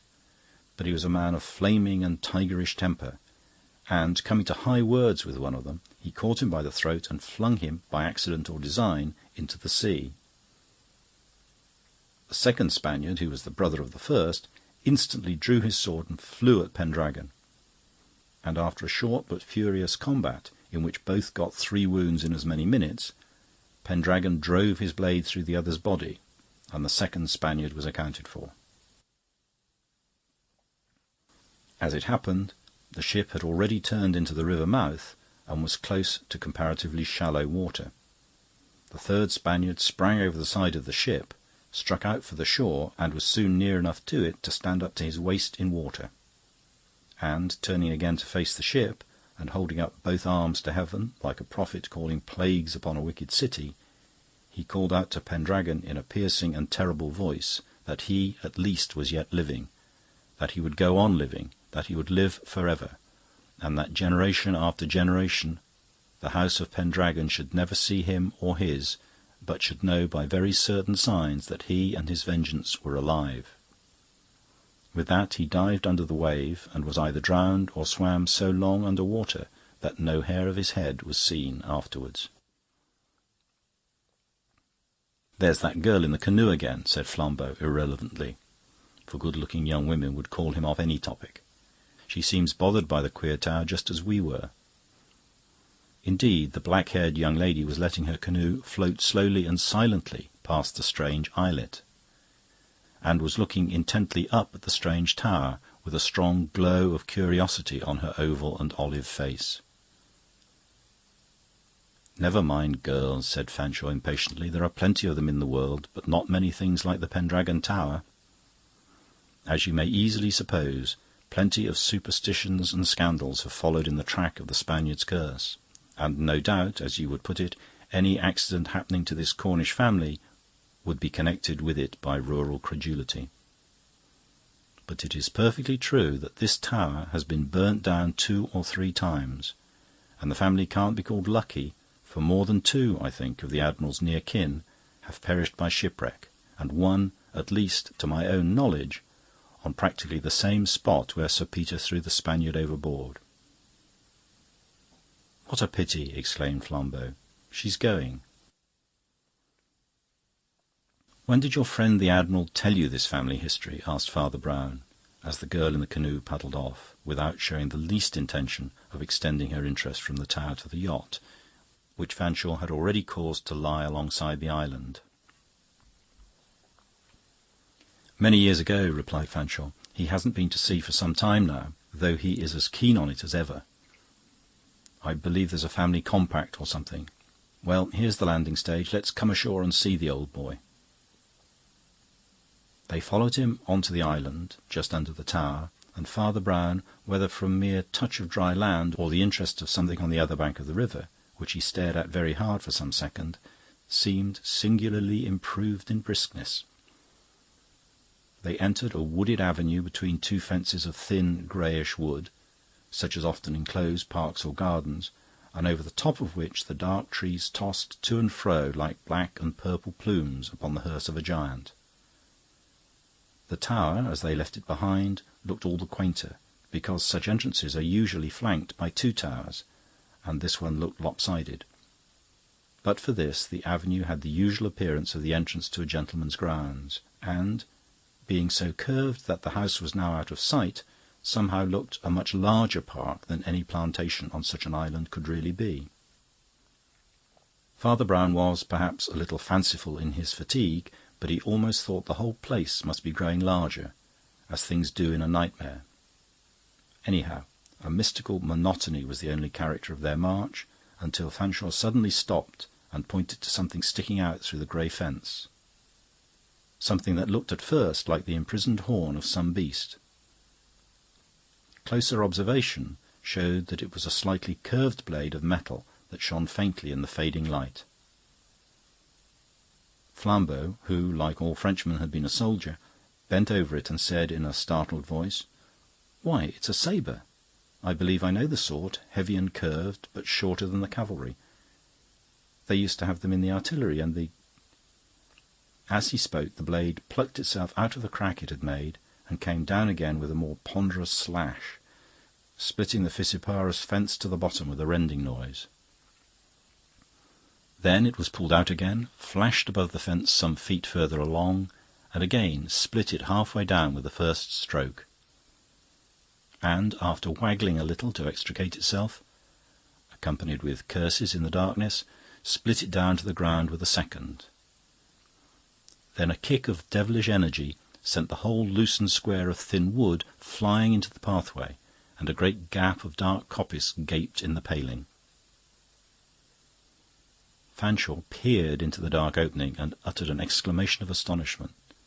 "My dear Admiral," he exclaimed, do you generally cut out a new front door whenever you want to go for a walk?" The voice in the gloom swore again, and then broke into a jolly laugh. "No," it said. "I've really got to cut down this fence somehow. It's spoiling all the plants, and no one else here can do it. But I'll only carve another bit off the front door, and then come out and welcome you." And, sure enough, he heaved up his weapon once more, and, hacking twice, brought down another and similar strip of fence, making the opening about 14 feet wide in all. Then through this larger forest gateway he came out into the evening light, with a chip of grey wood sticking to his sword blade. He momentarily fulfilled all Fanshawe's fable of an old piratical admiral, though the details seemed afterwards to decompose into accidents. For instance, he wore a broad-brimmed hat as protection against the sun, but the front flap of it was turned up straight to the sky, and the 2 corners pulled down lower than the ears, so that it stood across his forehead in a crescent, like the old cocked hat worn by Nelson. He wore an ordinary dark blue jacket with nothing special about the buttons, but the combination of it with white linen trousers somehow had a sailorish look. He was tall and loose, and walked with a sort of swagger, which was not a sailor's role, and yet somehow suggested it. And he held in his hand a short sabre, which was like a navy cutlass, but about twice as big. Under the bridge of the hat his eagle face looked eager, all the more because it was not only clean-shaven, but without eyebrows. It seemed almost as if all the hair had come off his face from his thrusting it through a throng of elements. His eyes were prominent and piercing. His colour was curiously attractive while partly tropical. It reminded one vaguely of a blood orange. That is, that while it was ruddy and sanguine, there was a yellow in it that was in no way sickly, but seemed rather to glow like gold apples of the Hesperides. Father Brown thought he had never seen a figure so expressive of all the romances about the countries of the sun. When Fanshawe had presented his two friends to their host, he fell again into a tone of rallying the latter about his wreckage of the fence and his apparent rage of profanity. The Admiral pooh-poohed it at first as a piece of necessary but annoying garden work, but at length the ring of real energy came back into his laughter, and he cried with a mixture of impatience and good humour, "Well, perhaps I do go at it a bit rabidly and feel a kind of pleasure in smashing anything. So would you if your only pleasure was in cruising about to find some new cannibal islands, and you had to stick on this muddy little rockery in a sort of rustic pond. When I remember how I've cut down 1.5 miles of green, poisonous jungle with an old cutlass half as sharp as this, and then remember I must stop here and chop this matchwood because of some confounded old bargain scribbled in a family Bible, why, He swung up the heavy steel again, and this time sundered the wall of wood from top to bottom at one stroke. "I feel like that," he said, laughing, but furiously flinging the sword some yards down the path. "And now let's go up to the house. You must have some dinner." The semicircle of lawn in front of the house was varied by 3 circular garden beds, one of red tulips, a second of yellow tulips, and the third of some white, waxen-looking blossoms that the visitors did not know and presumed to be exotic. A heavy, hairy, and rather sullen-looking gardener was hanging up a heavy coil of garden hose. The corners of the expiring sunset, which seemed to cling about the corners of the house, gave glimpses here and there of the colours of remoter flower-beds, and in a treeless space on one side of the house, opening upon the river, stood a tall brass tripod, on which was tilted a big brass telescope. Just outside the steps of the porch stood a little painted green garden table, as if someone had just taken tea there.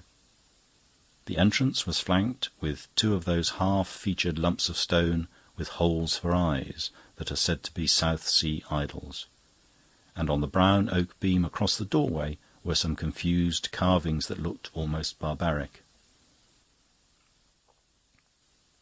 As they passed indoors, the little cleric hopped suddenly onto the table, and standing on it peered unaffectedly through his spectacles at the mouldings in the oak.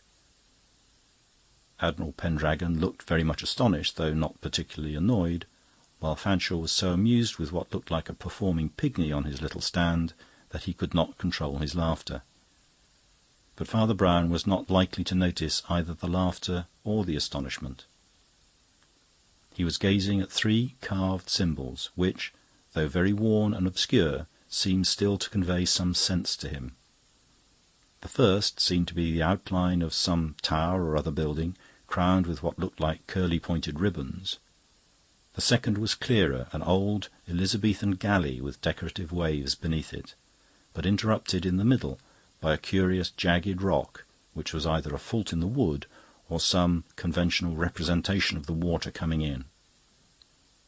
The third represented the upper half of a human figure, ending in an escalloped line, like the waves. The face was rubbed and featureless, and both arms were held very stiffly up in the air. "Well," muttered Father Brown, blinking, "here is the legend of the Spaniard plain enough. Here he is holding up his arms and cursing in the sea, and here are the 2 curses, the wrecked ship and the burning of Pendragon Tower." Pendragon shook his head with a kind of venerable amusement. "And how many other things might it not be?" he said. "Don't you know that sort of half-man, like a half-lion or half-stag, is quite common in heraldry? Might not that line through the ship be one of those parti per pale lines, indented, I think they call it? And though the third thing isn't so very heraldic, it would be more heraldic to suppose it a tower crowned with laurel than with fire, and it looks just as like it. But it seems rather odd, said Flambeau, that it should exactly confirm the old legend. Ah, replied the sceptical traveller, but you don't know how much of the old legend may have been made up from the old figures. Besides, it isn't the only old legend. Fanshawe here, who is fond of such things, will tell you that there are other versions of the tale, and much more horrible ones. One story credits my unfortunate ancestor with having had the Spaniard cut in two, and that will fit the pretty picture also. Another obligingly credits our family with the possession of a tower full of snakes, and explains those little wriggly things in that way. And a third theory supposes the crooked line on the ship to be a conventionalized thunderbolt. But that alone, if seriously examined, would show what a very little way these unhappy coincidences really go. "Why, how do you mean?" asked Fanshawe. "It so happens," replied his host coolly, "that there was no thunder and lightning at all in the 2 or 3 shipwrecks I know of in our family." "Oh," said Father Brown, and jumped down from the little table. There was another silence in which they heard the continuous murmur of the river. Then Fanshawe said, in a doubtful and perhaps disappointed tone, "Then you don't think there is anything in the tales of the tower in the flames?" "There are the tales, of course," said the Admiral, shrugging his shoulders, "and some of them I don't deny, on evidence as decent as one ever gets for such things. Someone saw a blaze hereabout, don't you know, as he walked home through a wood. Someone keeping sheep on the uplands inland thought he saw a flame hovering over Pendragon Tower. Well, a damp dab of mud like this confounded island seems the last place where one would think of fires." "What is that fire over there?" asked Father Brown, with a gentle suddenness, pointing to the woods on the left river bank.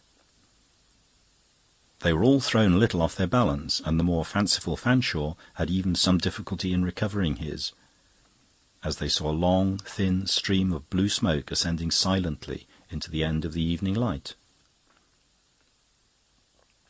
Then Pendragon broke into a scornful laugh. "Gypsies," he said. "They've been camping here for about a week. Gentlemen, you want your dinner." And he turned as if to enter the house. But the antiquarian superstition in Fanshawe was still quivering, and he said hastily, "But, Admiral, what's that hissing noise quite near the island? It's very like fire."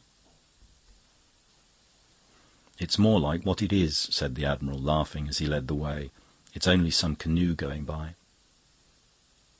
Almost as he spoke, the butler, a lean man in black, with very black hair and a very long yellow face, appeared in the doorway and told him that dinner was served.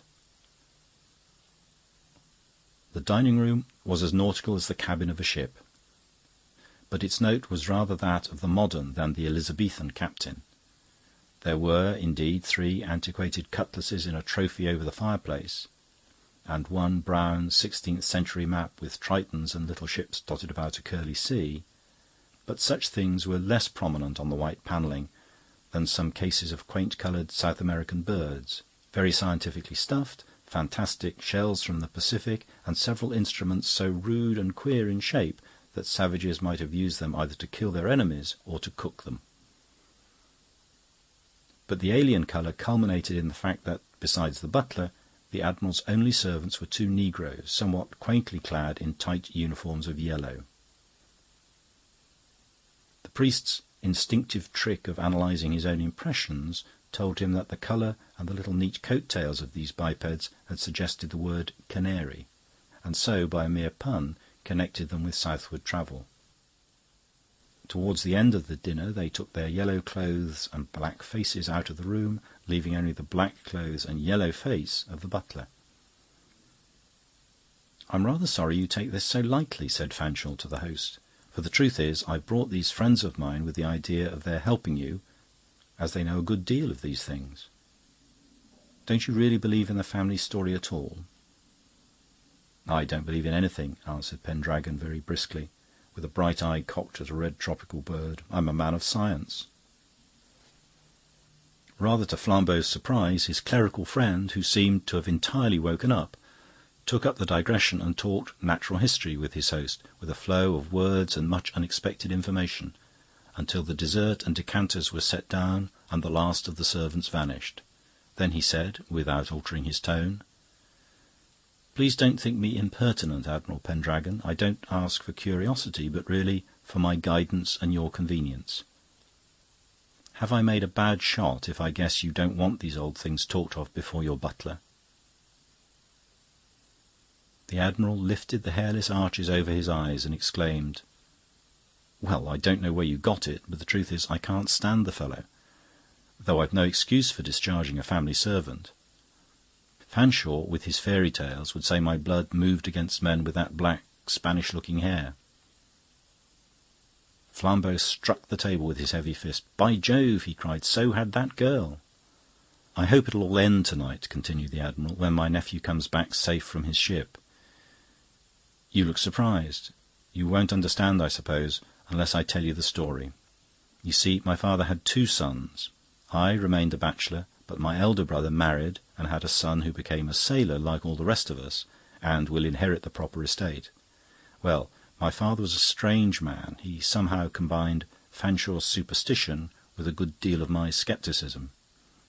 They were always fighting in him, and after my first voyages he developed a notion which he thought somehow would settle finally whether the curse was truth or trash. If all the Pendragons sailed about anyhow, he thought there would be too much chance of natural catastrophes to prove anything. But if we went to sea one at a time, in strict order of succession to the property, he thought it might show whether any connected fate followed the family as a family. It was a silly notion, I think, and I quarrelled with my father pretty heartily. For I was an ambitious man and was left to the last, coming by succession after my own nephew. "And your father and brother," said the priest, very gently, "died at sea, I fear." "Yes," groaned the Admiral, "by one of those brutal accidents on which are built all the lying mythologies of mankind. They were both shipwrecked. My father, coming up this coast out of the Atlantic, was washed up on these Cornish rocks. My brother's ship was sunk, no one knows where, on the voyage home from Tasmania. His body was never found. I tell you, it was from perfectly natural mishap. Lots of other people besides Pendragons were drowned, and both disasters are discussed in a normal way by navigators. But, of course, it set this forest of superstition on fire, and men saw the flaming tower everywhere. That's why I say it will be all right when Walter returns. The girl he's engaged to was coming today, but I was so afraid of some chance delay frightening her that I wired her not to come till she had heard from me. But he's practically sure to be here some time tonight, and then it'll all end in smoke. Tobacco smoke. We'll crack that old lie when we crack a bottle of this wine." "Very good wine," said Father Brown, gravely lifting his glass. "But as you see, a very bad wine bibber. I most sincerely beg your pardon," for he had spilt a small spot of wine on the tablecloth. He drank and put down the glass with a composed face. But his hand had started at the exact moment when he became conscious of a face looking in through the garden window just behind the Admiral. The face of a woman, swarthy, with southern hair and eyes, and young, but like a mask of tragedy. After a pause, the priest spoke again in his mild manner. "Admiral," he said, "will you do me a favour? Let me and my friends, if they like, stop in that tower of yours just for tonight. Do you know that in my business you're an exorcist almost before anything else?" Pendragon sprang to his feet and paced swiftly to and fro across the window, from which the face had instantly vanished. "I tell you there's nothing in it," he cried with ringing violence. "There is one thing I know about this matter. You may call me an atheist. I am an atheist." But he swung round and fixed Father Brown with a face of frightful concentration. "This business is perfectly natural. There is no curse in it at all." Father Brown smiled. "In that case," he said, "there can't be any objection to my sleeping in your delightful summer house." "The idea is utterly ridiculous," replied the Admiral, beating a tattoo on the back of his chair. "Please forgive me for everything," said Brown in his most sympathetic tone, "including spilling the wine. But it seems to me you are not quite so easy about the flaming tower as you try to be." Admiral Pendragon sat down again as abruptly as he had risen, but he sat quite still, and when he spoke again it was in a lower voice. "You do it at your own peril," he said. "But wouldn't you be an atheist to keep sane in all this devilry?" Some 3 hours afterwards, Fanshawe, Flambeau, and the priest were still dawdling about the garden in the dark, and it began to dawn on the other two that Father Brown had no intention of going to bed either in the tower or the house. "I think the lawn wants weeding," said he dreamily. "If I could find a spud or something, I'd do it myself." They followed him, laughing and half remonstrating, but he replied with the utmost solemnity, explaining to them in a maddening little sermon that one can always find some small occupation that is helpful to others. He did not find a spud, but he found an old broom made of twigs, with which he began energetically to brush the falling leaves off the grass. "Always some little thing to be done," he said with idiotic cheerfulness, as George Herbert says, "Who sweeps an admiral's garden in Cornwall as for thy laws, makes that and the action fine. And now," he added, suddenly slinging the broom away, "let's go and water the flowers." With the same mixed emotions they watched him uncoil some considerable lengths of the large garden hose, saying with an air of wistful discrimination, "The red tulips before the yellow, I think, look a bit dry, don't you think?" He turned the little tap on the instrument, and the water shot out straight and solid as a long rod of steel. "Look out, Samson!" cried Flambeau. "Why, you've cut off the tulip's head." Father Brown stood ruefully contemplating the decapitated plant. "Mine does seem to be a rather kill-or-cure sort of watering," he admitted, scratching his head. "I suppose it's a pity I didn't find the spud. You should have seen me with the spud. Talking of tools, you've got that sword stick, Flambeau, you always carry? That's right. And Sir Cecil could have that sword the Admiral threw away by the fence here. How grey everything looks." "The mist's rising from the river," said the staring Flambeau. Almost as he spoke, the huge figure of the hairy gardener appeared on a higher ridge of the trenched and terraced lawn, hailing them with a brandished rake and a horribly bellowing voice. "Put down that hose," he shouted. "Put down that hose and go to your—" "I am fearfully clumsy," replied the reverend gentleman weakly. "Do you know, I upset some wine at dinner." He made a wavering half-turn of apology towards the gardener, with the hose still spouting in his hand. The gardener caught the cold crash of the water full in his face, like the crash of a cannon-ball, staggered, slipped, and went sprawling with his boots in the air. "How very dreadful," said Father Brown, looking round in a sort of wonder. "Why, I've hit a man." He stood with his head forward for a moment, as if looking or listening, and then set off at a trot towards the tower, still trailing the hose behind him. The tower was quite close, but its outline was curiously dim. "Your river mist," he said, "has a rum smell." "By the Lord, it has!" cried Fanshawe, who was very white. "But you can't mean—" "I mean," said Father Brown, "that one of the Admiral's scientific predictions is coming true tonight. This story is going to end in smoke." As he spoke, a most beautiful rose-red light seemed to burst into blossom like a gigantic rose, but accompanied with a crackling and rattling noise that was like the laughter of devils. "My God, what is it?" cried Sir Cecil Fanshawe. "The sign of the flaming tower," said Father Brown, and sent the driving water from his hose into the heart of the red patch. "Lucky we hadn't gone to bed," ejaculated Fanshawe. "I suppose it can't spread to the house." "You may remember," said the priest quietly, "that the wooden fence that might have carried it was cut away." Flambeau turned electrified eyes upon his friend, but Fanshawe only said rather absently, "Well, nobody can be killed, anyhow." "This is rather a curious kind of tower," observed Father Brown. "When it takes to killing people, it always kills people who are somewhere else." At the same instant the monstrous figure of the gardener with the streaming beard stood again on the green ridge against the sky, waving others to come on, but now waving not a rake but a cutlass.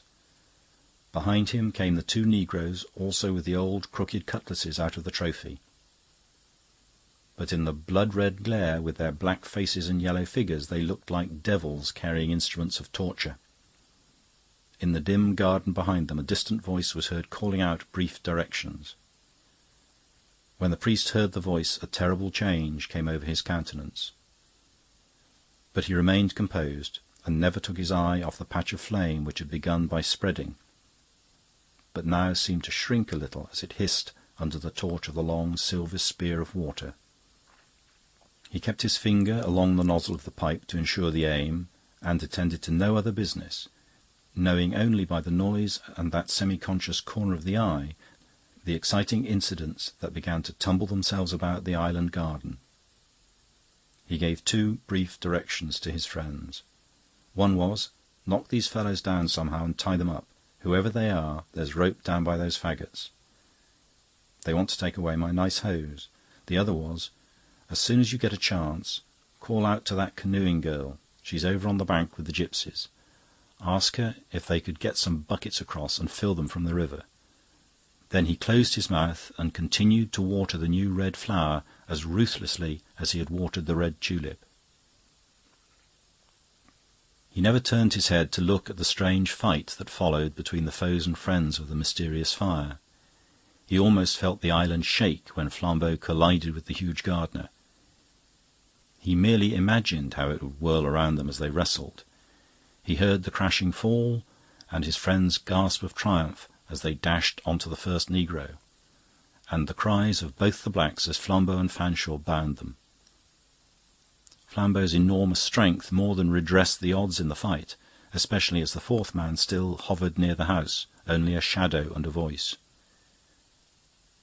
He heard also the water broken by the paddles of a canoe, the girl's voice giving orders, the voices of gypsies answering and coming nearer, the plumping and sucking noise of empty buckets plunged into a full stream, and finally the sound of many feet around the fire. But all this was less to him than the fact that the red rent, which had lately once more increased, had once more slightly diminished. Then came a cry that very nearly made him turn his head. Flambeau and Fanshawe, now reinforced by some gypsies, had rushed after the mysterious man by the house, and he heard from the other end of the garden the Frenchman's cry of horror and astonishment. It was echoed by a howl not to be called human, as the being broke from their hold and ran along the garden. 3 times at least it raced round the whole island in a way that was as horrible as the chase of a lunatic, both in the cries of the pursued and the ropes carried by the pursuers, but was more horrible still because it somehow suggested one of the chasing games of children in a garden. Then, finding them closing in on every side, the figure sprang upon one of the high river banks and disappeared with a splash into the dark and driving river. "You can do no more, I fear," said Brown in a voice cold with pain. "He's been washed down to the rocks by now, where he has sent so many others. He knew the use of a family legend." "Oh, don't talk in these parables," cried Flambeau impatiently. "Can't you put it simply in words of one syllable?" "Yes," answered Brown, with his eye on the hose. "Both eyes bright, she's all right. One eye blinks, down she sinks." The fire hissed and shrieked more and more, like a strangled thing, as it grew narrower and narrower under the flood from the pipe and the buckets. But Father Brown still kept his eye on it as he went on speaking. "I thought of asking this young lady, if it were morning yet, to look through that telescope at the river mouth and the river. She might have seen something to interest her, the sign of a ship, or Mr. Walter Pendragon coming home, and perhaps even the sign of the half-man, for though he is certainly safe by now, he may very well have waded ashore. He has been within a shave of another shipwreck, and would never have escaped it if the lady hadn't had the sense to suspect the old Admiral's telegram and come down to watch him. Don't let's talk about the old Admiral. Don't let's talk about anything. It's enough to say that whenever this tower, with its pitch and resin wood, really caught fire, the spark on the horizon always looked like the twin light to the coast lighthouse." "And that," said Flambeau, "is how the father and brother died. The wicked uncle of the legends very nearly got his estate after all." Father Brown did not answer. Indeed, he did not speak again, save for civilities, till they were all safe round a cigar-box in the cabin of the yacht. He saw that the frustrated fire was extinguished, and then refused to linger, though he actually heard young Pendragon, escorted by an enthusiastic crowd, come tramping up the river bank, and might, had he been moved by romantic curiosities, have received the combined thanks of the man from the ship and the girl from the canoe. But his fatigue had fallen on him once more, and he only started once when Flambeau abruptly told him he had dropped his cigar ash on his trousers. "That's no cigar ash," he said rather wearily. "That's from the fire, but you don't think so because you're all smoking cigars. That's just the way I got my first faint suspicion about the chart." "Do you mean Pendragon's chart of his Pacific Islands?" asked Fanshawe. "You thought it was a chart of the Pacific Islands," answered Brown. "Put a feather with a fossil and a bit of coral, and everyone will think it's a specimen. Put the same feather with a ribbon and an artificial flower, and everyone will think it's for a lady's hat. Put the same feather with an ink bottle, a book, and a stack of writing paper, and most men will swear they've seen a quill pen. So you saw the map among tropical birds and shells and thought it was a map of Pacific Islands. It was a map of this river." "But how do you know?" asked Fanshawe. "I saw the rock you thought was like a dragon, and the one like Merlin, and—" "You seem to have noticed a lot as we came in," cried Fanshawe. "We thought you were rather abstracted." "I was seasick," said Father Brown simply. "I felt simply horrible. But feeling horrible has nothing to do with not seeing things." And he closed his eyes. "Do you think most men would have seen that?" asked Flambeau. He received no answer. Father Brown was asleep. Chapter 9. The God of the Gongs. It was one of those chilly and empty afternoons in early winter, when the daylight is silver rather than gold and pewter rather than silver.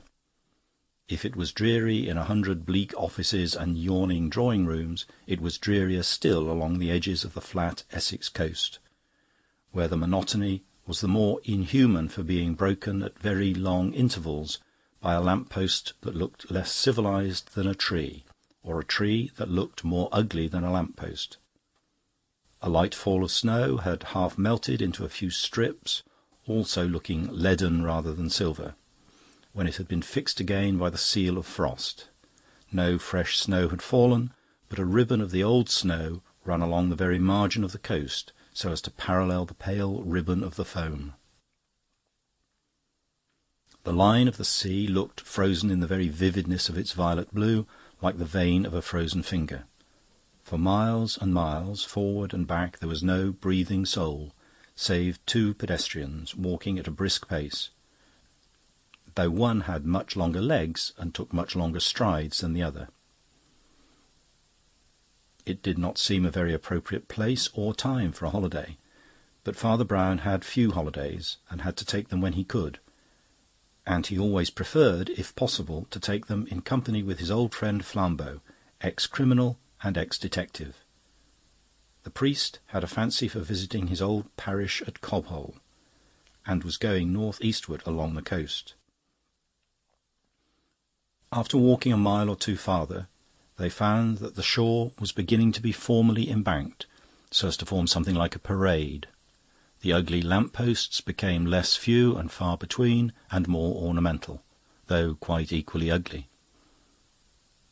Half a mile farther on, Father Brown was puzzled, first by little labyrinths of flowerless flower-pots covered with the low, flat, quiet-coloured plants that looked less like a garden than a tessellated pavement, between weak curly paths studded with seats with curly backs. He faintly sniffed the atmosphere of a certain sort of seaside town that he did not specially care about, and, looking ahead along the parade by the sea, he saw something that put the matter beyond a doubt. In the grey distance the big bandstand of a watering-place stood up like a giant mushroom with 6 legs. "I suppose," said Father Brown, turning up his coat collar and drawing a woollen scarf rather closer round his neck, "that we are approaching a pleasure resort." "I fear," answered Flambeau, "a pleasure resort to which few people just now have the pleasure of resorting." They try to revive these places in the winter, but it never succeeds, except with Brighton and the old ones. This must be Seawood, I think. Lord Pooley's experiment. He had the Sicilian singers down at Christmas, and there's talk about holding one of the great glove fights here. But they'll have to chuck the rotten place into the sea. It's as dreary as a lost railway carriage. They had come under the big bandstand, and the priest was looking up at it with a curiosity that had something rather odd about it, his head a little on one side, like a bird's. It was the conventional, rather tawdry kind of erection for its purpose, a flattened dome or canopy, gilt here and there, and lifted on 6 slender pillars of painted wood, the whole being raised about 5 feet above the parade on a round wooden platform like a drum. But there was something fantastic about the snow, combined with something artificial about the gold, that haunted Flambeau as well as his friend, with some association he could not capture, but which he knew was at once artistic and alien. "I've got it," he said at last. "It's Japanese. It's like those fanciful Japanese prints where the snow on the mountain looks like sugar and the gilt on the pagodas is like gilt on gingerbread. It looks just like a little pagan temple." "Yes," said Father Brown, "let's have a look at the god." And with an agility hardly to be expected from him, he hopped up onto the raised platform. "Oh, very well," said Flambeau, laughing, and the next instant his own towering figure was visible on that quaint elevation. Slight as was the difference of height, it gave in those level wastes a sense of seeing yet farther and farther across land and sea. Inland, the little wintry gardens faded into a confused grey copse. Beyond that, in the distance, were long, low barns of a lonely farmhouse, and beyond that, nothing but the long East Anglian plains. Seawards, there was no sail or sign of life save a few seagulls, and even they looked like the last snowflakes and seemed to float rather than fly. Flambeau turned abruptly at an exclamation behind him. It seemed to come from lower down than might have been expected, and to be addressed to his heels rather than his head. He instantly held out his hand, but he could hardly help laughing at what he saw. For some reason or other the platform had given way under Father Brown, and the unfortunate little man had dropped through to the level of the parade. He was just tall enough, or short enough, for his head alone to stick out of the hole in the broken wood, looking like St. John the Baptist's head on a charger. The face wore a disconcerted expression, as did perhaps that of St. John the Baptist. In a moment he began to laugh a little. "This wood must be rotten," said Flambeau, "though it seems odd it should bear me and you go through the weak place. Let me help you out."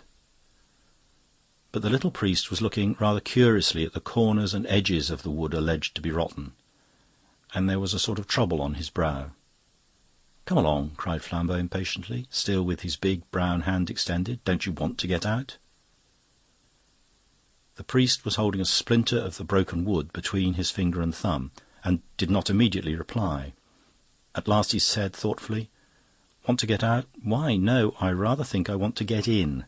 And he dived into the darkness under the wooden floor so abruptly as to knock off his big curved clerical hat and leave it lying on the boards above, without any clerical head in it.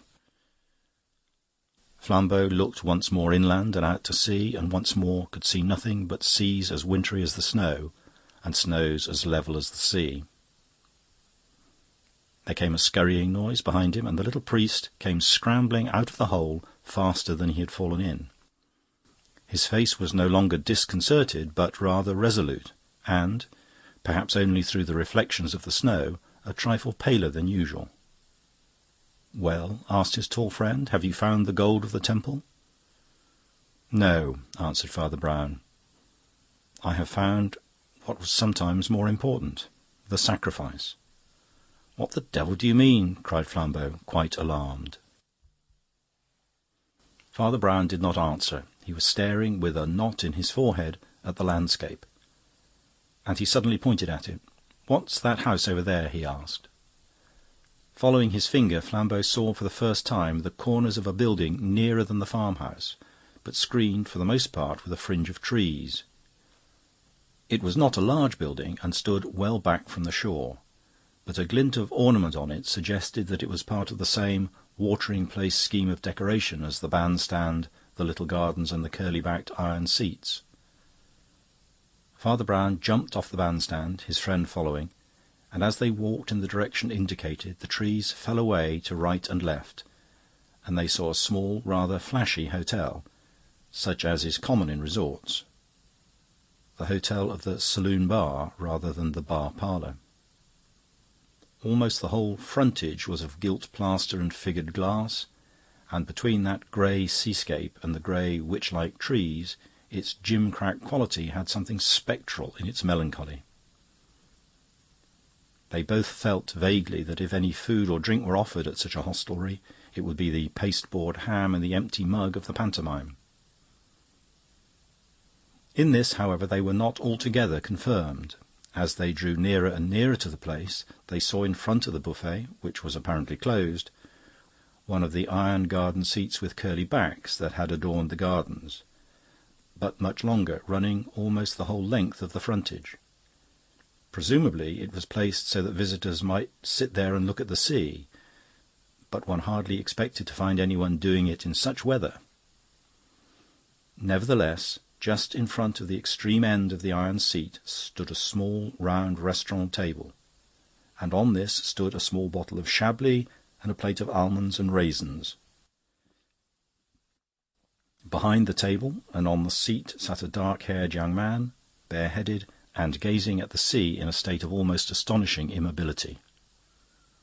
But though he might have been a waxwork, when they were within 4 yards of him, he jumped up like a jack-in-the-box. When they came within 3, and said in a deferential, though not undignified manner, "Will you step inside, gentlemen? I have no staff at present, but I can get you anything simple myself." "Much obliged," said Flambeau. "So you're the proprietor?" "Yes," said the dark man, dropping back a little into his motionless manner. "My waiters are all Italians, you see, and I thought it only fair they should see their countryman beat the black, if he really can do it. You know, the great fight between Malvolio and Nigger Ned is coming off after all." "I'm afraid we can't wait to trouble your hospitality seriously," said Father Brown. "But my friend would be glad of a glass of sherry, I'm sure, to keep out the cold and drink success to the Latin champion." Flambeau did not understand the sherry, but he did not object to it in the least. He could only say amiably, "Oh, thank you very much." "Sherry, sir? Certainly," said their host, turning to his hostel. "Excuse me if I detain you a few minutes. As I told you, I have no staff." And he went towards the black window of his shuttered and unlighted inn. "Oh, it really doesn't matter," began Flambeau, but the man turned to reassure him. "I have the keys," he said. "I could find my way in the dark." "I didn't mean—" began Father Brown. He was interrupted by a bellowing human voice that came out of the bowels of the uninhabited hotel. It thundered some foreign name loudly but inaudibly, and the hotel proprietor moved more sharply towards it than he had done for Flambeau's sherry. As instant evidence proved, the proprietor had told, then and after, nothing but the literal truth. But both Flambeau and Father Brown have often confessed that, in all their often outrageous adventures, nothing had so chilled their blood as that voice of an ogre, sounding suddenly out of a silent and empty inn. "My cook," cried the proprietor hastily. "I'd forgotten my cook. He will be starting presently. Sherry, sir?" And, sure enough, there appeared in the doorway a big white bulk with white cap and white apron as befits a cook, but with the needless emphasis of a black face. Flambeau had often heard that negroes made good cooks, but somehow something in the contrast of colour and caste increased his surprise that the hotel proprietor should answer the call of the cook and not the cook the call of the proprietor. But he reflected that head cooks are proverbially arrogant, and besides, the host had come back with the sherry, and that was the great thing. "I rather wonder," said Father Brown, "that there are so few people about the beach when the big fight is coming on after all. We only met one man for miles." The hotel proprietor shrugged his shoulders. "They come from the other end of town, you see, from the station, 3 miles from here. They are only interested in the sport and will stop in hotels for the night only. After all, it is hardly weather for basking on the shore." "Or on the seat," said Flambeau, and pointed to the little table. "I have to keep a look-out," said the man with the motionless face. He was a quiet, well-featured fellow, rather sallow. His dark clothes had nothing distinctive about them, except that his black necktie was worn rather high, like a stock, and secured by a gold pin with some grotesque head on it. Nor was there anything notable in his face, except something that was probably a mere nervous trick, a habit of opening one eye more narrowly than the other, giving the impression that the other was larger or was perhaps artificial.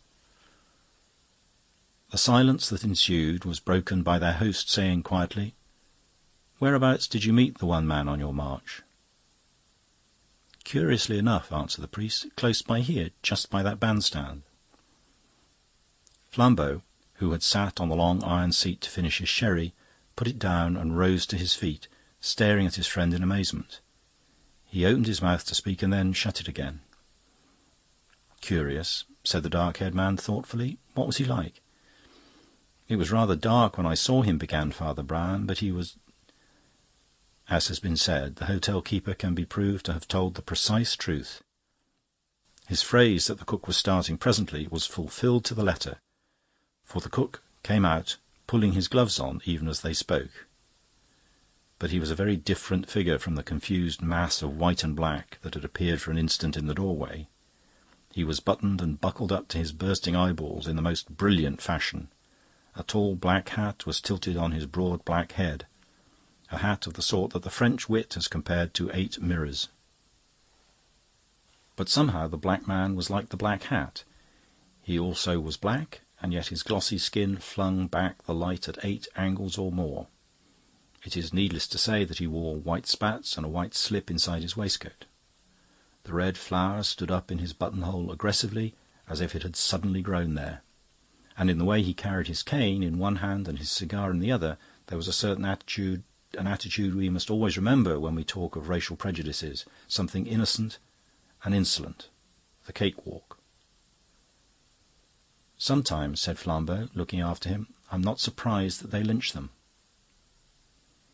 "I am never surprised," said Father Brown, "at any work of hell. But as I was saying," he resumed, as the negro, still ostentatiously pulling on his yellow gloves, betook himself briskly towards the watering-place, a queer music-hall figure against that grey and frosty scene. "As I was saying, I couldn't describe the man very minutely, but he had a flourish and old-fashioned whiskers and moustachios, dark or dyed, as in the pictures of foreign financiers. Round his neck was wrapped a long purple scarf that thrashed out in the wind as he walked. It was fixed at the throat rather in the way that nurses fix children's comforters with a safety-pin. Only this," added the priest, gazing placidly out to sea, "was not a safety-pin." The man sitting on the long iron bench was also gazing placidly out to sea. Now he was once more in repose. Flambeau felt quite certain that one of his eyes was naturally larger than the other. Both were now well opened, and he could almost fancy the left eye grew larger as he gazed. "It was a very long gold pin, and had the carved head of a monkey or some such thing," continued the cleric, "and it was fixed in a rather odd way. He wore pince-nez and a broad black—" The motionless man continued to gaze at the sea, and the eyes in his head might have belonged to 2 different men. Then he made a movement of blinding swiftness. Father Brown had his back to him, and in that flash might have fallen dead on his face. Flambeau had no weapon, but his large brown hands were resting on the edge of the long iron seat. His shoulders abruptly altered their shape, and he heaved the whole huge thing high over his head like a headsman's axe about to fall. The mere height of the thing, as he held it vertical, looked like a long iron ladder by which he was inviting men to climb towards the stars. But the long shadow in the level evening light looked like a giant brandishing the Eiffel Tower.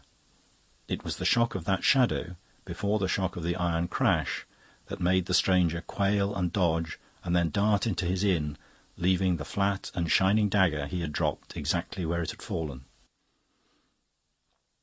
"We must get away from here instantly," cried Flambeau, flinging the huge seat away with furious indifference on the beach.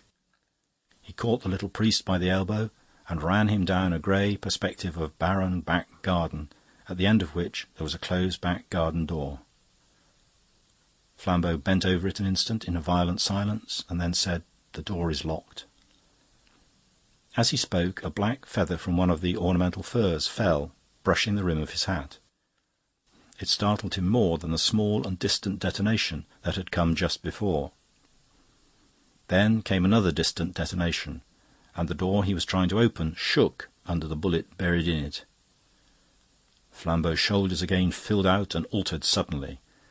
3 hinges and a lock burst at the same instant, and he went out into the empty path behind, carrying the great garden door with him, as Samson carried the gates of Gaza. Then he flung the garden gate over the garden wall, just as a third shot picked up a spurt of snow and dust behind his heel. Without ceremony, he snatched up the little priest, slung him astraddle on his shoulders, and went racing towards seaward as fast as his long legs could carry him. It was not until nearly 2 miles farther on that he set his small companion down.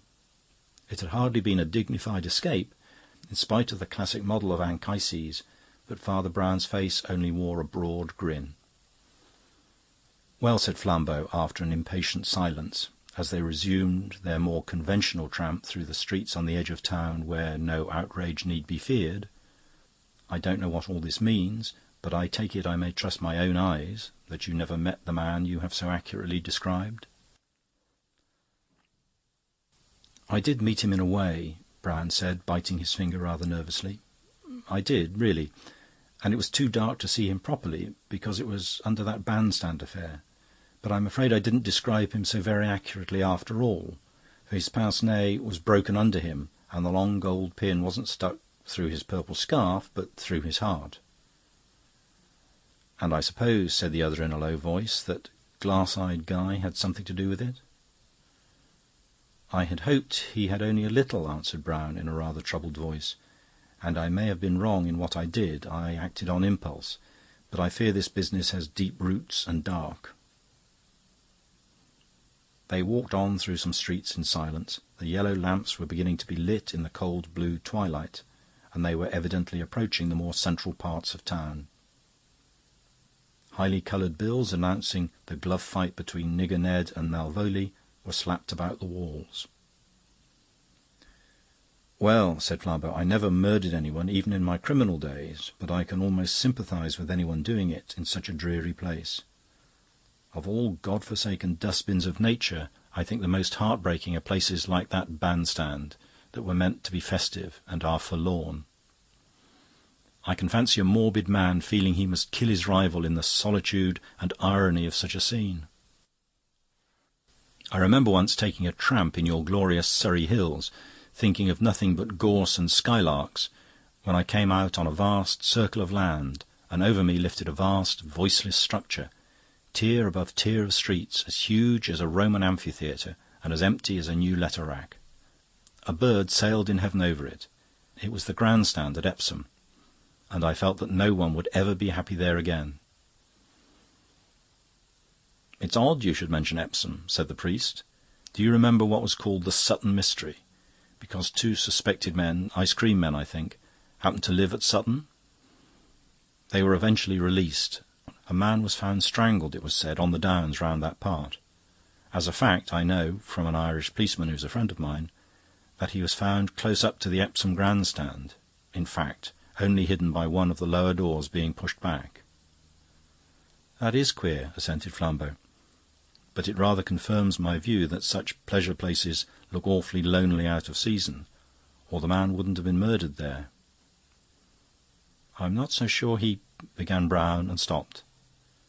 "Not so sure he was murdered?" queried his companion. "Not so sure he was murdered out of the season," answered the little priest with simplicity. "Don't you think there's something rather tricky about this solitude, Flambeau? Do you feel sure a wise murderer would always want the spot to be lonely? It's very, very seldom a man is quite alone, and, short of that, the more alone he is, the more certain he is to be seen. No, I think there must be some other... Why, here we are at the pavilion, or palace, or whatever they call it." They had emerged on a small square, brilliantly lighted, of which the principal building was gay with gilding, gaudy with posters, and flanked with 2 giant photographs of Malvolio and Nigger Ned. "Hello," cried Flambeau in great surprise, as his clerical friend stumped straight up the broad steps. "I didn't know pugilism was your latest hobby. Are you going to see the fight?" "I don't think there will be any fight," replied Father Brown. They passed rapidly through ante-rooms and inner rooms. They passed through the hall of combat itself, raised, roped, and padded with innumerable seats and boxes, and still the cleric did not look round or pause till he came to a clerk at a desk outside a door marked "Committee." There he stopped and asked to see Lord Pooley. The attendant observed that his lordship was very busy, as the fight was coming on soon, but Father Brown had a good-tempered tedium of reiteration, for which the official mind is generally not prepared.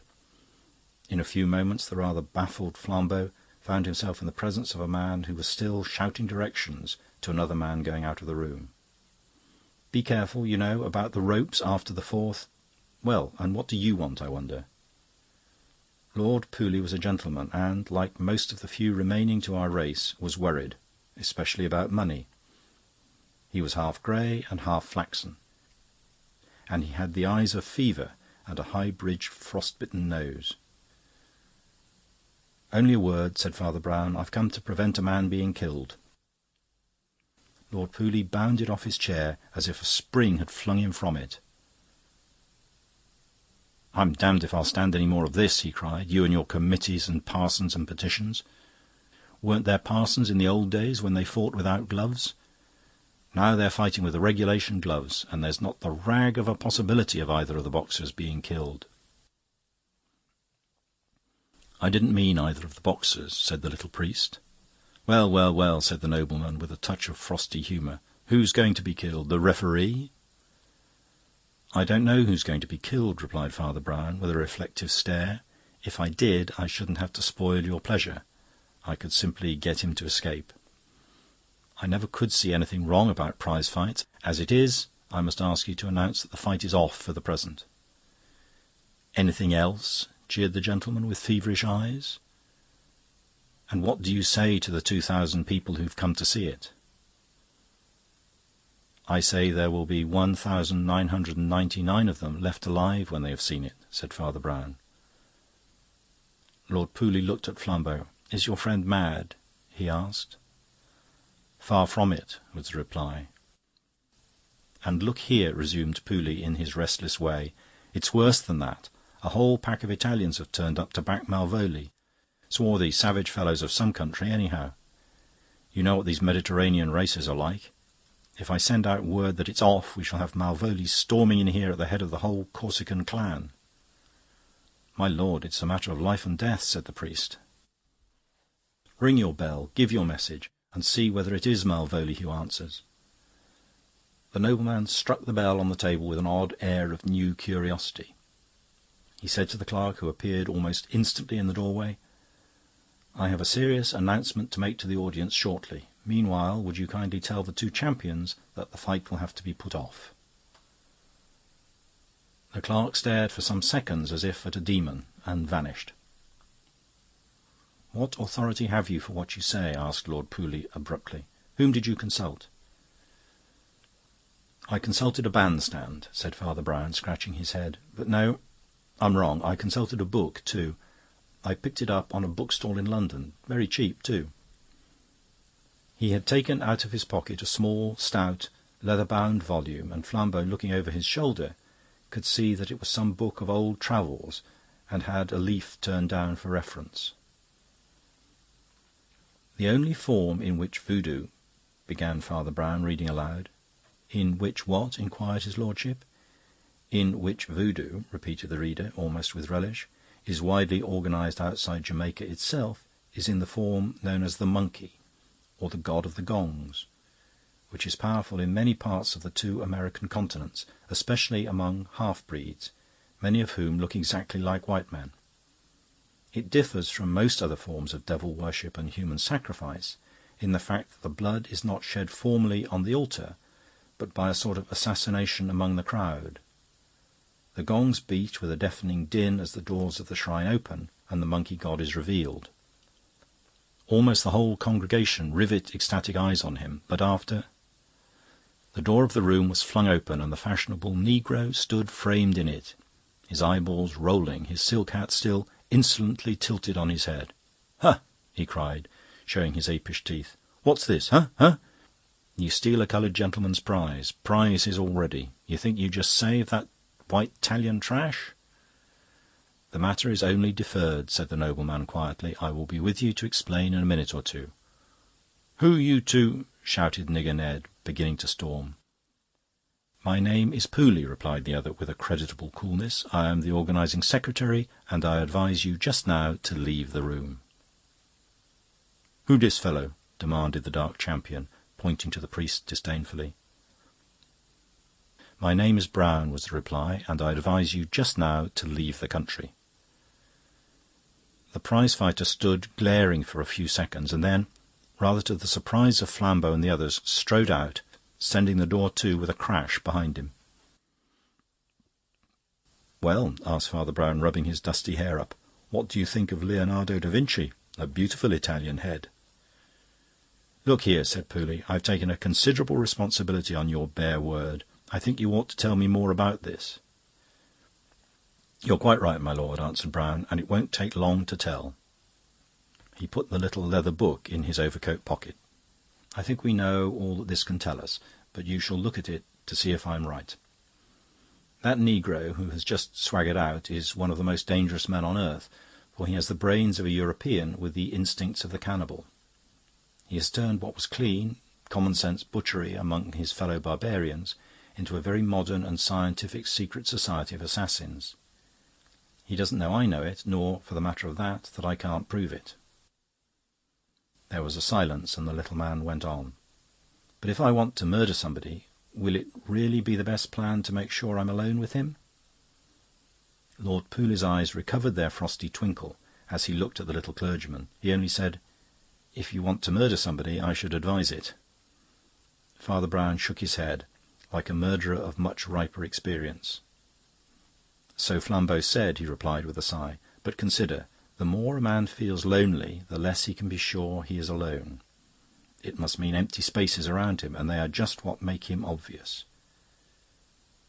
Have you never seen one ploughman from the heights or one shepherd from the valley? Have you never walked along a cliff and seen one man walking along the sands? Didn't you know when he's killed a crab, and wouldn't you have known if it had been a creditor? No, no, no. For an intelligent murderer, such as you or I might be, it is an impossible plan to make sure that nobody is looking at you." "But what other plan is there?" "There is only one," said the priest, "to make sure that everybody is looking at something else. A man is throttled close by the big stand at Epsom. Anybody might have seen it done while the stand stood empty, any tramp under the hedges or motorist among the hills. But nobody would have seen it when the stand was crowded, and the whole ring roaring, when the favourite was coming in first, or wasn't. The twisting of a neckcloth, the thrusting of a body behind a door could be done in an instant, so long as it was that instant. It was the same, of course," he continued, turning to Flambeau, "with that poor fellow under the bandstand. He was dropped through the hole. It wasn't an accidental hole, just at some very dramatic moment of the entertainment, when the bow of some great violinist or the voice of some great singer opened or came to its climax. And here, of course, when the knockout blow came. It would not be the only one. That is the little trick Nigger Ned has adopted for his old gong of gongs." "By the way, Malvolio," Pooley began. "Malvolio," said the priest, "has nothing to do with it. I dare say he has some Italians with him, but our amiable friends are not Italians. They are octoroons and African half-bloods of various shades, but I fear we English think all foreigners are much the same, so long as they are dark and dirty. Also," he added with a smile, "I fear the English decline to draw any fine distinction between the moral character produced by my religion and that which blooms out of voodoo." The blaze of the spring season had burst upon Seawood, littering its foreshore with famines and bathing machines, with nomadic preachers and nigger minstrels, before the two friends saw it again, and long before the storm of pursuit after the strange secret society had died away. Almost on every hand the secret of their purpose perished with them. The man of the hotel was found drifting dead on the sea like so much seaweed. His right eye was closed in peace, but his left eye wide open and glistened like glass in the moon. Nigger Ned had been overtaken a mile or two away and murdered 3 policemen with his closed left hand. The remaining officer was surprised, nay pained, and the negro got away. But this was enough to set all the English papers in a flame, and for a month or two the main purpose of the British Empire was to prevent the buck nigger, who was so in both senses, escaping by any English port. Persons of a figure remotely reconcilable with his were subjected to quite extraordinary inquisitions, made to scrub their faces before going on board ship, as if each white complexion were made up like a mask of grease paint. Every negro in England was put under special regulations and made to report himself. The outgoing ships would no more have taken a nigger than a basilisk. For people had found out how fearful and vast and silent was the force of the savage secret society. And by the time Flambeau and Father Brown were leaning on the parade parapet in April, the black man meant in England almost what he once meant in Scotland. "He must still be in England," observed Flambeau, "and horridly well hidden too. They must have found him at the ports if he'd only whitened his face." "You see, he's a really clever man," said Father Brown apologetically, "and I'm sure he wouldn't whiten his face." "Well, but what would he do?" "I think," said Father Brown, "he would blacken his face." Flambeau, leaning motionless on the parapet, laughed and said, "My dear fellow." Father Brown, also leaning motionless on the parapet, moved one finger for an instant into the direction of the soot-masked niggers singing on the sands. Chapter 10. The Salad of Colonel Cray. Father Brown was walking home from Mass on a white, weird morning when the mists were slowly lifting, one of those mornings when the very element of light appears as something mysterious and new. The scattered trees outlined themselves more and more out of the vapour, as if they were first drawn in grey chalk and then in charcoal. At yet more distant intervals appeared the houses upon the broken fringe of the suburb. Their outlines became clearer and clearer, until he recognised many in which he had had chance acquaintances, and many more the names of whose owners he knew. But all the windows and doors were sealed. None of the people were of the sort that would be up at such a time, or still less on such an errand. But as he passed under the shadow of one handsome villa with verandahs and wide, ornate gardens, he heard a noise that made him almost involuntarily stop. It was the unmistakable noise of a pistol or carbine or some light firearm discharged. But it was not this that puzzled him most. The first full noise was immediately followed by a series of fainter noises, as he counted them about 6. He supposed it must be the echo, but the odd thing was that the echo was not in the least like the original sound. It was not like anything else that he could think of. The 3 things nearest to it seemed to be the noise made by siphons of soda water, one of the many noises made by an animal, and the noise made by a person attempting to conceal laughter, none of which seemed to make much sense. Father Brown was made of 2 men. There was a man of action, who was as modest as a primrose and as punctual as a clock, who went his small round of duties and never dreamed of altering it. There was also a man of reflection, who was much simpler but much stronger, who could not easily be stopped, whose thought was always, in the only intelligent sense of the word, free thought. He could not help even unconsciously asking himself all the questions that there were to be asked, and answering as many of them as he could. All that went on like his breathing or circulation, but he never consciously carried his actions outside the sphere of his own duty, and in this case the 2 attitudes were aptly tested.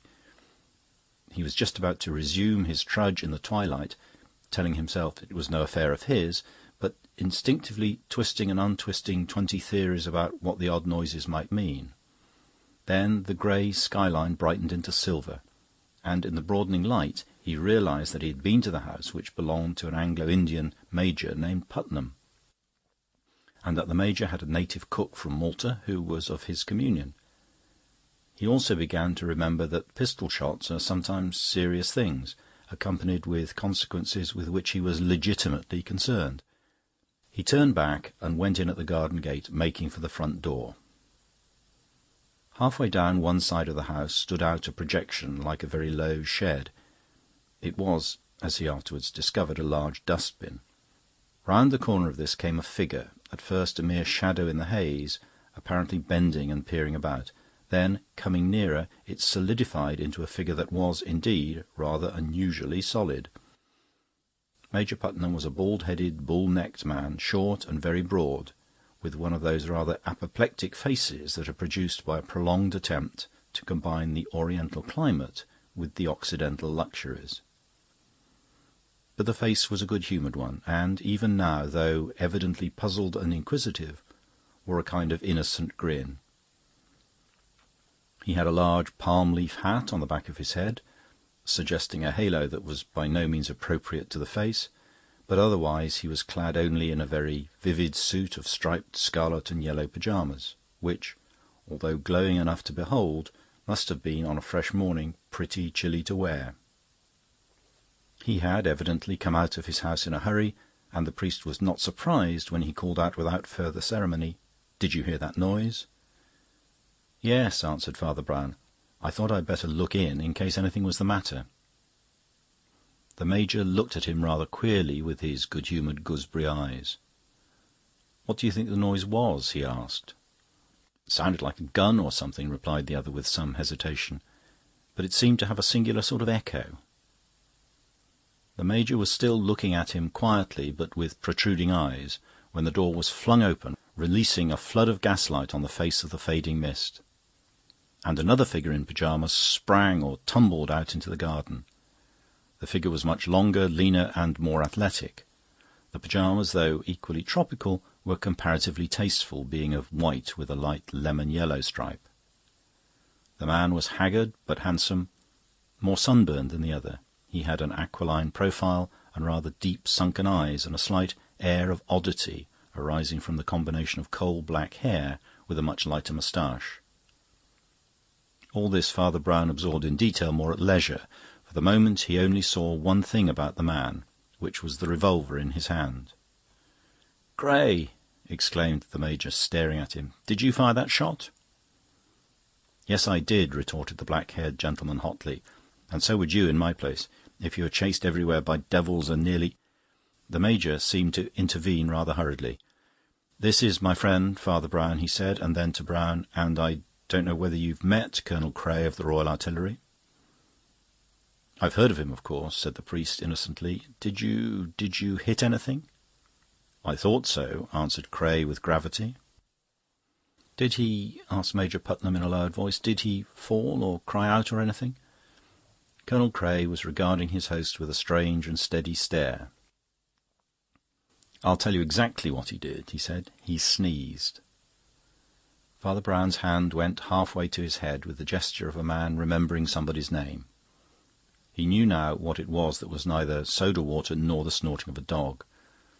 "Well," ejaculated the staring Major, "I never heard before that a service revolver was a thing to be sneezed at." "Nor I," said Father Brown faintly. "It's lucky you didn't turn your artillery on him, or you might have given him quite a bad cold." Then, after a bewildered pause, he said, "Was it a burglar?" "Let's go inside," said Major Putnam rather sharply, and led the way into his house. The interior exhibited a paradox often to be marked in such morning hours, that the rooms seemed brighter than the sky outside, even after the Major had turned off the one gaslight in the front hall. Father Brown was surprised to see the whole dining-table set out as for a festive meal, with napkins in their rings and wine-glasses of some 6 unnecessary shapes set beside every plate. It was common enough at that time of the morning to find the remains of a banquet overnight, but to find it freshly spread so early was unusual. While he stood wavering in the hall, Major Putnam rushed past him and sent a raging eye over the whole oblong of the tablecloth. At last he spoke, spluttering. "All the silver gone," he gasped. "Fish-knives and forks gone. Old cruet-stand gone. Even the old silver cream-jug gone. And now, Father Brown, I'm ready to answer your question of whether it was a burglar." "They're simply a blind," said Cray stubbornly. "I know better than you why people persecute this house. I know better than you why—" The Major patted him on the shoulder with a gesture almost peculiar to the soothing of a sick child, and said, "It was a burglar. Obviously it was a burglar." "A burglar with a bad cold," observed Father Brown. "That might assist you to trace him in the neighbourhood." The Major shook his head in a sombre manner. "He must be far beyond trace now, I fear," he said.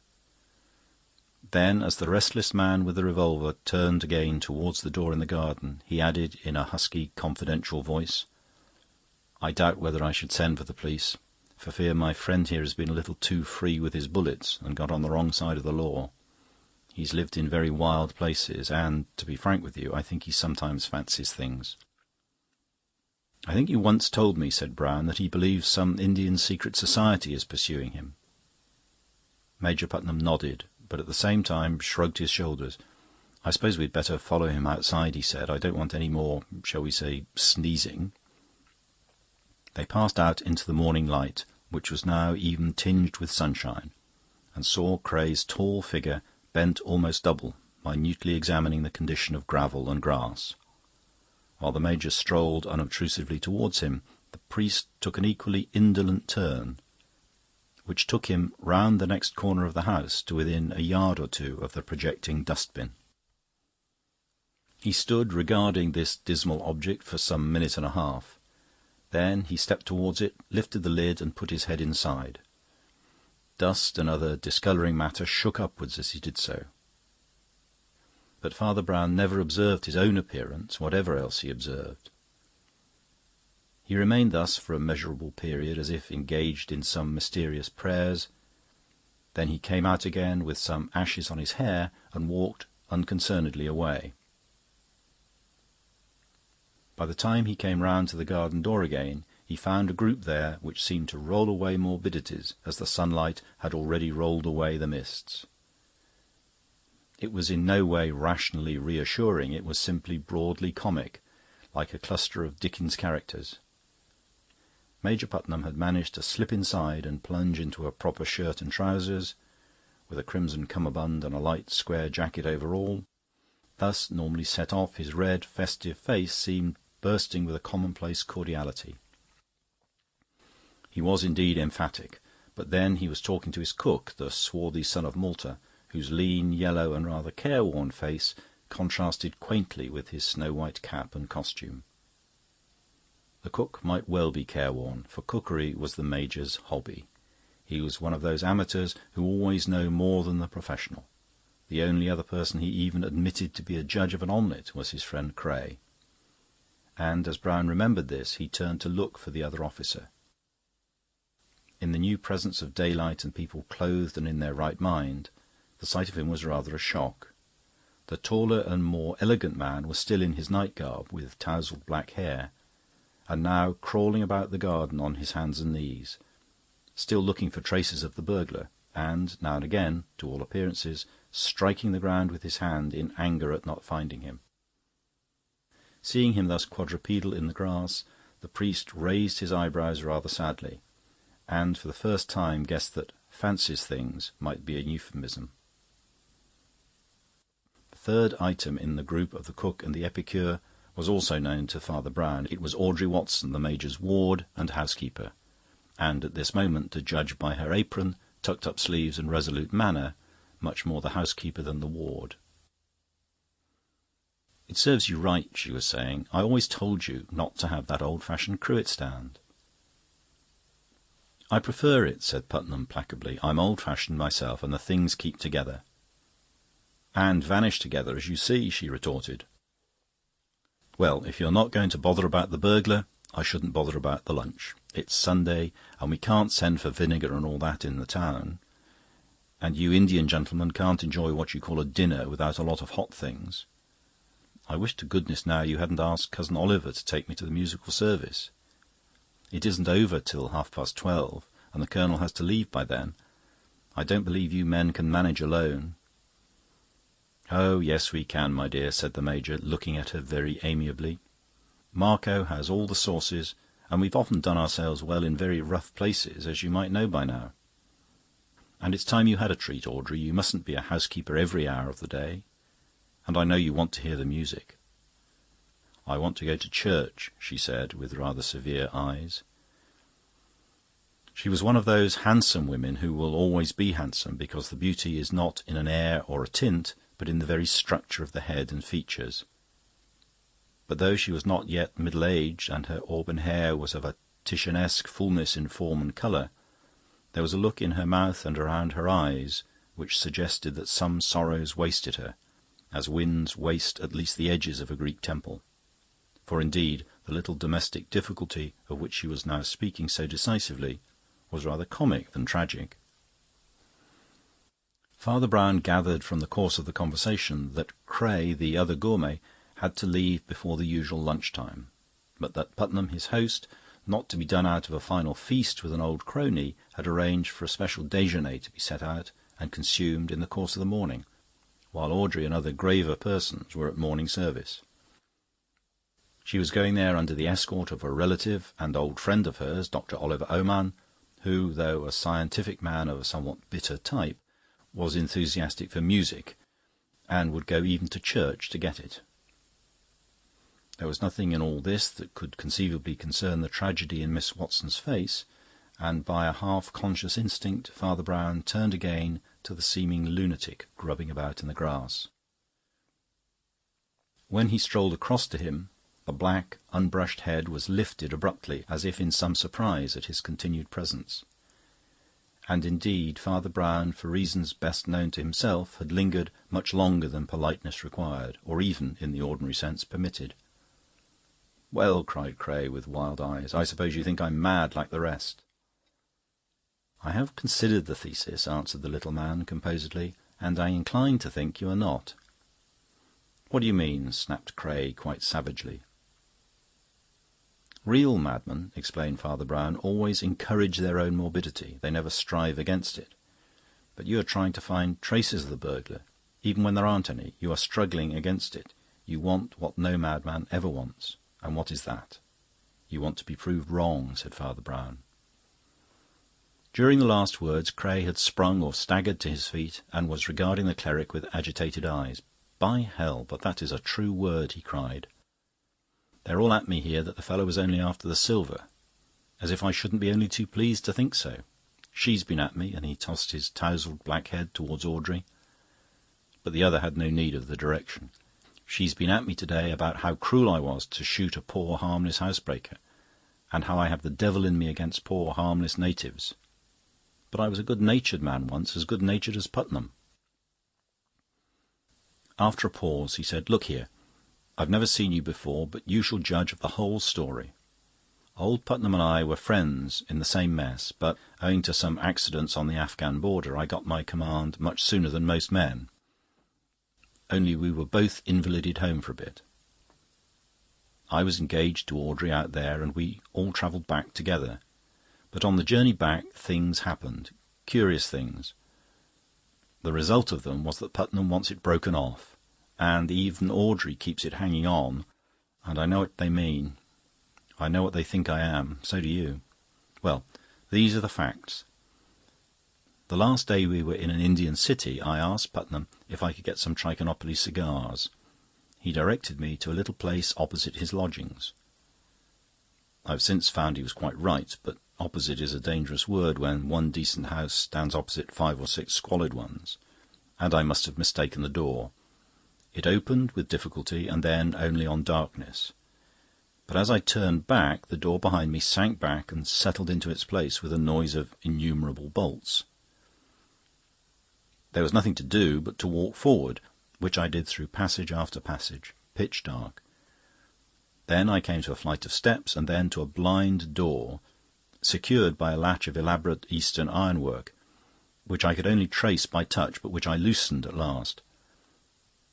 I came out again upon gloom, which was half turned into a greenish twilight by a multitude of small but steady lamps below.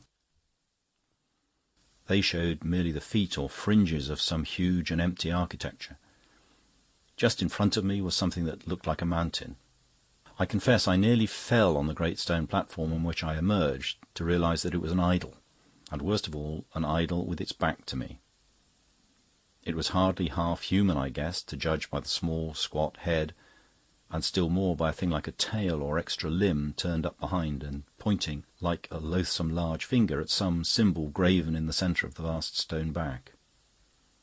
I had begun, in the dim light, to guess at the hieroglyphic, not without horror, when a more horrible thing happened. A door opened silently in the temple wall behind me, and a man came out, with a brown face and a black coat. He had a carved smile on his face of copper flesh and ivory teeth, but I think the most hateful thing about him was that he was in European dress. I was prepared, I think, for shrouded priests or naked fakirs, but this seemed to say that the devilry was over all the earth, as indeed I found it to be. "If you had only seen the monkey's feet," he said, smiling steadily and without other preface, "we should have been very gentle. You would have only been tortured and die. If you had seen the monkey's face, still we should be very moderate, very tolerant. You would only be tortured and live. But as you have seen the monkey's tail, we must pronounce the worst sentence, which is, go free."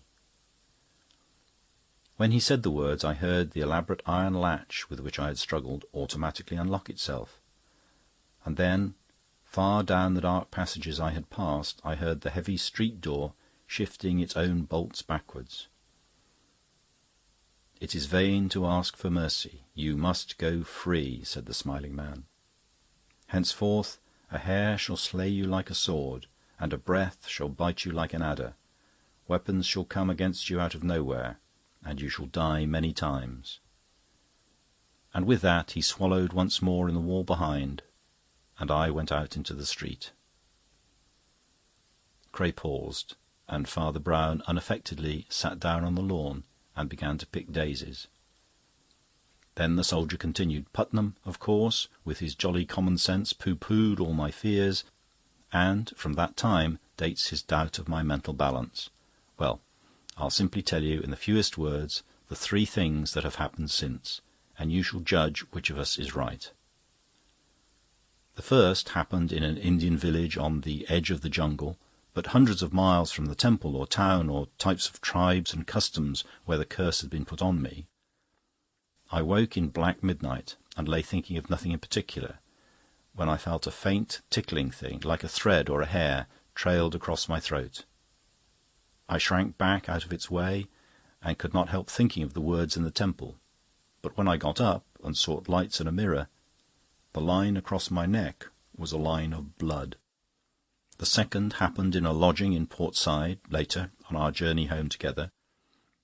It was a jumble of tavern and curiosity shop, and though there was nothing there remotely suggesting the cult of the monkey, it is, of course, possible that some of its images or talismans were in such a place.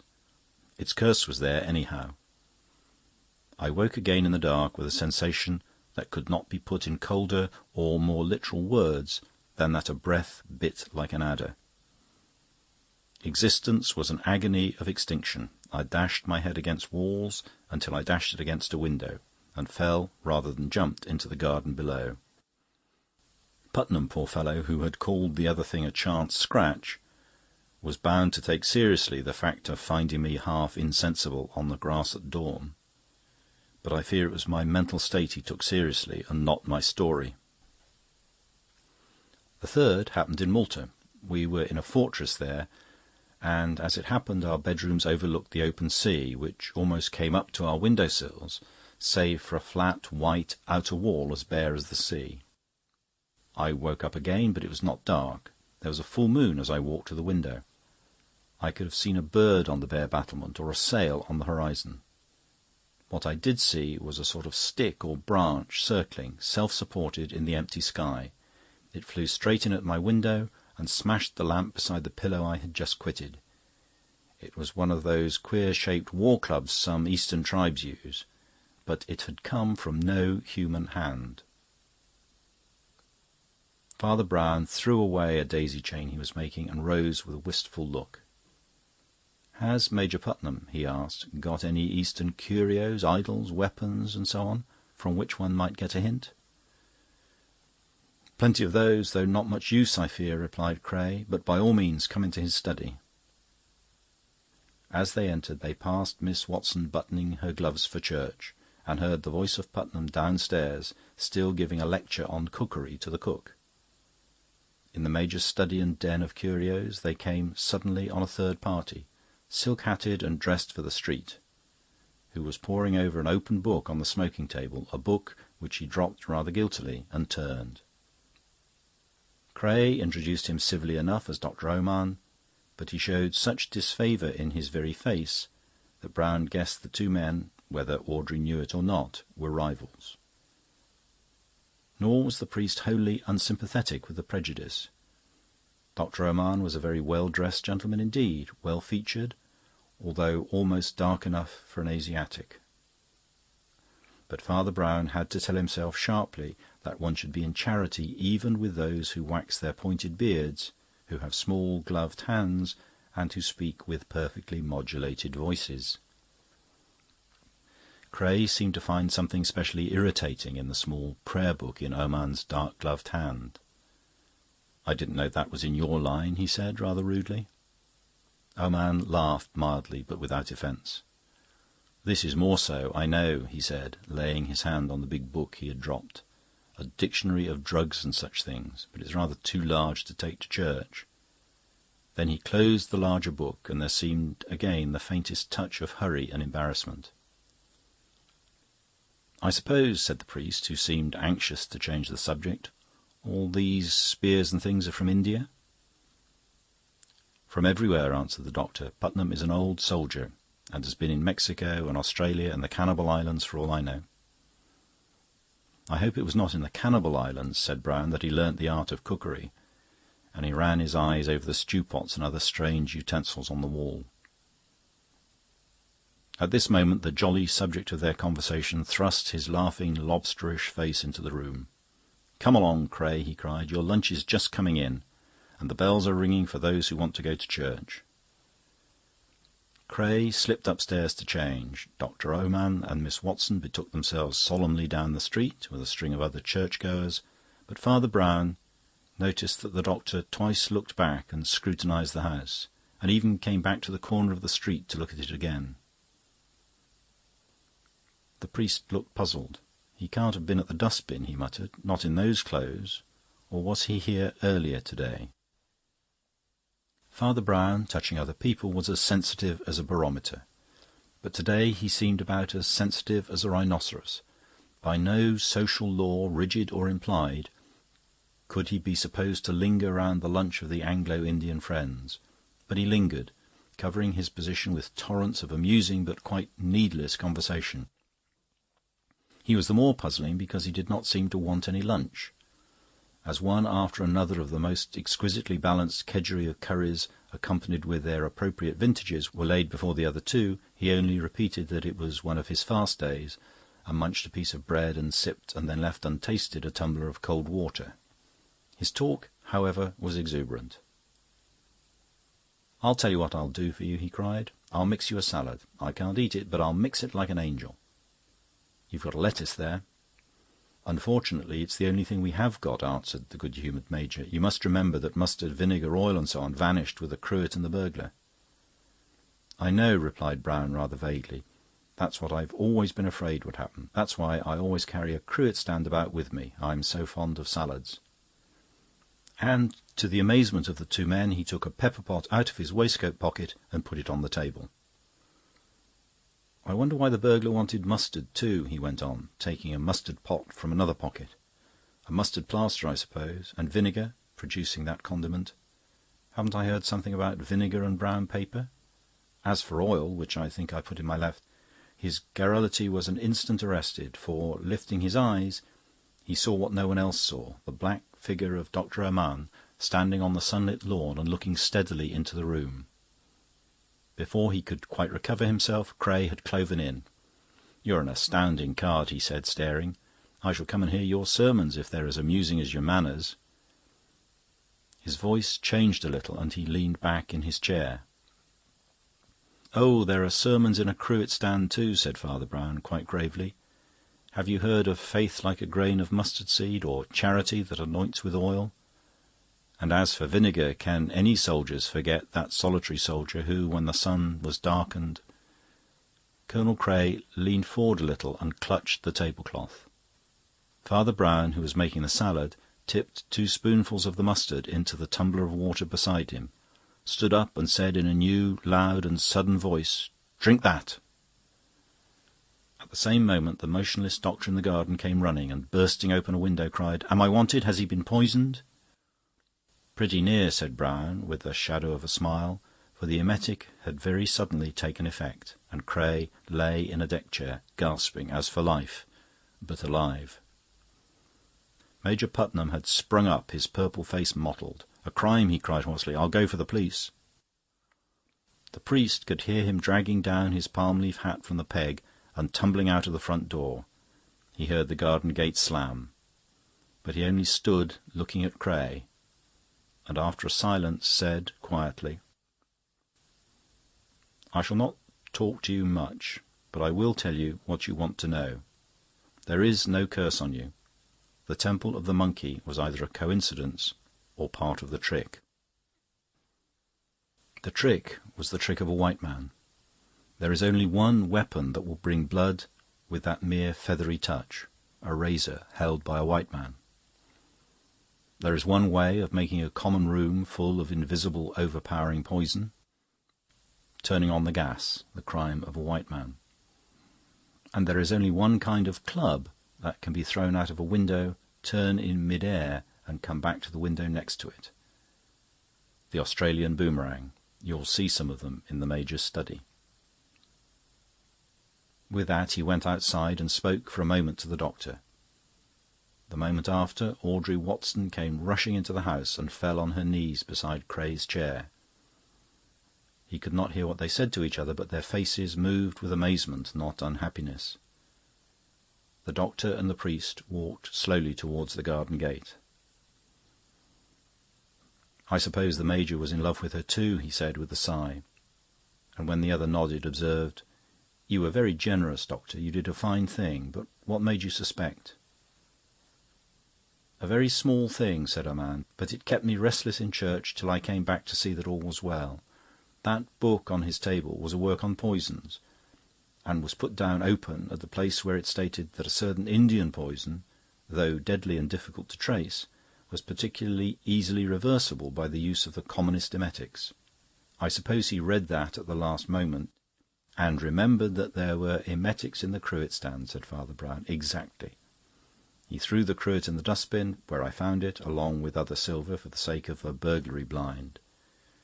But if you took that pepper pot I put on the table, you'll see a small hole. That's where Cray's bullet struck, shaking up the pepper and making the criminal sneeze." There was a silence. Then Dr. Armand said grimly, "The Major is a long time looking for the police." "Or the police in looking for the Major," said the priest. "Well, good-bye." Chapter 11. The Strange Crime of John Boulnois. Mr. Cahoon Kidd was a very young gentleman with a very old face, a face dried up with its own eagerness, framed in blue-black hair and a black butterfly tie. He was the emissary in England of the colossal American daily called the Western Sun, also humorously described as the Rising Sunset. This was in allusion to a great journalistic declaration attributed to Mr. Kidd himself, that he guessed the sun would rise in the west yet if American citizens did a bit more hustling. Those, however, who mock American journalism from the standpoint of somewhat mellower traditions forget a certain paradox which partly redeems it. For while the journalism of the States permits a pantomimic vulgarity long past anything English, it also shows a real excitement about the most earnest mental problems, of which English papers are innocent, or rather incapable. The Sun was full of the most solemn matters treated in the most farcical way. William James figured there as well as Weary Willie, and pragmatists alternated with pugilists in the long procession of its portraits. Thus, when a very unobtrusive Oxford man named John Boulnois wrote in a very unreadable review called the Natural Philosophy Quarterly a series of articles on alleged weak points in Darwinian evolution, it fluttered no corner of the English papers. though Boulnoir's theory, which was that of a comparatively stationary universe visited occasionally by convulsions of change, had some rather faddy fashionableness at Oxford, and got so far as to be named Catastrophism.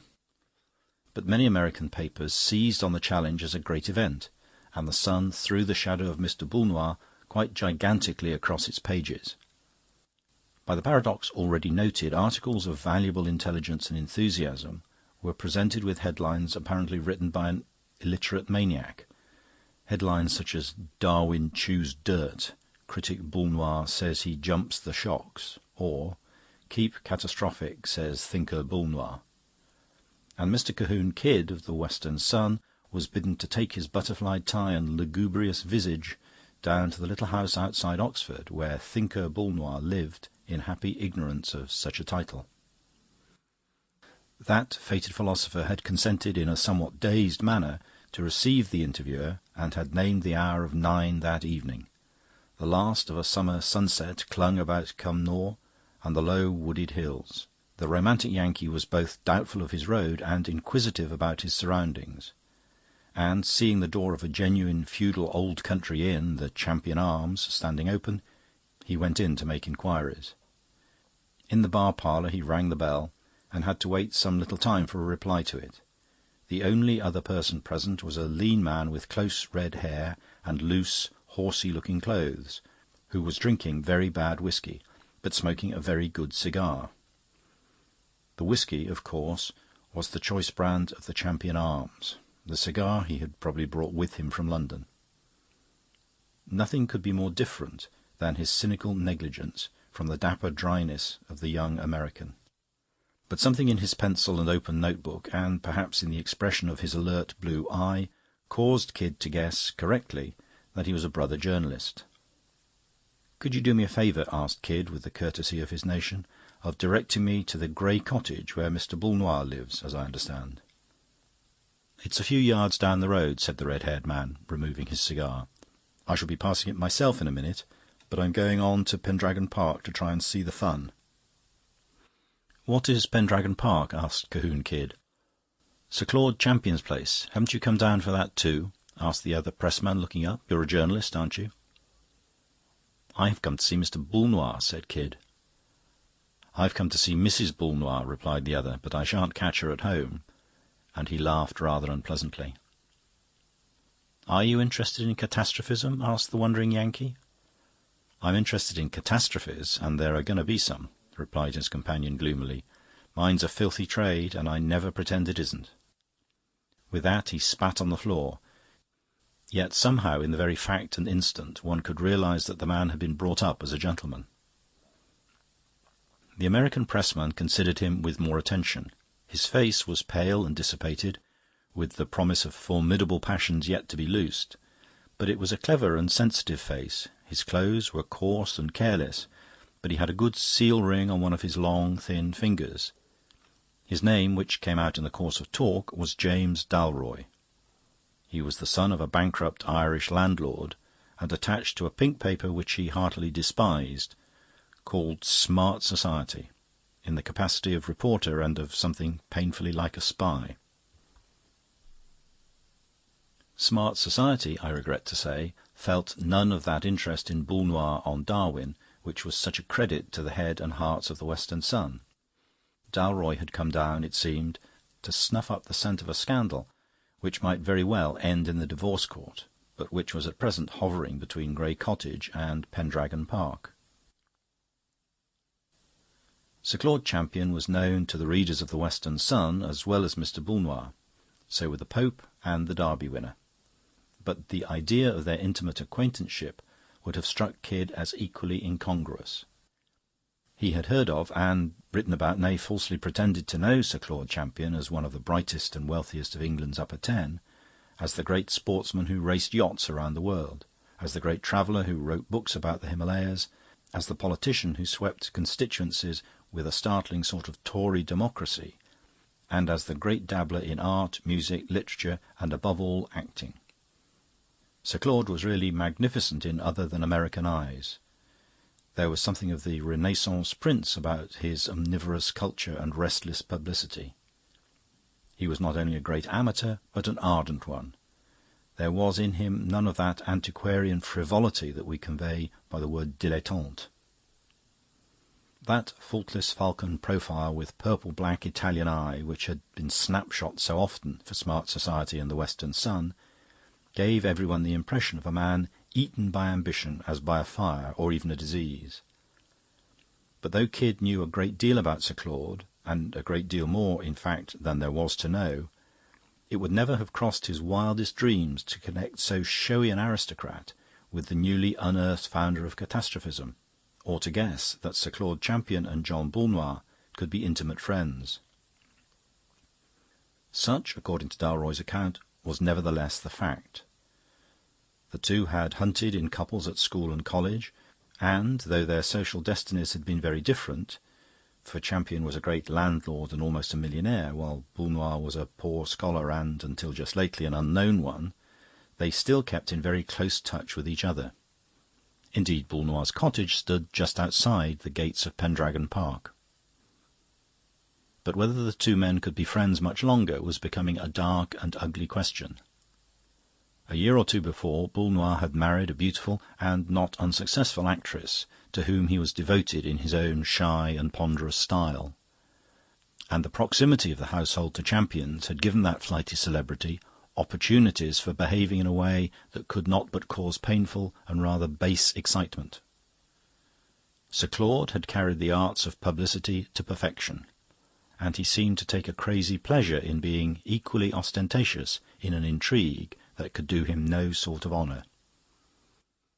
Footmen from Pendragon were perpetually leaving bouquets for Mrs. Boulnois. Carriages and motor cars were perpetually calling at the cottage for Mrs. Boulnois. Balls and masquerades perpetually filled the grounds in which the baronet paraded Mrs. Boulnois like the queen of love and beauty at a tournament. That very evening, marked by Mr. Kidd for the exposition of Catastrophism, had been marked by Sir Claude Champion for an open-air rendering of Romeo and Juliet, in which he was to play Romeo to a Juliet it was needless to name. "I don't think it can go on without a smash," said the young man with the red hair, getting up and shaking himself. "Old Boulnois may be squared, or he may be square, but if he's square, he's thick, what you might call cubic. But I don't believe it's possible." "He's a man of grand intellectual powers," said Cahoon Kidd in a deep voice. "Yes," answered Dalroy, "but even a man of grand intellectual powers can't be such a blighted fool as all that. Must you be going? I shall be following myself in a minute or two." But Cahoon Kidd, having finished a milk and soda, betook himself smartly up the road towards the grey cottage, leaving his cynical informant to his whisky and tobacco. The last of the daylight had faded. The skies were of a dark green-grey like slate, studded here and there with a star, but lighter on the left side of the sky with the promise of a rising moon. The grey cottage, which stood entrenched, as it were, in a square of stiff, high thorn hedges, was so close under the pines and palisades of the park that Kidd at first mistook it for the park lodge. Finding the name on the narrow wooden gate, however, and seeing by his watch that the hour of the thinker's appointment had just struck, he went in and knocked at the front door. Inside the garden hedge he could see that the house, though unpretentious enough, was larger and more luxurious than it looked at first, and was quite a different kind of place from a porter's lodge. A dog kennel and a beehive stood outside, like symbols of old English country life. The moon was rising behind a plantation of prosperous pear trees. The dog that came out of the kennel was reverend-looking and reluctant to bark, and the plain, elderly manservant who opened the door was brief but dignified. "Mr. Boulnois asked me to offer his apologies, sir," he said, "but he has been obliged to go out suddenly." "But see here, I had an appointment," said the interviewer, with a rising voice. "Do you know where he went to?" "To Pendragon Park, sir," said the servant rather sombrely, and began to close the door. Kidd started a little. "Did he go with with the rest of the party?" he asked, rather vaguely. "No, sir," said the man shortly. "He stayed behind, and then he went out alone." And he shut the door brutally, but with an air of duty not done. The American, that curious compound of impudence and sensitiveness, was annoyed. He felt a strong desire to hustle them all along a bit and teach them business habits. The hoary old dog and the grizzled, heavy-faced old butler with his prehistoric shirt-front, and the drowsy old moon, and above all the scatter-brained old philosopher who couldn't keep an appointment. "If that's the way he goes on, he deserves to lose his wife's purest devotion," said Mr. Cahoon Kidd. "But perhaps he's gone over to make a row. In that case, I reckon a man from the Western Sun will be on the spot." And, turning the corner by the open lodge gates, he set off, stumping up the long avenue of black pine woods that pointed in abrupt perspective towards the inner gardens of Pendragon Park. The trees were as black and orderly as plumes upon a hearse. There were still a few stars. He was a man with more literary than direct natural associations. The word Ravenswood came into his head repeatedly. It was partly the raven colour of the pine wood, but partly also the indescribable atmosphere almost described in Scott's great tragedy. The smell of something that died in the 18th century, the smell of dank gardens and broken urns, of wrongs that will never now be righted, of something that is none the less incurably sad because it is strangely unreal. More than once, as he went up the strange black road of tragic artifice, he stopped, startled, thinking he heard steps in front of him. He could see nothing in front but the twin sombre walls of pine and the wedge of starlit sky above them.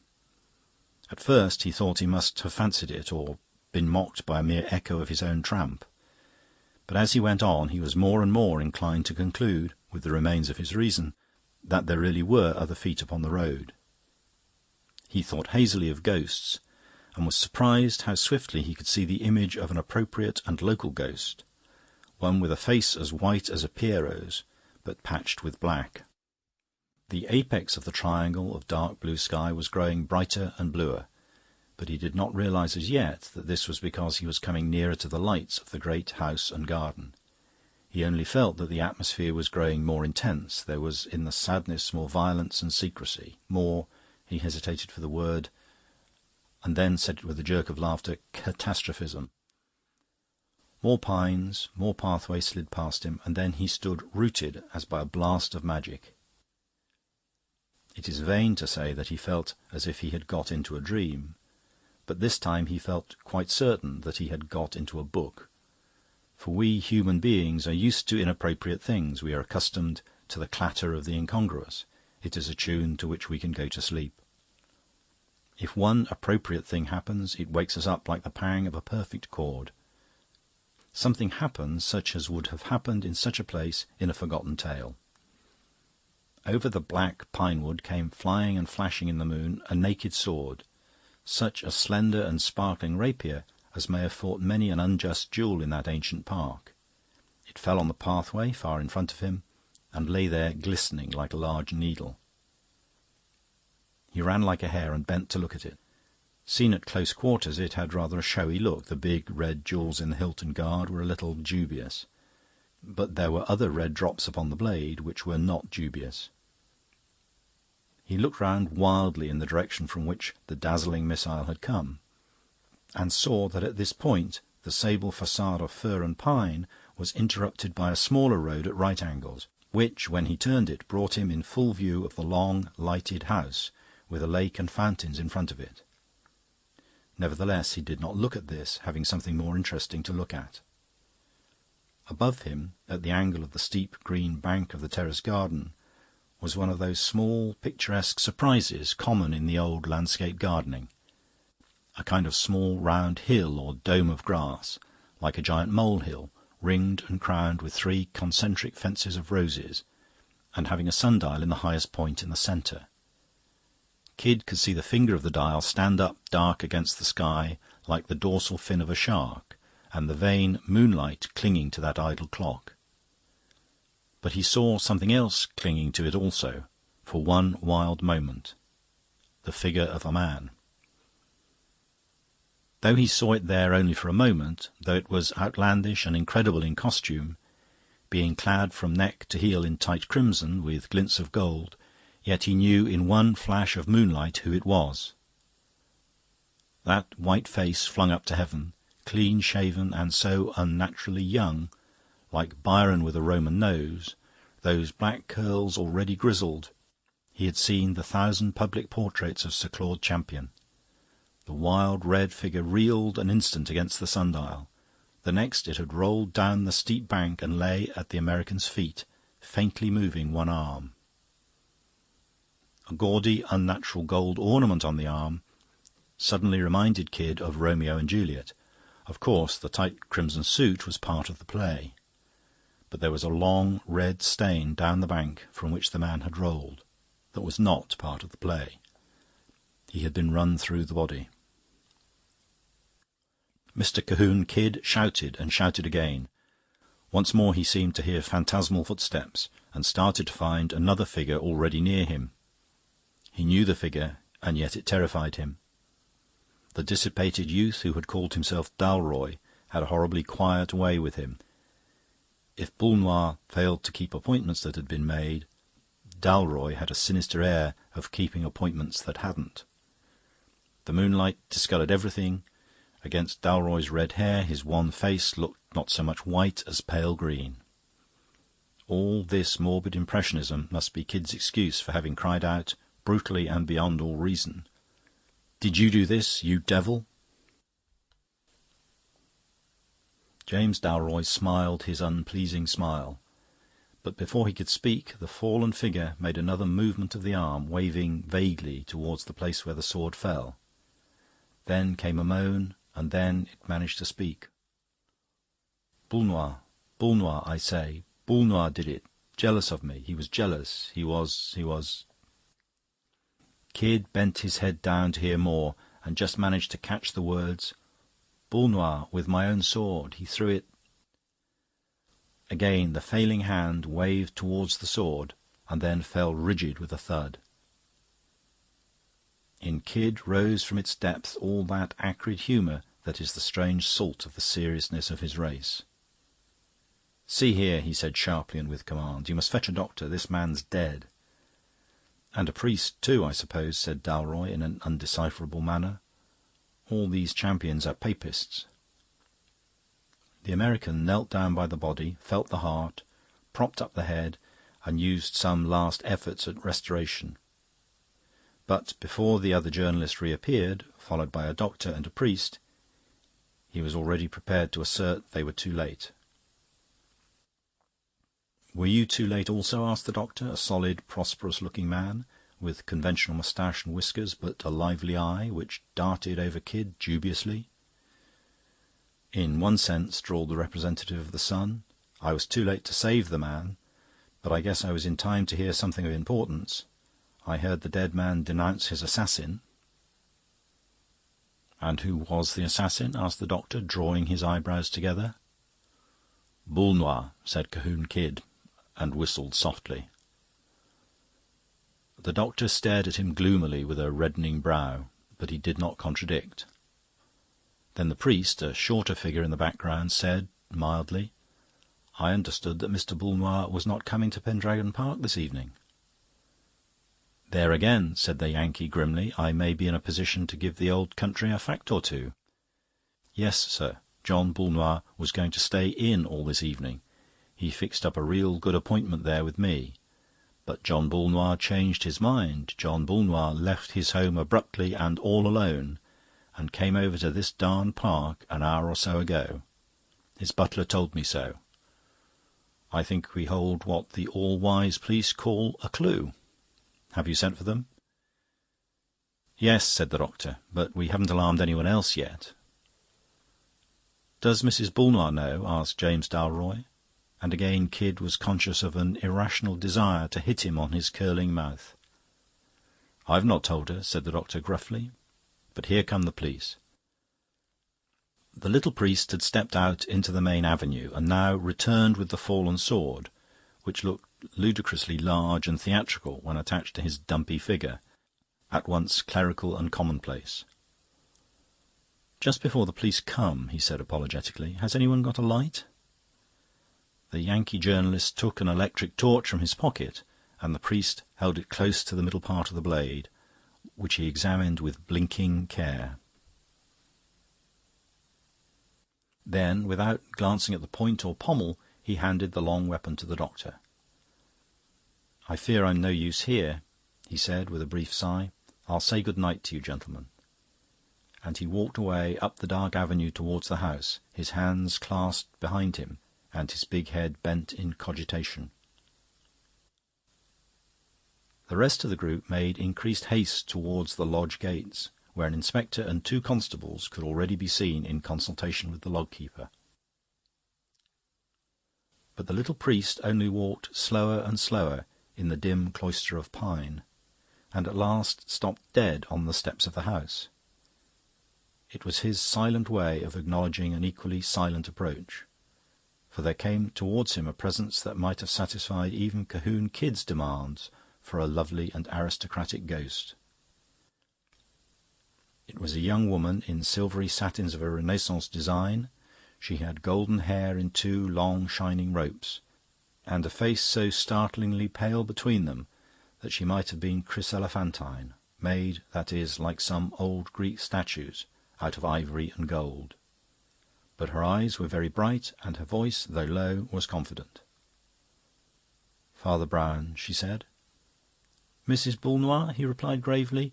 Then he looked at her and immediately said, "I see you know about Sir Claude." "How do you know I know?" she asked steadily. He did not answer the question, but asked another. "Have you seen your husband?" "My husband is at home," she said. "He has nothing to do with this." Again he did not answer, and the woman drew nearer to him with a curiously intense expression on her face. "Shall I tell you something more?" she said, with a rather fearful smile. "I don't think he did it, and you don't either." Father Brown returned her gaze with a long, grave stare, and then nodded, yet more gravely. "Father Brown," said the lady, "I'm going to tell you all I know. But I want you to do me a favour first. Will you tell me why you haven't jumped to the conclusion of poor John's guilt, as all the rest have done? Don't mind what you say. I know about the gossip and the appearances that are against me." Father Brown looked honestly embarrassed, and passed his hand across his forehead. "2 very little things," he said. "At least, one's very trivial and the other very vague. But such as they are, they don't fit in with Mr. Boulnois being the murderer." He turned his blank, round face up to the stars and continued absent-mindedly. "To take the vague idea first, I attach a good deal of importance to vague ideas. All those things that aren't evidence are what convince me. I think a moral impossibility the biggest of all impossibilities. I know your husband only slightly, but I think this crime of his, as generally conceived, something very like a moral impossibility. Please do not think I mean that Boulnois could not be so wicked. Anybody can be wicked as he chooses. We can direct our moral wills, but we can't generally change our instinctive tastes and ways of doing things. Boulnois might commit a murder, but not this murder. He would not snatch Romeo's sword from its romantic scabbard, or slay his foe on the sundial as on a kind of altar, or leave his body among the roses, or fling the sword away among the pines. If Boulnois killed anyone, he'd do it quietly and heavily, as he'd do any other doubtful thing. Take a 10th glass of port, or read a loose Greek poet. No, the romantic setting is not like Boulnois. It's more like Champion." "Ah," she said, and looked at him with eyes like diamonds. "And the trivial thing was this," said Brown. "There were fingerprints on that sword. Fingerprints can be detected quite a time after they are made, if they're on some polished surface like glass or steel. These were on a polished surface. They were half-way down the blade of the sword. Whose prints they were, I have no earthly clue. But why should anybody hold a sword half-way down? It was a long sword, but length is an advantage in lunging at an enemy, at least at most enemies, at all enemies except one." "Except one," she repeated. "There is only one enemy," said Father Brown, "whom it is easier to kill with a dagger than a sword." "I know," said the woman, "oneself." There was a long silence, and then the priest said quietly but abruptly, "Am I right, then? Did Sir Claude kill himself?" "Yes," she said, with a face like marble. "I saw him do it." "He died," said Father Brown, "of love for you?" An extraordinary expression flashed across her face, very different from pity, modesty, remorse, or anything her companion had expected. Her voice became suddenly strong and full.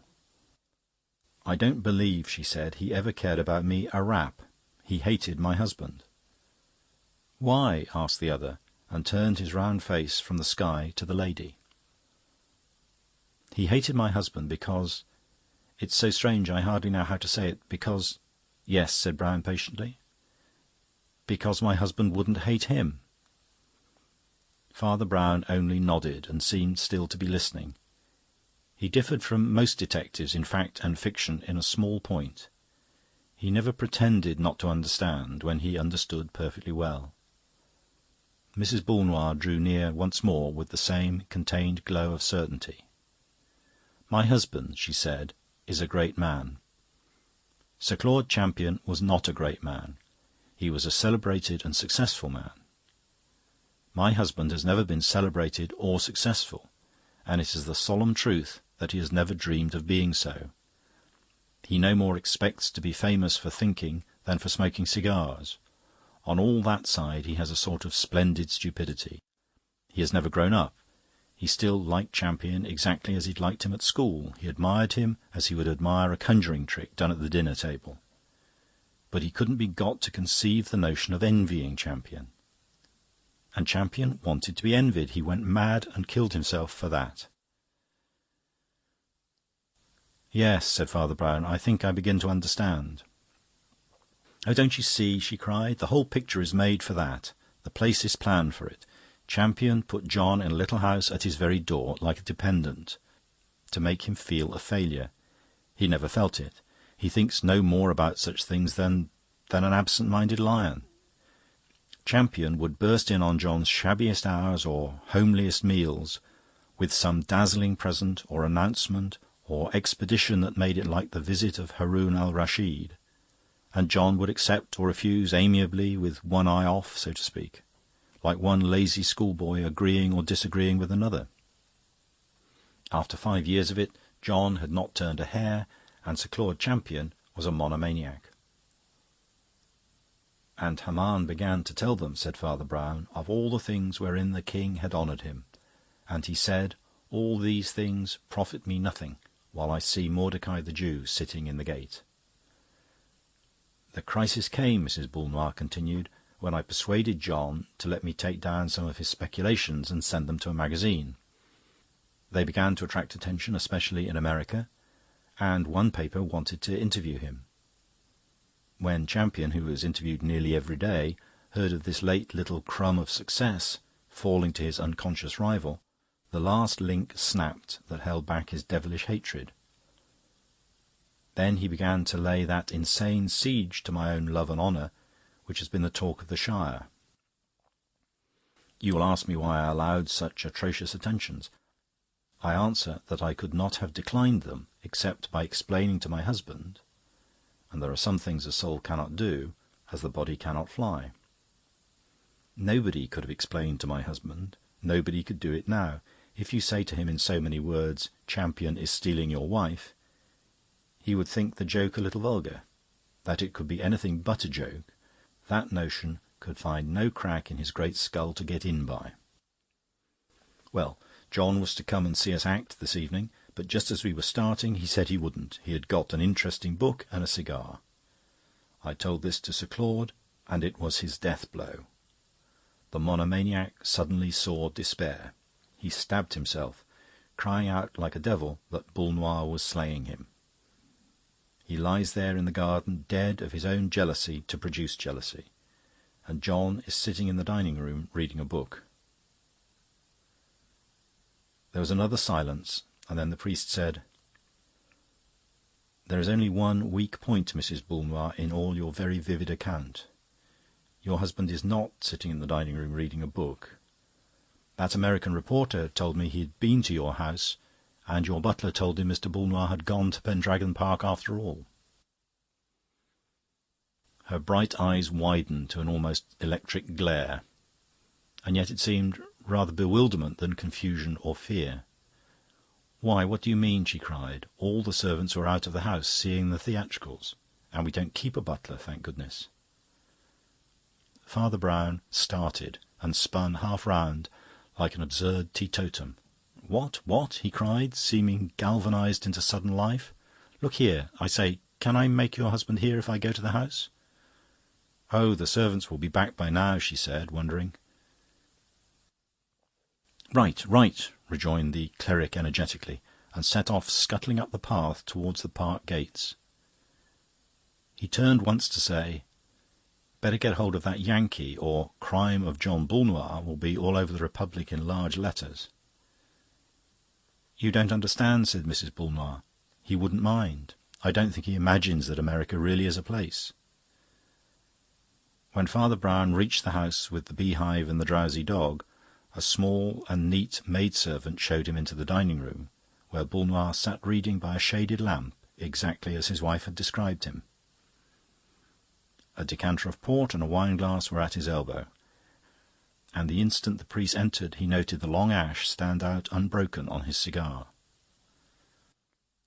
"He has been here for half an hour at least," thought Father Brown. In fact, he had the air of sitting where he had sat when his dinner was cleared away. "Don't get up, Mr. Bullnois," said the priest in his pleasant, prosaic way. "I shan't interrupt you a moment. I fear I break in on some of your scientific studies." "No," said Bullnois, "I was reading The Bloody Thumb." He said it with neither frown nor smile, and his visitor was conscious of a certain deep and virile indifference in the man which his wife had called greatness. He laid down a gory yellow shocker without even feeling its incongruity enough to comment on it humorously. John Bullnois was a big, slow-moving man with a massive head, partly grey and partly bald, and blunt, burly features. He was in shabby and very old-fashioned evening dress, with a narrow triangular opening of shirt-front. He had assumed it that evening in his original purpose of going to see his wife act Juliet. "I won't keep you long from The Bloody Thumb or any other catastrophic affairs," said Father Brown, smiling. "I only came to ask you about the crime you committed this evening." Bullnois looked at him steadily, but a red bar began to show across his broad brow, and he seemed like one discovering embarrassment for the first time. "I know it was a strange crime," assented Brown in a low voice. "Stranger than murder, perhaps, to you. The little sins are, sometimes, harder to confess than the big ones. But that's why it's so important to confess them. Your crime is committed by every fashionable hostess 6 times a week, and yet you find it sticks to your tongue like a nameless atrocity." "It makes one feel," said the philosopher slowly, "such a damn fool." "I know," assented the other, "but one often has to choose between feeling a damn fool and being one." "I can't analyse myself well," went on Bullnois, "but sitting in that chair with that story I was as happy as a schoolboy on a half-holiday. It was security, eternity. I can't convey it. The cigars were within reach, the matches were within reach, the thumb had 4 more appearances to... It was not only a peace but a plenitude. Then that bell rang, and I thought for one long mortal minute that I couldn't get out of that chair, literally, physically, muscularly, couldn't. Then I did it like a man lifting the world, because I knew all the servants were out. I opened the front door, and there was a little man with his mouth open to speak and his notebook open to write in. I remembered the Yankee interviewer I'd forgotten. His hair was parted in the middle, and I tell you that murder..." "I understand," said Father Brown. "I've seen him." "I didn't commit murder," continued the catastrophist mildly, "but only perjury. I said I had gone across to Pendragon Park and shut the door in his face. That is my crime, Father Brown, and I don't know what penance you would inflict for it." "I shan't inflict any penance," said the clerical gentleman, collecting his heavy hat and umbrella with an air of some amusement. "Quite the contrary. I came here specially to let you off the little penance which would otherwise have followed your little offence." "And what," asked Bullnois, smiling, "is the little penance I have so luckily been let off?" "Being hanged," said Father Brown. Chapter 12. The Fairy Tale of Father Brown. The picturesque city and state of Heilig-Waldenstein was one of those toy kingdoms of which certain parts of the German Empire still consist. It had come under the Prussian hegemony quite late in history, hardly 50 years before the fine summer day when Flambeau and Father Brown found themselves sitting in its gardens and drinking its beer. There had been not a little of war and wild justice there within living memory, as soon will be shown. But in merely looking at it one could not dismiss that impression of childishness which is the most charming side of Germany. Those little pantomime, paternal monarchies in which a king seems as domestic as a cook. The German soldiers by the innumerable sentry-boxes looked strangely like German toys, and the clean-cut battlements of the castle, gilded by the sunshine, looked the more like the gilt gingerbread. For it was brilliant weather. The sky was as Prussian a blue as Potsdam itself could require, but it was yet more like that lavish and glowing use of colour which a child extracts from a shilling paint-box. Even the grey-ribbed trees looked young, for the pointed buds on them were still pink, and in a pattern against the strong blue looked like innumerable childish figures. Despite his prosaic appearance and general practical walk of life, Father Brown was not without a certain streak of romance in his composition, though he generally kept his daydreams to himself, as many children do. Amid the brisk, bright colours of such a day, and in the heraldic framework of such a town, he did feel rather as if he had entered a fairy tale. He took a childish pleasure, as a younger brother might, in the formidable sword-stick which Flambeau always flung as he walked, and which now stood upright beside his tall mug of Munich. Nay, in his sleepy irresponsibility, he even found himself eyeing the knobbed and clumsy head of his own shabby umbrella, with some faint memories of the Ogres' Club in a coloured toy-book. But he never composed anything in the form of fiction, unless it be the tale that follows. "I wonder," he said, "whether one would have real adventures in a place like this if one put oneself in the way. It's a splendid back scene for them, but I always have a kind of feeling that they would fight you with pasteboard sabres more than real horrible swords." "You're mistaken," said his friend. "In this place they not only fight with swords, but kill without swords, and there's worse than that." "Why, what do you mean?" asked Father Brown. "Why," replied the other, "I should say this was the only place in Europe where a man was ever shot without firearms." "Do you mean a bow and arrow?" asked Brown, in some wonder. "I mean a bullet in the brain," replied Flambeau. "Don't you know the story of the late prince of this place? It was one of the great police mysteries about 20 years ago. You remember, of course, that this place was forcibly annexed at the time of Bismarck's very earliest schemes of consolidation. Forcibly, that is, but not at all easily. The Empire, or what wanted to be one, sent Prince Otto of Grossenmark to rule the place in the imperial interests. We saw his portrait in the gallery there, a handsome old gentleman, if he'd had any hair or eyebrows, and hadn't been wrinkled all over like a vulture. But he had things to harass him, as I'll explain in a minute. He was a soldier of distinguished skill and success, but he didn't have altogether an easy job with this little place. He was defeated in several battles by the celebrated Arnhold brothers, the 3 guerrilla patriots to whom Swinburne wrote a poem, you remember. Wolves with the hair of the ermine, crows that are crowned and kings, these things may be as vermin, yet 3 shall abide these things. Or something of that kind. Indeed, it is by no means certain that the occupation would ever have been successful had not one of the 3 brothers, Paul, despicably but very decisively declined to abide these things any longer, and, by surrendering all the secrets of the insurrection, ensured its overthrow and his own ultimate promotion to the post of Chamberlain to Prince Otto. After this, Ludwig, the one genuine hero among Mr. Swinburne's heroes, was killed, sword in hand, in the capture of the city.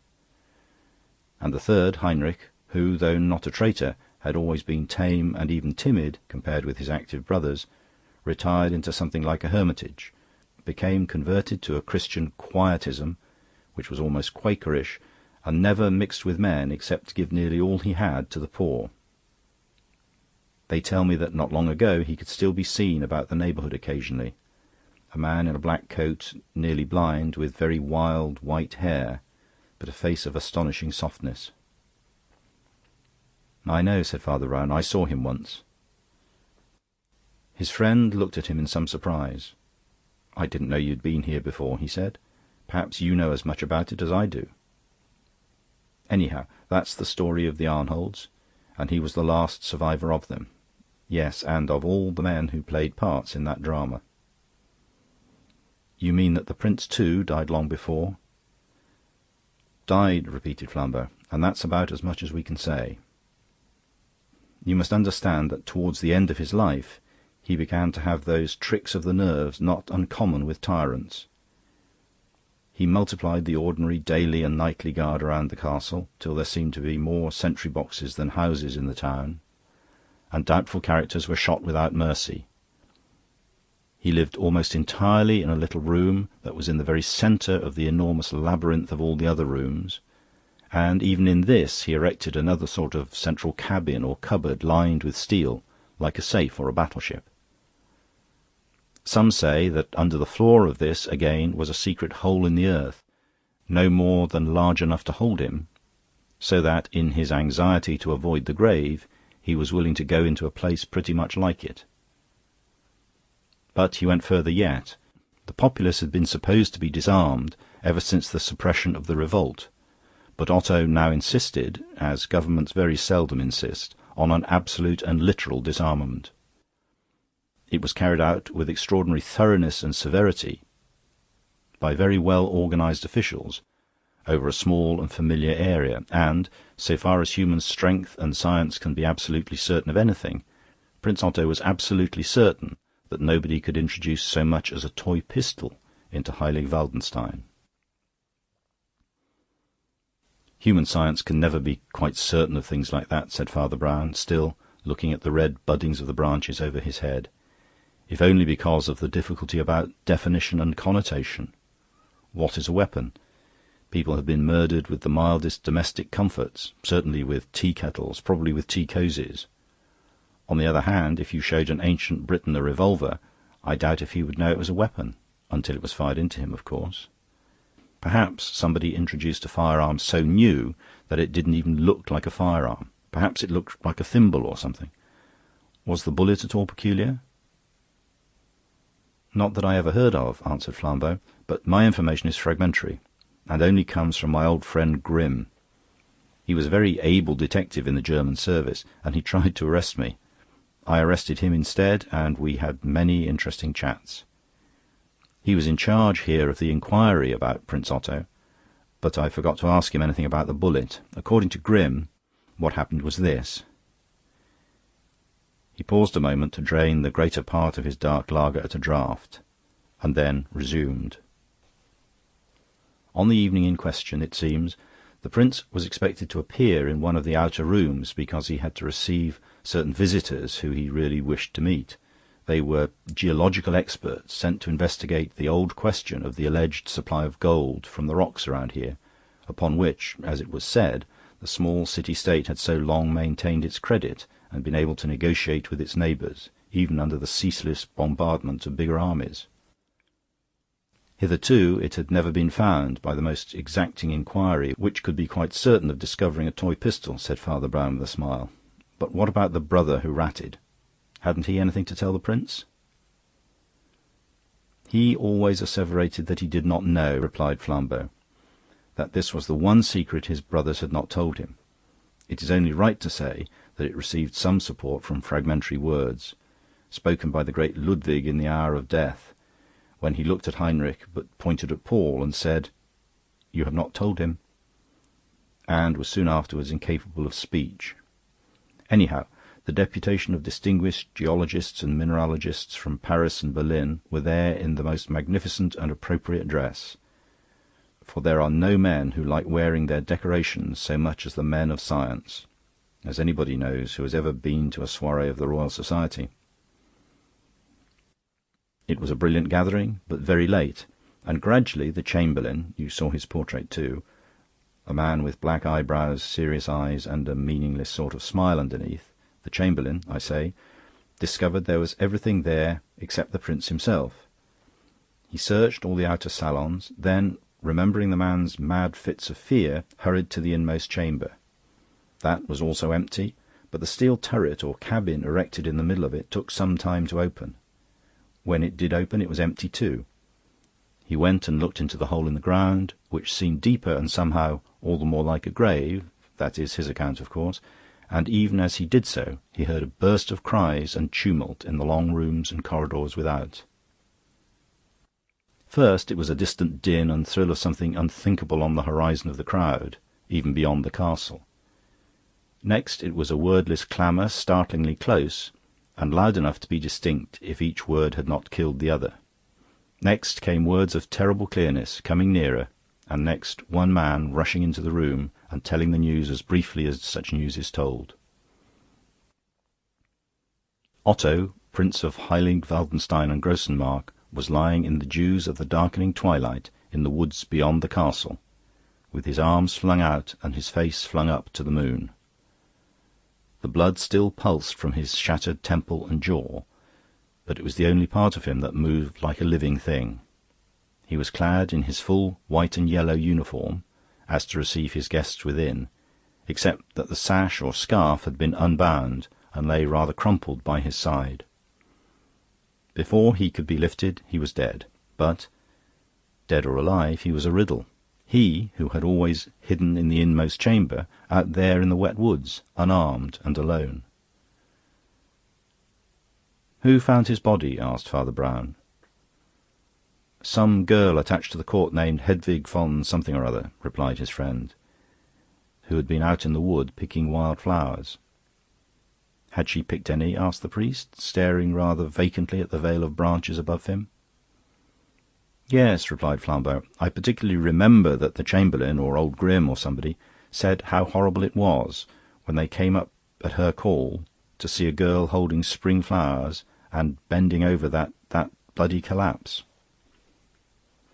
However, the main point is that before help arrived he was dead, and the news, of course, had to be carried back to the castle.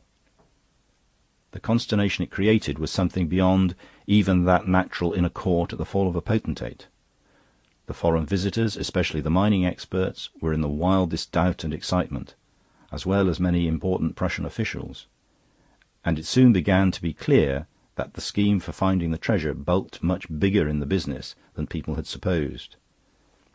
Experts and officials had been promised great prizes or international advantages, and some even said that the prince's secret apartments and strong military protection were due less to fear of the populace than to the pursuit of some private investigation of... "Had the flowers got long stalks?" asked Father Brown. Flambeau stared at him. "What an odd person you are," he said. "That's exactly what old Grimm said. He said the ugliest part of it, he thought, uglier than the blood and the bullet, was that the flowers were quite short, plucked close under the head." "Of course," said the priest, "when a grown-up girl is really picking flowers, she picks them with plenty of stalk. If she just pulled their heads off, as a child does, it looks as if..." And he hesitated. "Well?" inquired the other. "Well, it looks rather as if she had snatched them nervously to make an excuse for being there after she was there." "I know what you're driving at," said Flambeau rather gloomily, "but that and every other suspicion breaks down on the one point, the want of a weapon. He could have been killed, as you say, with lots of other things, even with his own military sash. But we have to explain not how he was killed, but how he was shot. And the fact is, we can't. They had the girl most ruthlessly searched, for, to tell the truth, she was a little suspect, though the niece and ward of the wicked old chamberlain, Paul Arnhold. But she was very romantic, and was suspected of sympathy with the old revolutionary enthusiasm in her family. All the same, however romantic you are, you can't imagine a big bullet into a man's jaw or brain without using a gun or pistol. And there was no pistol, though there were 2 pistol shots. I leave it to you, my friend." "How do you know there were 2 shots?" asked the priest. "There was only one in the head," said his companion, "but there was another bullet hole in the sash." Father Brown's smooth brow became suddenly constricted. "Was the other bullet found?" he demanded. Flambeau started a little. "I don't think I remember," he said. "Hold on, hold on, hold on," cried Brown, frowning more and more, with a quite unusual concentration of curiosity. "Don't think me rude. Let me think this out for a moment." "All right," said Flambeau, laughing, and finished his beer. A slight breeze stirred the budding trees and blew up into the sky cloudlets of white and pink that seemed to make the sky bluer and the whole coloured scene more quaint.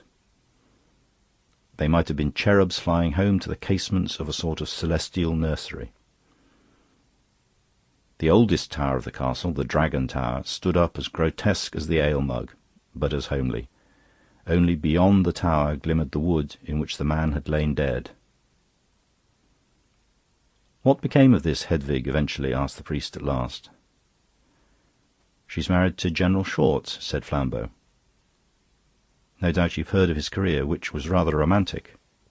He had distinguished himself even before his exploits at Sadowa and Gravelotte. In fact, he rose from the ranks, which is very unusual even in the smallest of the German..." Father Brown sat up suddenly. "Rose from the ranks," he cried, and made a mouth as if to whistle. "Well, well, what a queer story! What a queer way of killing a man! But I suppose it was the only one possible. But to think of hate so patient..." "What do you mean?" demanded the other. "In what way did they kill the man?" "They killed him with the sash," said Brown carefully. And then, as Flambeau protested, "Yes, yes, I know about the bullet. Perhaps I ought to say he died of having a sash. I know it doesn't sound like having a disease..."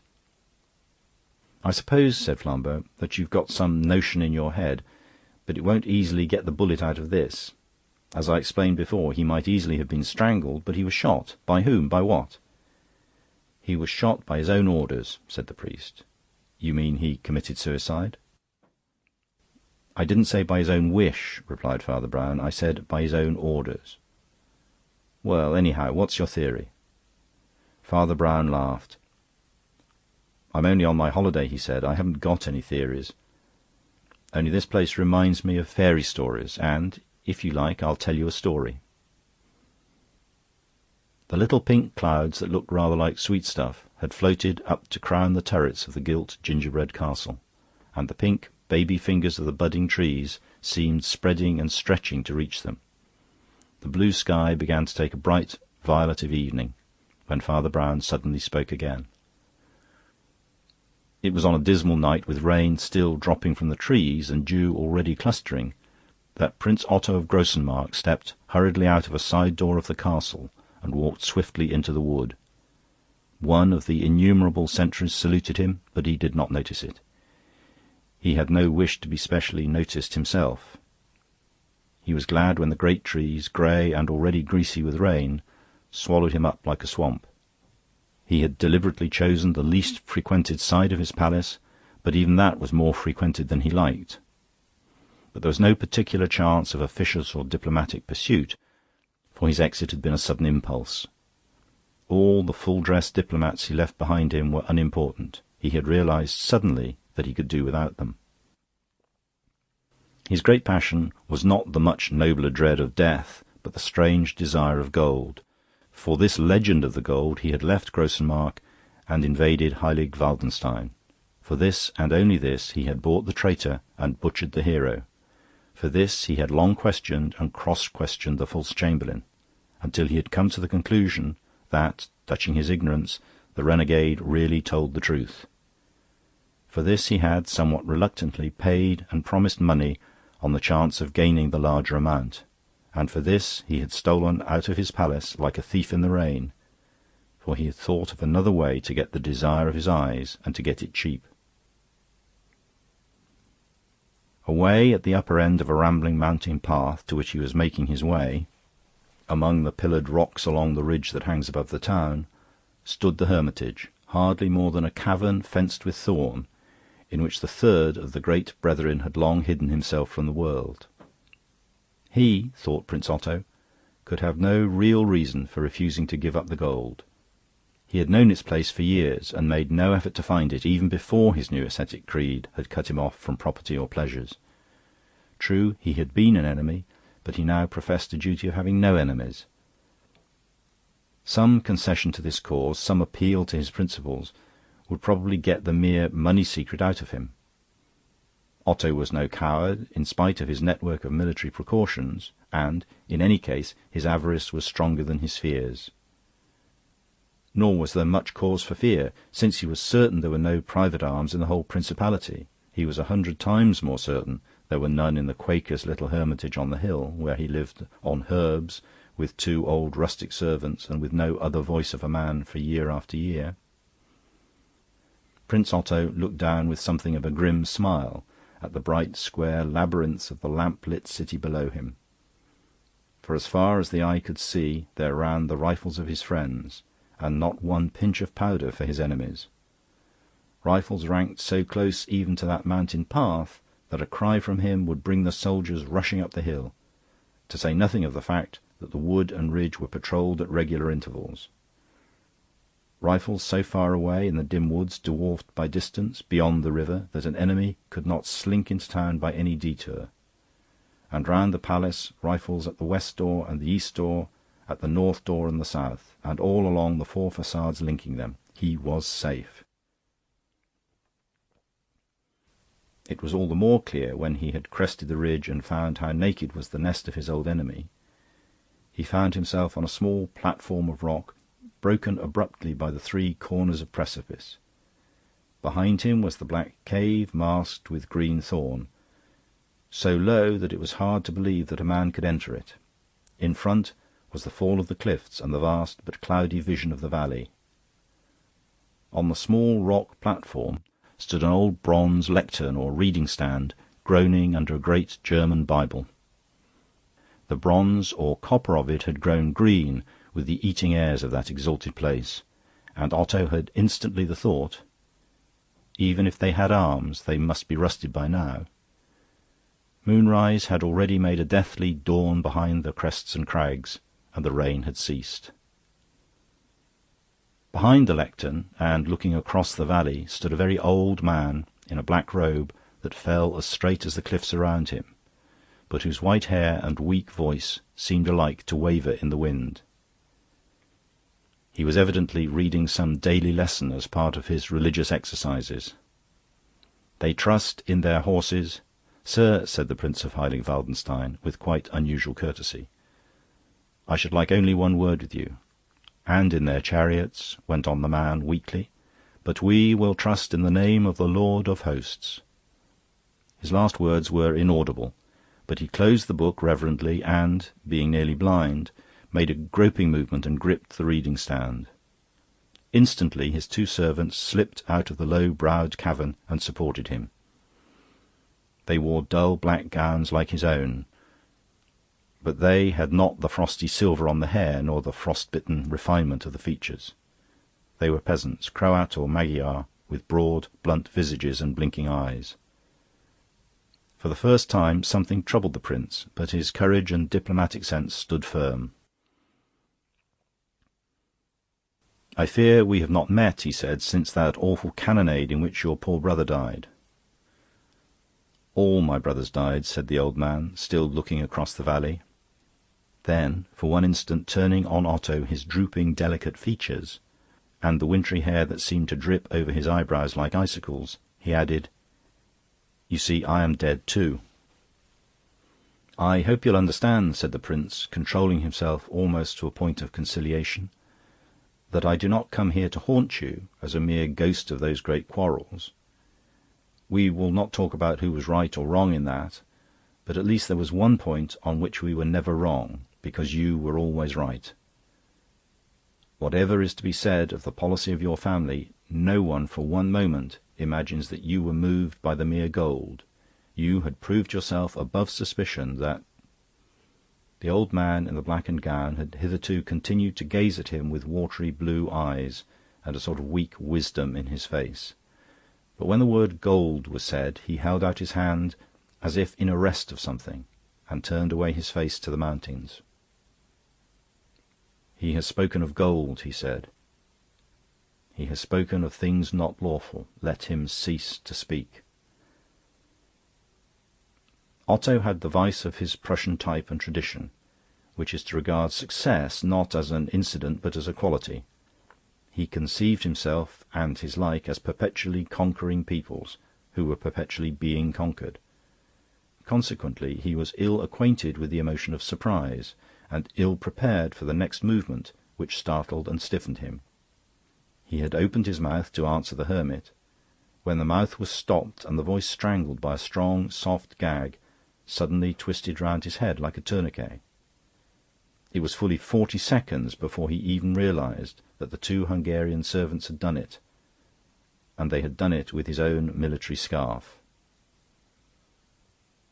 The old man went again weakly to his great brazen-supported Bible, turned over the leaves with a patience that had something horrible about it, till he came to the Epistle of St. James, and then began to read, "The tongue is a little member, but..."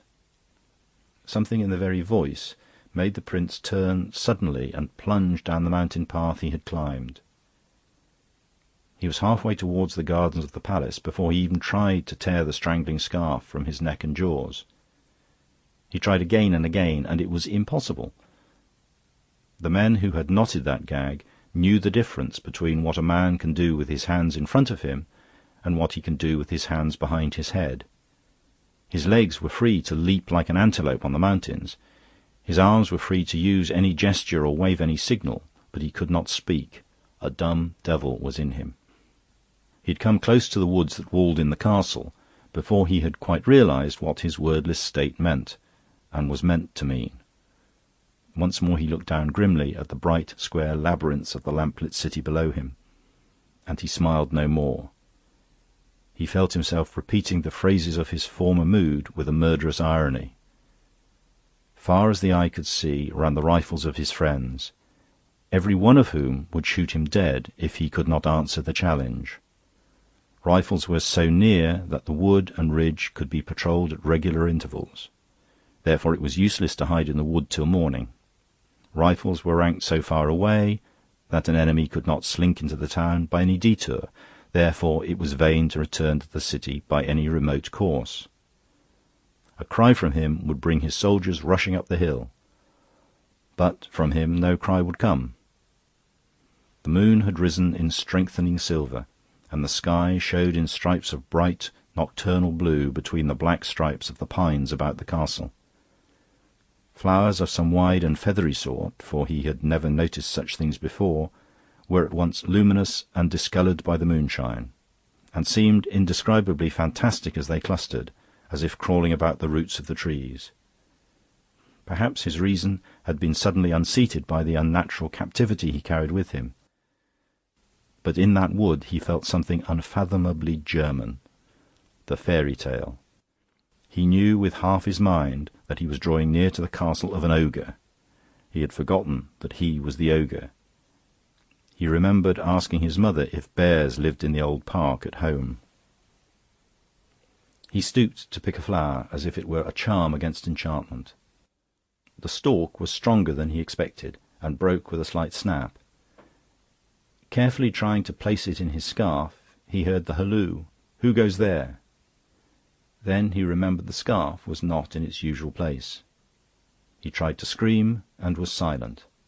The second challenge came, and then a shot that shrieked as it came, and then was stilled suddenly by impact.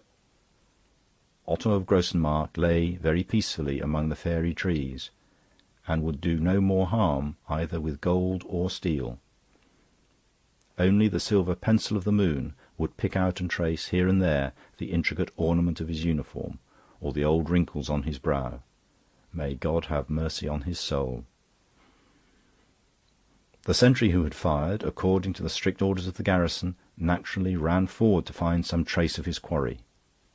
He was a private named Schwartz, since not unknown in his profession, and what he found was a bald man in uniform, but with his face so bandaged by a kind of mask made of his own military scarf that nothing but open, dead eyes could be seen, glittering stonily in the moonlight.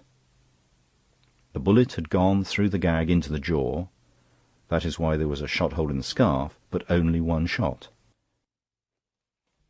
Naturally, if not correctly, young Schwartz tore off the mysterious silken mask and cast it on the grass, and then he saw whom he had slain. We cannot be certain of the next phase, but I incline to believe that there was a fairy tale after all in that little wood, horrible as was its occasion. Whether the young lady named Hedwig had any previous knowledge of the soldier she saved and eventually married, or whether she came accidentally upon the accident and their intimacy began that night, we shall probably never know. But we can know, I fancy, that this Hedwig was a heroine, and deserved to marry a man who became something of a hero. She did the bold and wise thing. She persuaded the sentry to go back to his post, in which place there was nothing to connect him with the disaster. He was but one of the most loyal and orderly of 50 such sentries within call. She remained by the body and gave the alarm, and there was nothing to connect her with the disaster either, since she had not got, and could not have, any firearms. "Well," said Father Brown, rising cheerfully, "I hope they're happy." "Where are you going?" asked his friend. "I'm going to have another look at that portrait of the Chamberlain, the Arnold who betrayed his brethren," answered the priest. I wonder if a man is less a traitor when he is twice a traitor." And he ruminated long before the portrait of a white-haired man with black eyebrows and a pink, painted sort of smile that seemed to contradict the black warning in his eyes. End of recording.